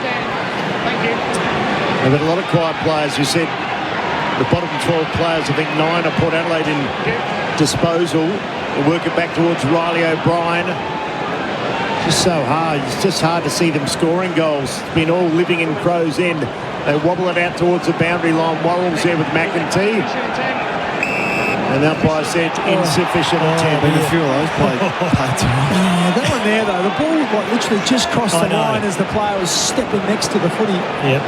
So that's my point with last disposal. It takes the guesswork out. At least it's black and white. Ball goes down just outside 50. I know I won't win you over with that one, Bixon. That's okay. Coming through is Bogue holding the ball. Well, he had a go. Bogue's not happy with that one. It's a 50. He doesn't complain too often, but he's having a word to say, Bogue. He wanted his first kick. Hasn't had a kick yet? No. Oh, yeah, he tried to crash his way through. And then Ollie Wines just picked it up and blasted it away. That was dumb. Even if it was Bogue's free kick, it was hardly advantage, Ollie, was it? He just picked it up and hacked it forwards 25 metres. So the Texan gets it. And what's he kicked, Willie? He's kicked two. He's kicked two already? Just one, I think. No, just the one. So lining up for his second. He missed one earlier. That was easy. This time he's only 20 metres out on a 45-degree angle. Should be bread and butter. Bang. Umpire doesn't move at all. The Texan kicks it. Adelaide go out to a 48-point lead. Wow. And they move to, what's that? 10-9, 69. I'm just waiting for an update. Yeah, it is. Reasonable score in these conditions. Hey, Vix, I've got some news for you you're going to be really excited about. Yep. In the last 10 minutes of the second quarter, 2.5 mils of rain fell. 2.5? Yeah, and for the day, what do you reckon we've had? About 17 or 18. Oh, he's good. 17. Very good. He's very good. We might have done that at half time. Oh, you... All right, I was having my pie. What do you do with Lukosius? You try and get him in the game somewhere, but take him down back or on the wing or... Maybe the half-back, but I think they're pretty set on playing him as a forward, so... He's just not seeing it, Kane, up there. Make him get his hands dirty. Throw him in the ruck. What's that, 7 in a row now, Picks, for the Crows? Yep, 7 for Adelaide, 4 in the second and the first and only 3 in the third. Keep us up to date with the Jeremy Cameron count too. That's amazing. He's kicked 10 for number 11. Beetling As we speak. going for 11. Yeah. 11. Wow. He's got the Coleman. He could sit out now and get the Coleman soda. How many's he got? 10 straight. For the year. Yeah. So Beetling now, former Giant, kicks to half forward. Almost to mark. They're coming through there. It looked like Andrew McLeod was actually ranking, wearing the same number. What a player Andrew McLeod was. Yeah, good in these conditions too. 340 games, something big, somewhere around there. I think so. So we hit the post. 10-9 Unlucky. to 3-3. Here's Curtin, the big strong man. Wait till he grows up fully. Now Chase Jones wobbled it to half forward. They're still pressing here, Adelaide. Saligo goes over the top. They look so strong. Now Keys. Keys going to kick a goal too. It's hit the post. Just bent it back too far. Adelaide have had 20 scoring shots in, and it's rained pretty well the entire game. Port Adelaide have had 6. 49 points the advantage now on the Revo Fitness scoreboard. For only $9.69 per week, you can have a rig like Kano or Bix. Been going to Revo a bit lately, actually. Yeah, it gets good raps. Yeah. Bix, you go there, don't you? I haven't seen you. Where have you been going in the morning? Have you? Where the car wash is on the weekends. Yeah. Well, Kano works weird hours. Yeah, well, you do as well now, Bix. So he's probably in there at 2 a.m. in the morning. That's what I mean, yeah. All right, about to go inside 50. Butters gets another kick. Port Adelaide, they haven't been in there much, but it's fisted away over the boundary line. What are the forward 50s? Say fisted away? Yeah, what did you say? Right, well, what did I say? No, that's all right. Just thought for a second. We'll go to the tape. Yeah. Did I? What did I? That's all right. No, I heard it as that. Yeah, well, you know what you meant. Oh, did I? Yeah, I probably did. Ball tossed in. Sweet. Brings it to ground. Rory Laird, a little hurried kick. Only as far as Burgoyne, he marks 2 kicks out from Where's goal. Burgoyne's best position, Kane? Where's he going to end up? Is he going to be a midfielder, do you think? I don't think so. It's wing or half back, I think, but he's just needs a bit more urgency in his game. Hugh Jackson, gee, Mitch Georgiades said, get out of my way, I need to score. And Butters does. Here's a chance now, around the body, McEntee. He's kicked one good one tonight, he's got 2. Both of them magical goals. He's probably only had 2 or 3 kicks, but that was a brilliant goal. And he kicked one on the siren of the quarter time, and Port Adelaide get a late one, 10-10 to 4-3. With this jump by Mitch Georgiades, he jumped so high and hit him on the knee. Second one he's dropped, pretty similar circumstances, both chest marks. Mead kicked the goal from the first one, and this time Butters was elite inside, went front and centre right there, and then he's able to break a tackle and get out of traffic to set up McEntee with a nice finish. We don't want to be assassins and end people's careers. Does Jed go on again next year? I think that'll be line ball. Yeah. He's pretty happy with it. He gave the big fist pump. It was a left footer. I reckon he'd be happy with both his goals tonight. Well, they've been beauties. And that's probably the knock. Nobody doubts his pressure and his intensity, but he probably doesn't hit the scoreboard. Joe Richards probably has offered a little bit more. Well, he probably kicked 2 of the goals of the game so far. Big clearance by Jordan Sweet, and it floats inside 50. Can they go back to back? Some heavy body work there. Laird went through strongly, wrapped up in a tackle. Ball comes out. Umpire says play on. Willem Drew gets it. His kick was smothered. Hinge picks it up, had it, lost it, then paddles it towards Neil Bullen. He'll soccer it, and he does. And he kicked it straight to Jackson Mead. Needs to move it quicker than he is, I think. Everyone floods back, so he kicks long. Lord comes from 4 deep. Free kick. Georgiades dragged down. Nick Murray can't believe it. We'll go to our experts. No need to. Hardly been cited, Georgiades. Well, it is a free kick. It was a silly one because he wasn't getting to the contest. The ball was dropping short. Here we go.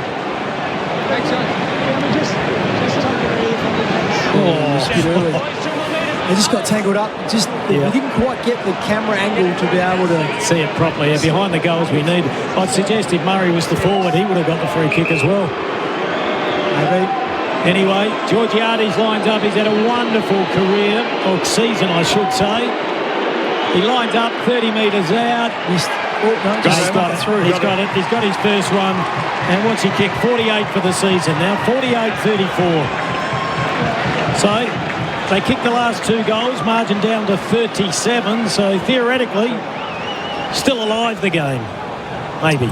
Yeah, 2 goals certainly helped the scoreline. The first one for a long time between drinks.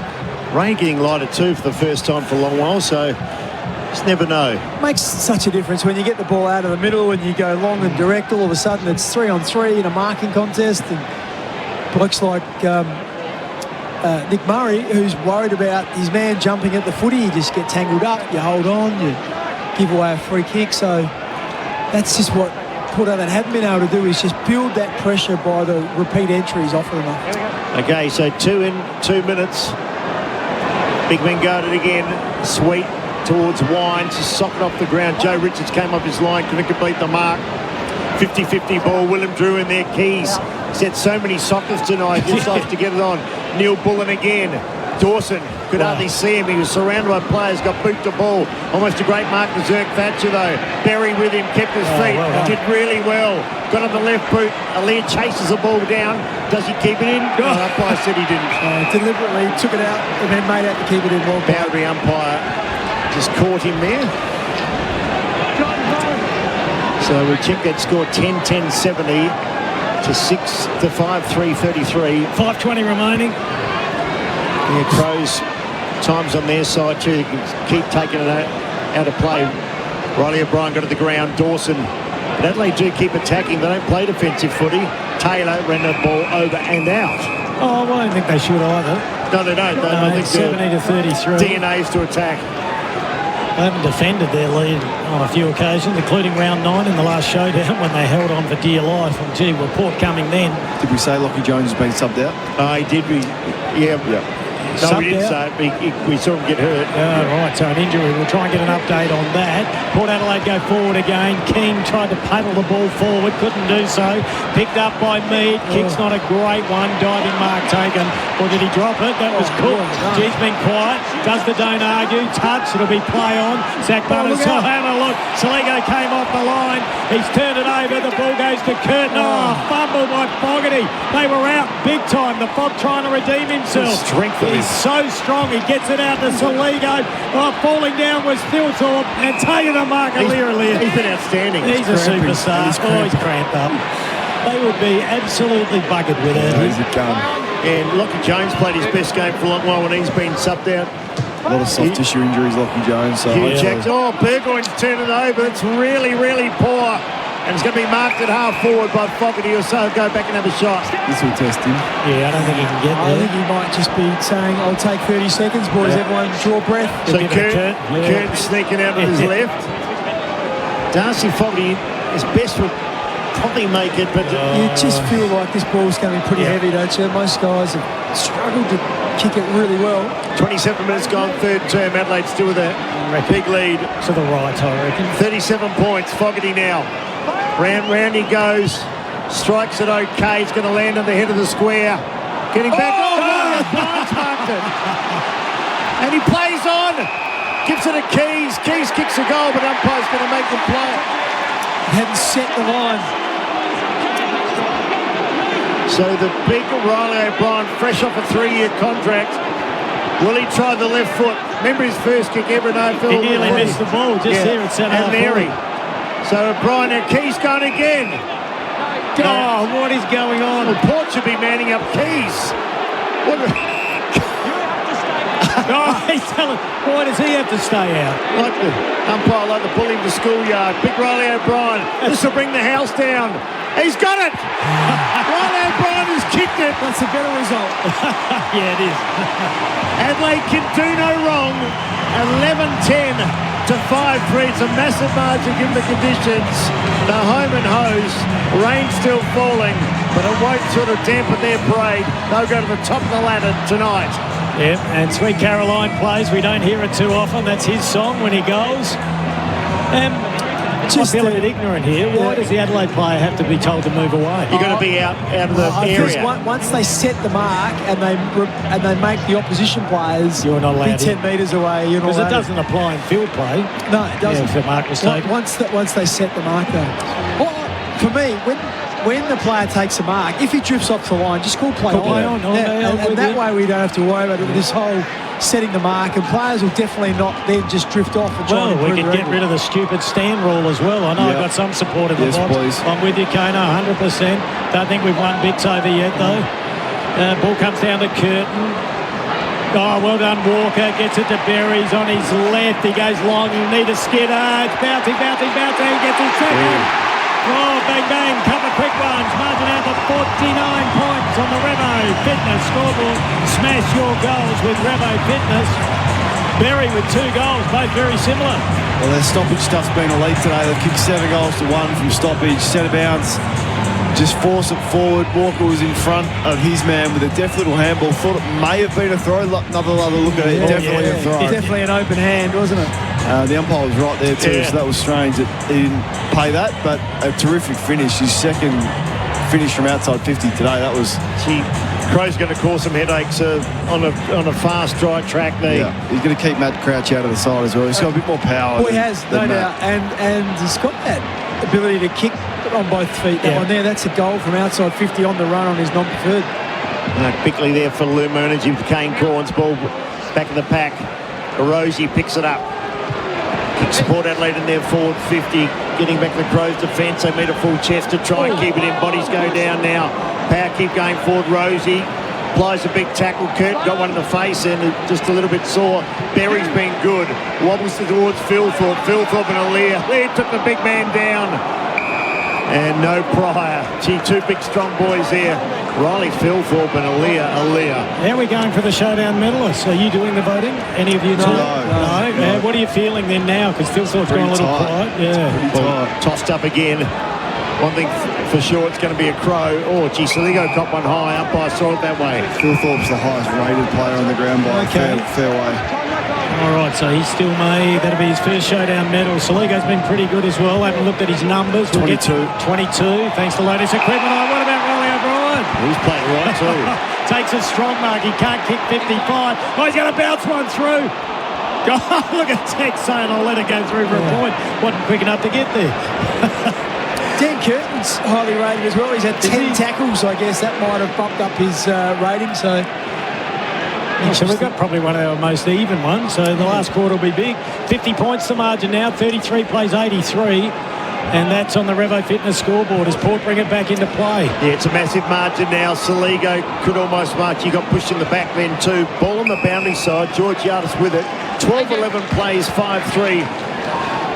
Adelaide lead head-to-head 29-28. It's going to be 30-28 in about 45 minutes. Big sweep then gets caught. What's Riley O'Brien's stats and all that then? His points there, Bix. Big fella doesn't play too many bad games. Just the 9 touches, 2 clearances. Look at his hit-outs. Okay. About even on the hit-outs. So Farrell got caught. The crowd went on the ball, but they don't get it. 50 out from Adelaide's goal northern end. 12-11. Plays 5-3. I'll be interested what the tackling is as well, thanks to Lodex equipment high. If we get a chance, Sin gets it out, gets it over towards Butters. Well, Butters might win it. No? Okay. No. All fisted over the line. Free kick for a hold. 50 points down and Butters with it. That'd be received well, wouldn't it? No, it wouldn't, but you can still be the best player, well, he's not you? best on the ground. So you'd have to be close. Ball goes inside 50. Miller in there, so to Neil Bullen. Everyone just juggling the football. Laird got a little kick away. Taken by Curtin. He's just growing every day. Philthorpe got underneath it. Ball at the back. It's all Port Adelaide. Bergman picks it up. Can he hit a target? He drives it long. Kicks it straight to Adelaide. And a great mark taken by Rory Laird. Again, real estate mark of the day. And you'll hear him on our show on Monday afternoon. Kim Barnaroot. Just those tackling numbers. Adelaide have had 77. Port Adelaide 57. And the free kick count is 13-27. That's in Adelaide's favour. Burrell once again had a good season, done a couple of nice things. Heading towards three-quarter time, 33 minutes are gone. They'll kick towards the boundary. Walker tried to make sure it went out. It did in the end. Mead last man to touch it. 40 seconds to go, Willie. Are we going to get another score? Not sure, Kimbo. Come on, get off the fence. I'll say no. Yeah. Probably a safe way to say no. Safe. Probably be 2 stoppages by then. Yeah, but Port Adelaide have tried, but they've been outclassed, and you can really see, as we said, the class differential. Sweet and O'Brien both tapped it forward. Comes to ground again. Adelaide through Dawson. Got towards Peatling. Big tackle on Boak. 2 grabbed him.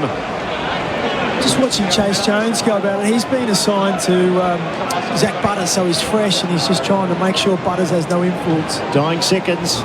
Ball will go out again. So 12-11-83 to 5-3-33. It's a whopping margin of 50 points. You like that? Oh, just keep the foot on the throat. Well, but it's more so about just finding out, can Chase Jones do that job? If you're playing in a final and Hugh McCluggage is playing well or something like that, can you throw him on there? Does he have that in his weaponry?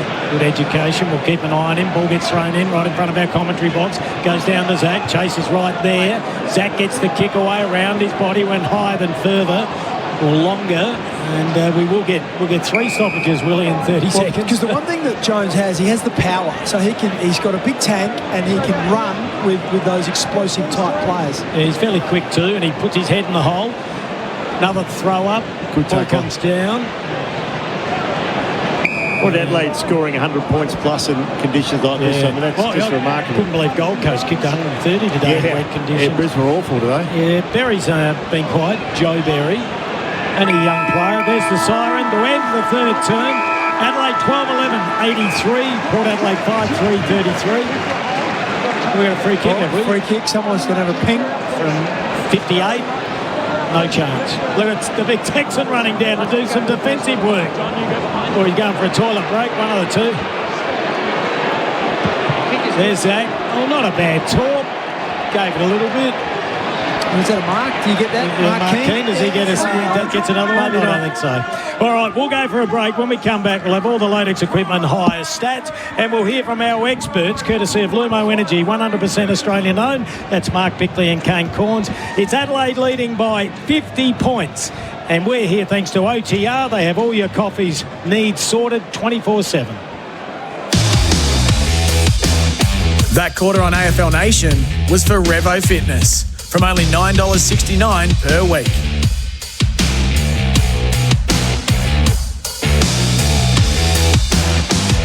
Everybody's talking about Montane. And everybody's talking about the all-new Kia Tasman, available for sale and delivery today at Montane Kia Cheltenham. The Tasman has been in production for 5 years and has now arrived. Class-leading look, handling, towing and tech. Buddy Franklin, The Volk, Steve Waugh and Ash Barty can't be wrong. They've backed in this world-leading ute. Test drive today and receive $1,000 free genuine accessories when you purchase your very own Kia Tasman. Now that's why everybody's talking about Montane Kia. Montane. MVD 182170. This ad is about neighbours Ryan and Jack.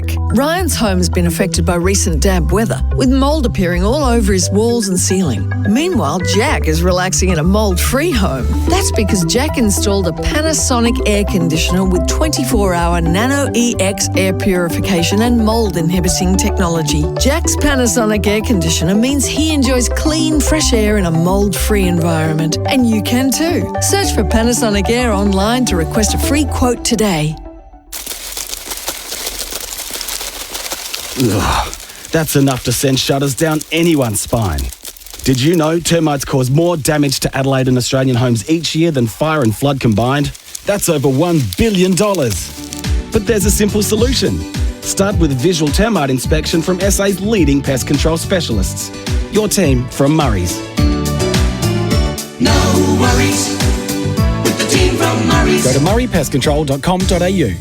Sustained performance in footy is more than just one great game. It's about playing consistently, game after game, season after season. Host Plus has delivered strong performance over the long term with top returns over 20 years. A top performing super fund over the long term? That's a plus. Based on super ratings data as at April 2025. Consider the PDS and TMD at hostplus.com.au before deciding if Host Plus is appropriate for you. Past performance is not a reliable indicator of future performance. Search Compare Host Plus today. Attention all people in the manufacturing sector. Hear that, chat? It's time to speak with NewTech and learn how to lower your costs and increase your machine uptime simply by using better automation products that last longer. Call NewTech and challenge them to demonstrate how they can reduce your costs. Spelled PNEUTECH. NewTech proudly create efficiency for every business they work with. newtech.com.au. That's PNEUTech.com.au. At Ozito, we know for you it's about leaving your mark. With over 125 tools for your home and garden, all powered by one battery to make it happen. Kick off your tool collection with one of our 3, 4 or 8-piece tool value packs, or grab a battery starter kit and choose the tools you need.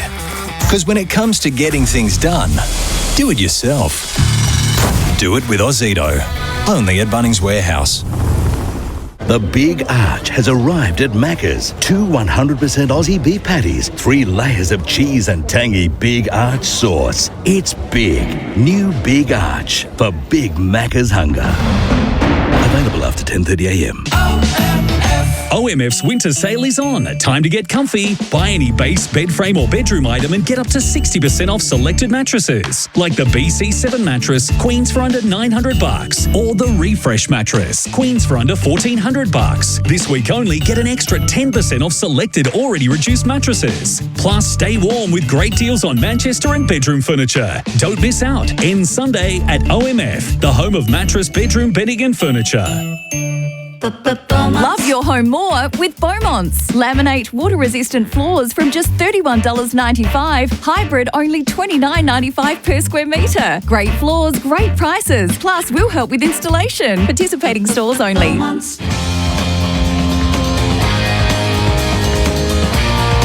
You're listening to The Showdown for Hyundai. Find your next Hyundai at Stillwell Hyundai, Ingle Farm. And OTR.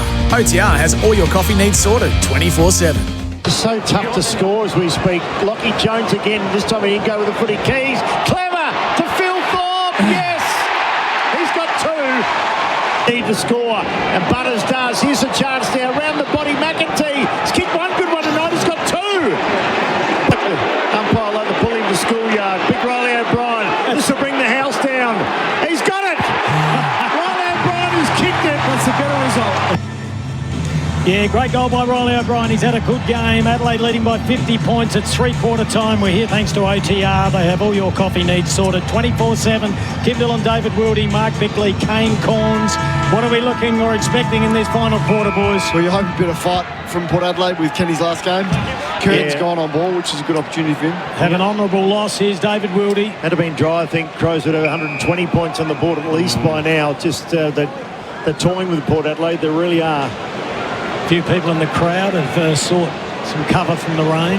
Oh, I think a few might have gone home too. I didn't want to say that. Mainly gone to the bar maybe. Is Chase Jones. He came on as sub for Michael and he hoped the young man's all right. The mark's been taken by Josh Sin.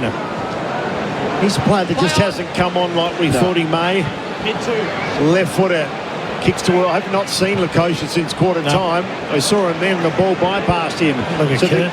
So the Crows now, as we said, doing what they like. They kick to a 2-on-2 here. And the 2 Adelaide players win it in the form of Fogarty. He goes short to Phil Thorpe. As easy as that.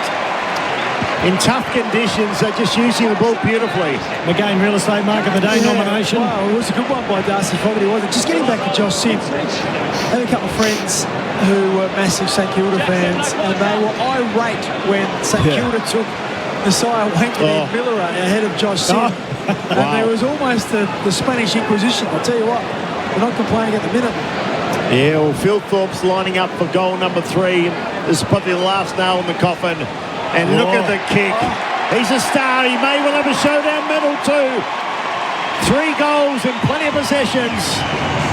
He's a big boy. They cannot stop him. And Adelaide keep on marching on. 13-11 place, 5-3. And it's pretty well reigned from the opening bounce to now. Incredible performance. Yeah, 56-point margin. Fogarty's just touch pass inside 450. They've done that really well. Rankin to Walker earlier on. They've had some beautiful disposals, even in these conditions. They've left that leading lane open pretty well. Adelaide do so well at getting their extra number back. Port Adelaide should review the tape and their defenders on how to do it to protect your defence. Bergman's got the job on Thilthorpe out of the goal square, so good luck. So let's see if he can fill his boots up a little bit more. He's kicked 3 goals, Riley Thilthorpe, and as David Wildy mentioned, he may be in line for a Showdown medal. It'll be a fair feather in the cap. We're here thanks to Stillwell Hyundai at Ingle Farm. Love their support. Free kick to Port Adelaide. Just sweet. Plays on quickly. Gives it to Butters. Tried his heart out. Drives it inside 50. Georgiades with a big leap. Loose ball comes down to Mead. Jackson Mead off the side of the boot, but the kick wasn't good. And Miller. He's had a good year too. Yeah, he's been very businesslike, hasn't he? Doesn't panic. Really calm in a crisis and under pressure. And normally delivers well. Not so much that time. Sweet couldn't take it. Zach Taylor tried to milk a free kick then, leaning into the tackler. Umpire says no way, we'll have a ball up. Revo Fitness scoreboard, Adelaide by 56. Yeah, still tough conditions, but Crows have put on a clinic tonight. She said, nothing be there at the point here, no doubt get the double chance and go from Edgy Fogarty's done some nice things, hasn't kicked a goal, but he's certainly played a part in a couple. Bergman slipped over. Here come the cavalry. It's one lone Port Adelaide player in his own. They shipped it out wide. And Richards has been quiet too, still slipping and sliding. Picked up, was that Georgiadis? Might be Jackson. Jackson on number 9, yeah. 39. Dawson, what a chase. Dawson with a footy into the pocket. Where's Field? Thought there's the big man.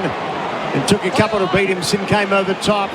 Ends up at the boundary line. Keys lost it. Burgon grabbed it. And Port Adelaide clear. Yeah, Farrell might be the best player. Comes back out towards Dawson. Couldn't hold on to the mark. Picked up by Berry. Got it back to Dawson. And then the mark's been taken there by Brandon Zirk Thatcher.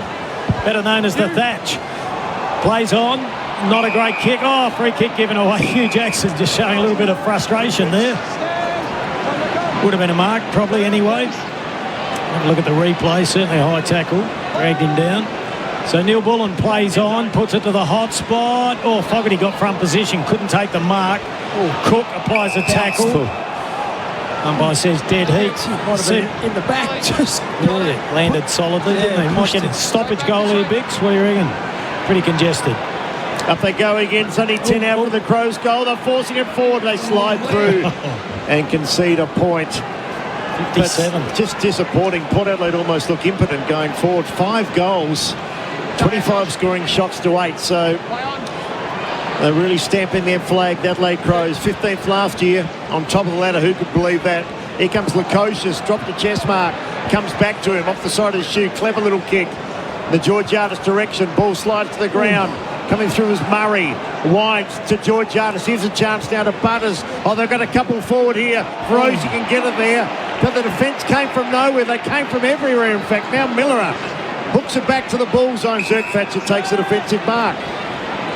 The Thatch with the football. Had an interrupted season as well with injury, had back surgery. Has the ball in the middle of Adelaide Oval. It even has a little bit of mud on it. Centre half forward, a really good kick, and they play on quickly. Butters has it, puts it out wide, and that's their best passage of play. Haven't seen any of that. Rarely have we seen 2 marks in a row from Port Adelaide. Just inability to link up. So the switch of play to the open side, and then the kick inside forward 50 to a genuine one-on-one. Now, he's marked it wide, as Bix has highlighted, so it's going to be... Marks will be low tonight when they come. Tally. Really low. Georgiadis has one, boys. I've seen him kick them from here before. You sort of favour him from these angles and perhaps sometimes directly in front. We've got a wet, heavy ball and a bit of breeze. Just the second mark inside 50 for Port Adelaide. Wow, that is not a good stat, thanks to Lodex Equipment Hire. He lines up. Oh, touch on the line or a goal will go upstairs. It wouldn't want to be touched because any chance a Port Adelaide player might be on the line and protecting the line. Or an Adelaide ruckman, or Toole, instead of Miller. We'll have a listen. If I can see that from here, and the umpire can't from there, what is happening? He's there confident. we go. So minor score, margin back to 56. Not a bad kick though. Yeah, it'd be good if someone as Big said was there. What if it just had the lean on Miller and just keep him away from the drop zone? He's had a consistent year, Bix, Wayne Miller. Yeah, he's handy because he can use the footy. Got some evasive skills. Someone for another 3 years. Kicks along. Oh, Rolly O'Brien nearly took a good mark. Taken off hands by Peatling. Hasn't been Adelaide's worst player. Beautiful kick. Oh, Saligo should have taken that. Tried to be a little bit fancy. Soccer the ball forward. He might redeem himself or he might get caught. Oh, no, he shrugged the tackle. Kick wasn't good, though. Now Alir puts it down and it goes over the line. They won't penalise him there, surely. No, they won't. So we'll get a throw in. We've got 15 minutes to go. Pedler's got 46,000. Yeah, fantastic. And 18. Hats off to them. Pedler needs to do more too, Bix, when you get chances, you come in. Absolutely. There's going to be some players that come back. We mentioned Rochelle earlier today. City Draper's been in good form. Yeah, just hasn't put his selection beyond doubt at all. Peatling have been one of the reasons why Adelaide have been so good. So too this man, Berry, just so strong. His kick only went so many tackles. Yeah. Chase Jones just kicked straight into Pedler, and now he's becoming a nuisance. Jackson couldn't take it, gets a second effort, put his head down, tried to burrow his way through the country boy. Just the difference in strength. They can just really break tackles. You think of all of them, Berry, Dawson, Saligo, Rankin, they all break tackles, great tackle breakers. Just wonder where Port are going to go next year. A lot of these guys have been around for a long while, likes of Wines and Burn-Jones and Boak, and they've all been there for a while. They've had their chance, haven't been able to quite capitalise. Logan Evans kicked it 4 metres. Push off the ball there was Wines, picked up by Darcy Burn-Jones. Kick went about 8 or 9 metres. Hinge met it with a bit of purpose. Now to Neil Bullen. It's prize free. They run into packs again. A couple of big tackles there. The ball's not coming out. Just reckon Adelaide's tackling's been really professional. Dawson's laid 10. 10 for Dawson. 10 for Dawson. 8 for Curtin. Thanks to Lodex Equipment Hire and Kane Collins. Thanks to Lumo Energy, 100% Australian known. Miller gets another kick, comes out wide. Saligo, Solly as he's known, tries to sock it off the ground. He'll have to come back in, but he gets pushed over the line by Farrell. Tell you what Saligo does have is running power. Yeah. Berry's got running power. It's really important. That's another reason why Crouch just doesn't cover the ground like these guys. Very surprisingly powerful, isn't he? So we're going to get a boundary throw in about 75 away from the Adelaide goal. Members side, River Torrens end. Tap won by Riley O'Brien. Socket off the ground there. Might have been Richards, I think. But Adelaide just pick it up. They've handled the ball so much better. Worrell got it over to Miller. Kicks a high one. And the ball gets fisted out of play. Just watch the Zach Butters match up again. I was just watching Peatling. They're still putting a lot of work into Butters, keeping him away from as many contests as possible. It's been a tough night, but there's been a disciplined workout from Adelaide. He really does badger his player, antagonise him. You're right, Peatling is a real pest, but he does his job. Running under the footy now is Zach Butters. Put his head down, wanted the free kick, doesn't get it. Here's a chance for Adelaide. They're still going forward. Peatling, we called him. Peatling towards goal and misses.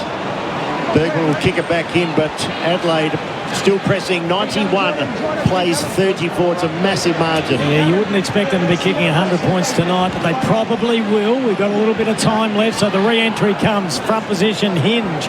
Didn't try. Well, he did try and make it. Loose ball goes down to Saligo. Used his backside well. Handball straight into the chest of Joey Richards. Yeah, it was. It was a suplex. Double suplex. How strong is Saligo, though? They call him the fridge zone. What's it?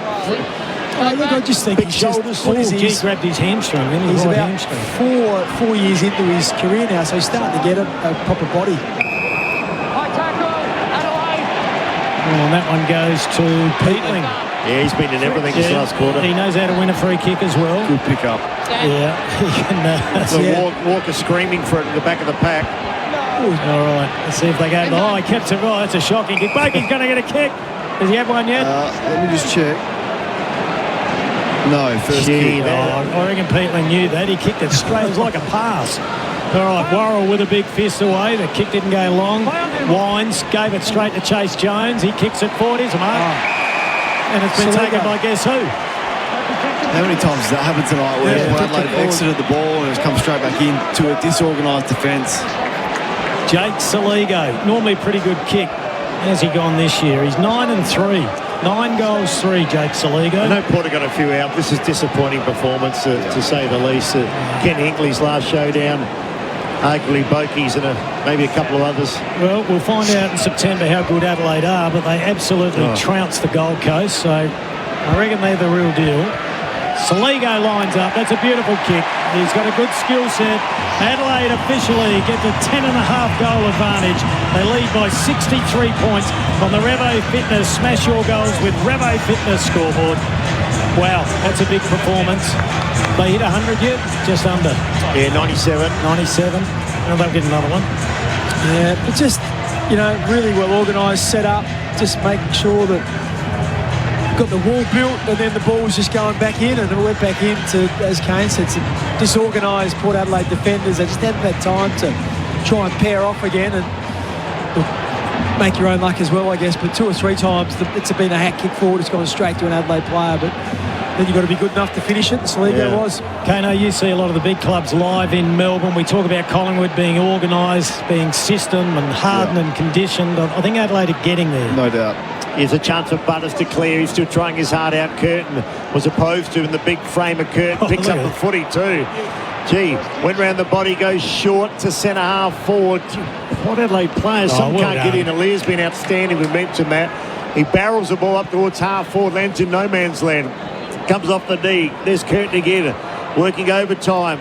Big tackle there, an inch that he tried to break clear. Umpire waved advantage in out. Both got the handball away.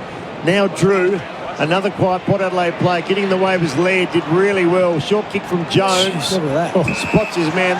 Got players everywhere. Rankin's got the footy. Yeah, and it's still raining out there. He took that beautifully. Kick goes into a 2-on-2 at the back of the pack. Walker's there. Wait for the left foot. Here it is. Oh, no, rushed his work. Oh, the old dog would be hating that. Oh, that's a free kick against Soligo for a sliding tackle. Oh, Texan would like that again. He didn't realise he had so much time. He was straight up on his right. Oh, that's a body work of Miller. Yeah, Miller has been good. He's doing as he pleases at the moment. Comes back in again. What's his stats, Bix, for Lodex? Wayne Miller, little short kick again. They get in front. Walker. And they take the mark when you're in front, particularly in one like this. All forwards should be. It's been Adelaide 9 out of 10. What's he got, the Texans? Yeah. I'm just looking for... 2 goals, I think. Miller is at 15. It hasn't been a high possession game. Big number of tackles though. 7, I think, is late. So 15 minutes gone, final quarter. Adelaide doing as they please. They'll momentarily be in front of Collingwood. And Walker, that is cream on the cake. Taylor Walker, the veteran, he's done it a million times.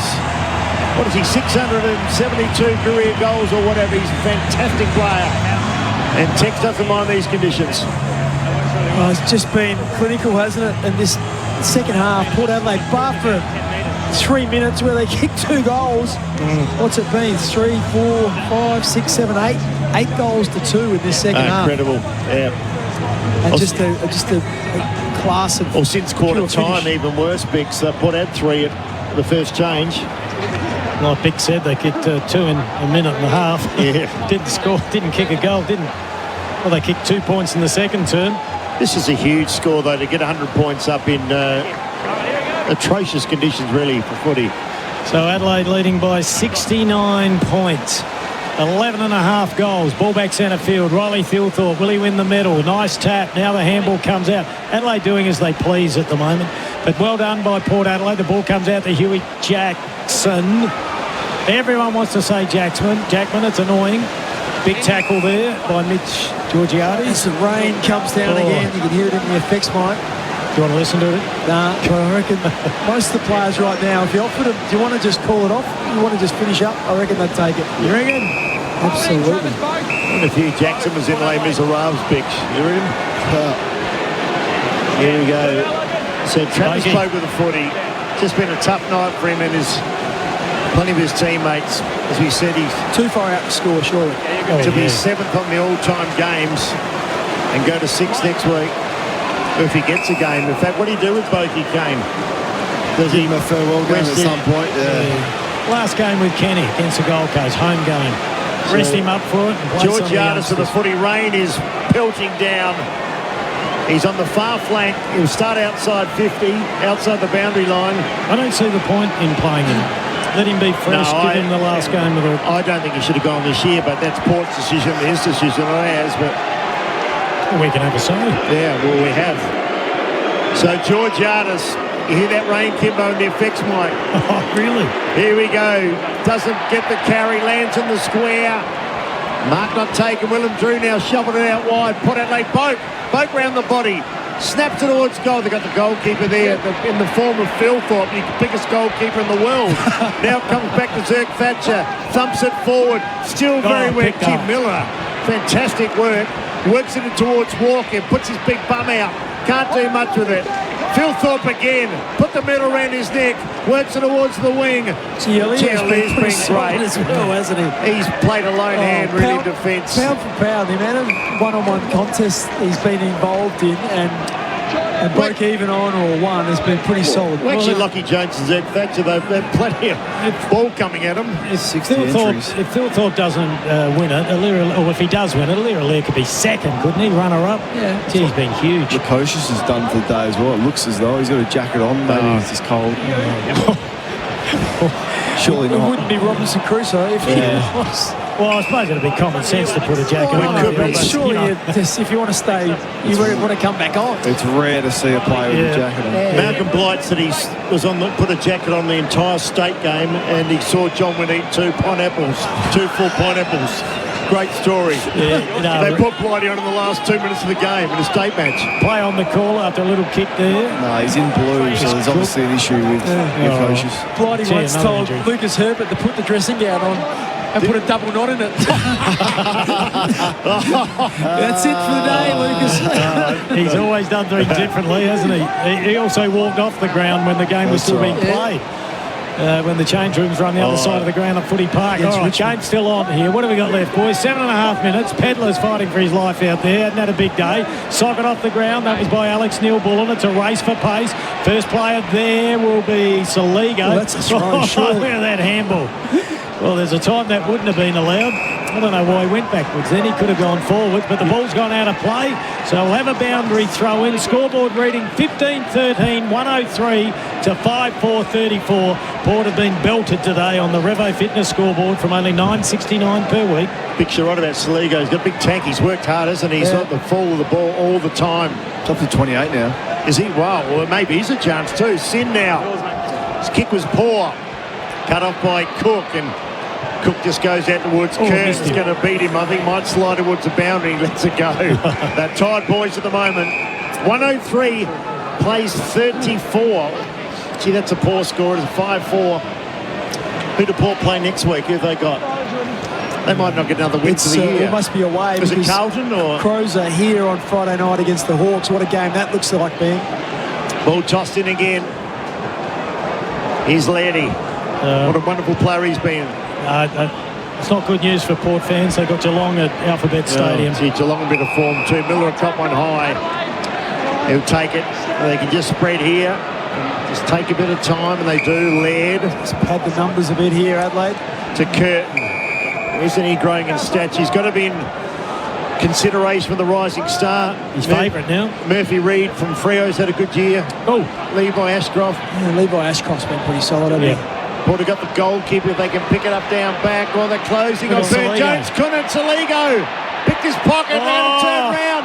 Saligo towards goal, and he kicks it. Burn Jones having a shocker. Oh dear. He'd like that moment over again. He couldn't pick it up. Couldn't keep his feet. Wow. And Crows, they've led from go to row. They've been outstanding. And they've left Port Adelaide basically in the mud out there. Just the running power though, that's not a bloke when the ball gets kicked in and you're 10 or 15 metres behind your opponent. He's just running hard. He's really knowing that he can get there and put some pressure on. He worked wide for one, and then he beat Miles Bergman, and then he picked up and snapped a goal. But he did the work early. He took off, and if he didn't do that, Burn Jones just had the extra time and space to be able to pick that up and just boot that away. So well done, Saligo. Been one of Adelaide's best. Yeah, it was hard work, running power, as you said. It was body work. 2 goals in the last quarter. And it was great footy IQ with a little toe poke. And he finished it. He's a classy player. Ball back centre field. Adelaide want more and their fans want more. Port Adelaide are spent. They're depleted and damaged by injury. Have a look at Miller. What a game he's played. He's played a beauty. Will he keep this one in? Yeah. Oh. No, it's gone out of bounds. Right by the interchange gates. Let's see. Pedler waiting to come on and coming off having a rest there. Is that Keys? Phil Thorpe's on the bench. You'd be leaving him right there. Yeah. Agree with you. Good work is done. Yeah, the double knot for sure. Same with Dawson and Rankin. Yeah. So pretty smart, I reckon. Yeah. He was 16 if you have to. Yeah. Fogarty's gone to full forward. Well picked up, Kano, our expert, along with Bix. Thanks to Lumo Energy, and the ball goes out of play. Oh, no, free kick. Connor Rosie. Tried hard. Good effort to come out with a broken hand to do what he's done. Yeah, absolutely. Make himself available. So Rosie with the footies on the interchange gate. They work along the boundary line. The big man in Riley O'Brien. He looks like a robot the way he runs and works, but geez, he works hard. He's just on the back of a 3-year contract. He'd be feeling pretty happy with himself, I think. Tell you what, he hasn't lowered his colours too much in the last 10 weeks. He's played against De Koning and Max Gawn and a number of really good players, and he's held his own against all of them and beaten a lot of them. 75 points a margin. What's the biggest winning margin over Port? Is it 80-something? I'll tell you what, they've done this in terrible weather. 88. Incredible now. So Hinds brings it towards the boundary line. Taylor Walker, can he mark? He can't. Zerk Thatcher with him. Bodies come in. Boundary line's there again. We've seen a lot of that tonight.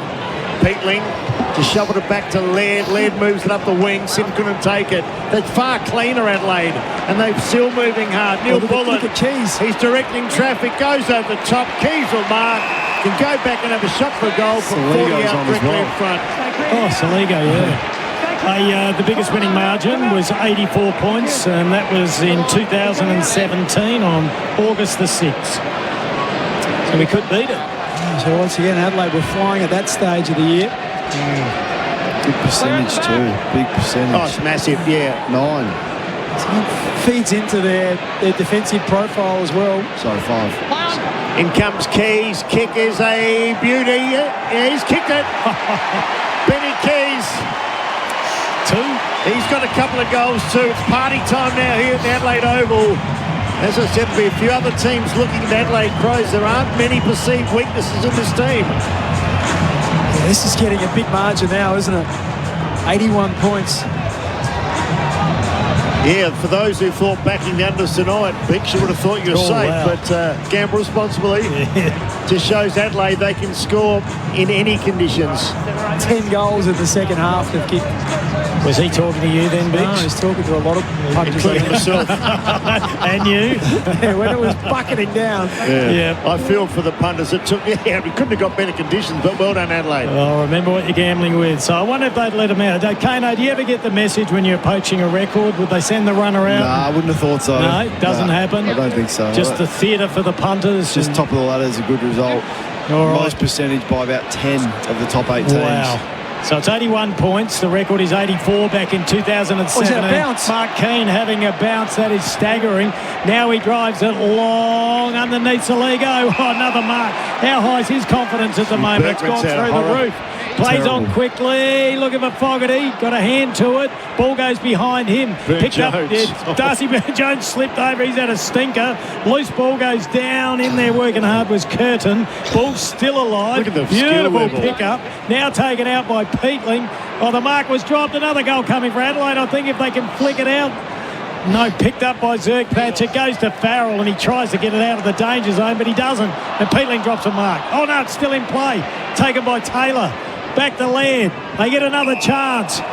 Oh, no, it's going to be a goal. This could be the record. Look at them, they're lining up to see who's going to get it. Riley O'Brien's put his hand up. There's 8 players there. And Kane, was that the final, the margin? Yeah. In the final? I don't know if that counts. 2017. Was it? That was a big margin, though. Has Pedler taken it? He has. He was very keen to get to it. Was he the right person? Let's have a look, boys. Oh, we're not going to see it, are we? No, we'll have to wait for the replay. All right, here's a shot now from 25 out. He'll kick from about 30, 45-degree angle. He's a left footer. If he wants to be in the left footers club, he's got to kick this. And he does. Margin out to 87. That is a record in showdowns. Unbelievable. In this weather. That is unbelievable. How does that happen? Yeah, it just snowballed, hasn't it, at one stage? Like when Port, late in the third quarter, they hit the first quarter, the last 3 goals, which meant it got it back to, what was it? It got it back to 5 points at quarter time after McEntee kicked that amazing goal. And then it's just been absolutely one-way traffic since. So looking at that there, it was 3-6 to 3-1. And now they've kicked 15 goals to 2. And I'm not doing it to embarrass him because the big Willie is a very, very good judge and has been for a long time, but he thought at that stage 10 goals would win the game. Yeah, we did, but Crows just showing their dominance up forward, and Port Adelaide, to be fair, been very poor. Yeah, really 18-13. So can they get another one? Oh. They're going for Berry. He's just so strong. They've got so many strong players, and he marches forward again to the pocket. They're going to mark again. Is that Cook? Yep. Cook he wants to join in. Goes for the goal square. Fogarty's mark. No. What a great kick by Cook. And that's what he brings. He's beautifully skilled.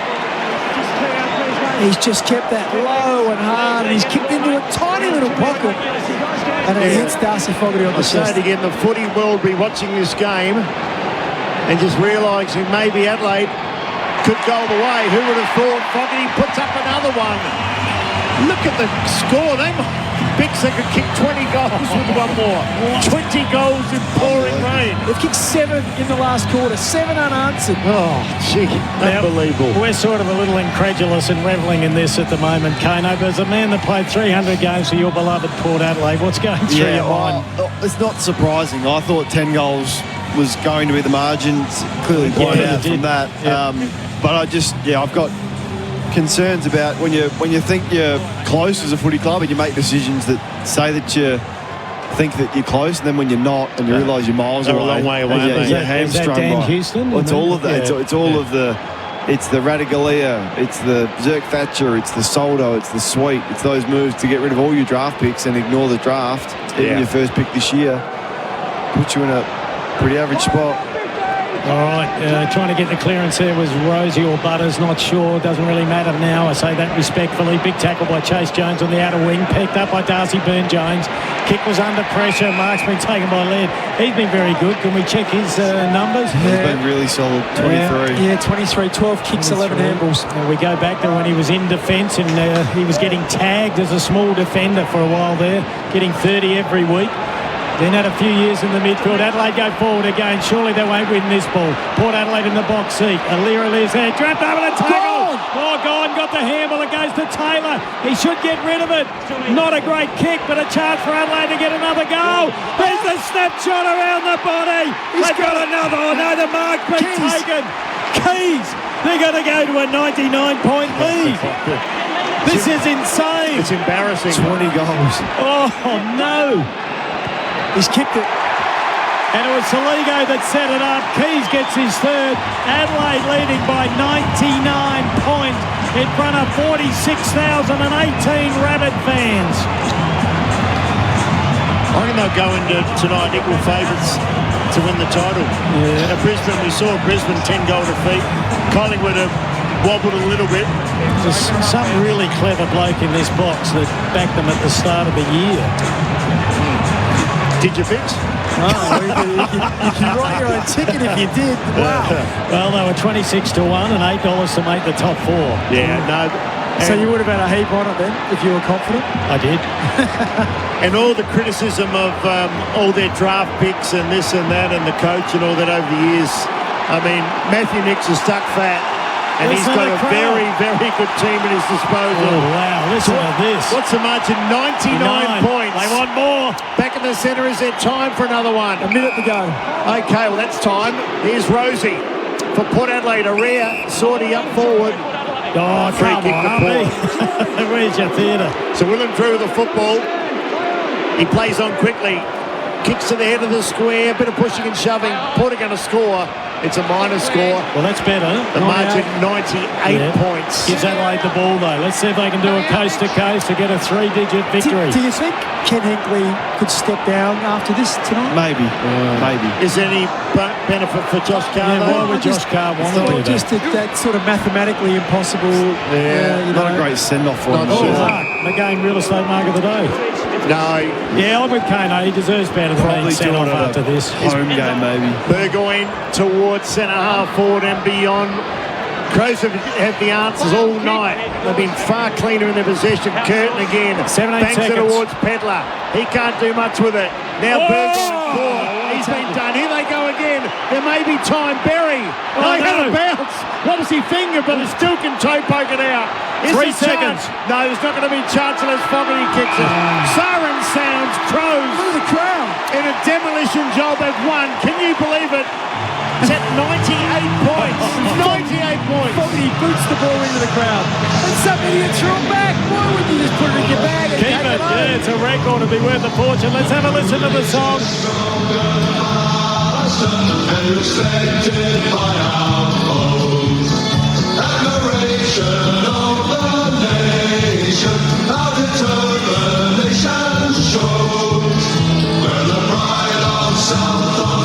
unbelievable.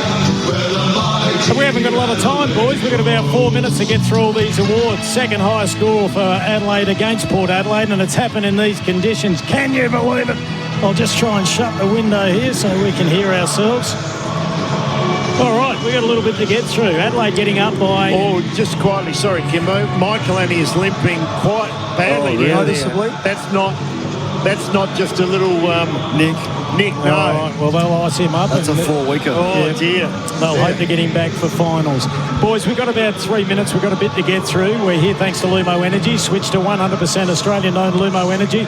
What about the best defender today? Thanks to Murray Pest Control. Play Pest at their own game with the team from Murray's. Aaliyah was very good. Should we give tonight. Port Adelaide one award? Yeah. We'll give it to Aaliyah. 5 intercept marks. I love it.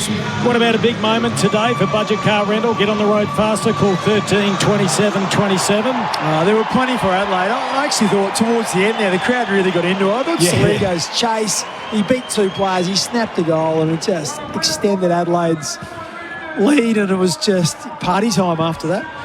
All right, 46,018 fans here today. That was the big moment for me, braving these conditions. I thought Bergman's kick at the start was yes, that was it. We'll get to that one. What about who was hot and cold today for players? Thanks to Panasonic Air Conditioning. Panasonic Comfort Cloud. Set your air conditioning from your phone. Well, there's a lot of cold from Port Adelaide. Other than Butters and Aaliyah, there wasn't a whole lot of hot. So Boki was very cold. Locations was cold. Anyone from Adelaide that's a little bit down? Well, once again, I thought that's the beauty about the longer the game went. I thought blokes like Pedler got involved. He got on the scoreboard. It was hard not to get involved if you're Adelaide. They were just... Zach Taylor pretty quiet. They had a couple of quieter players. He was, and as we said, Max Michaeloni is the one that is stone cold because... that's a disaster for Adelaide. All right, hopefully we can bring the Showdown medalists to you. We've got a hard out. What about the mark of the day? Thanks to our good friends at McGain Real Estate, sold by McGain again. I don't know, there wasn't too many great marks. Jordan Dawson threatened to take a great mark, and then knocked out Zach Butters. So we're going to give it to Ben McEntee when he took that diving slip catch. I reckon we'll go with that. I like it. It was a beautiful goal if we had a goal of the day.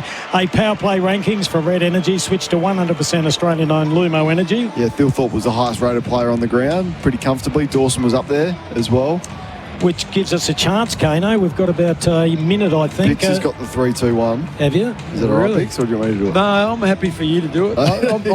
Look, it's hard to split do it together. In the end, I reckon the best player was the big fella, Phil Thorpe. I think 3 goals, some work around the stoppage. When the game was still in the balance... Saligo was the second best player. Yeah, exactly. I like it. And third? Maybe we'll give one vote to Zach Butters. Yeah, Zach Butters. All right, honourable mention to Aaliyah. That's the player of the match.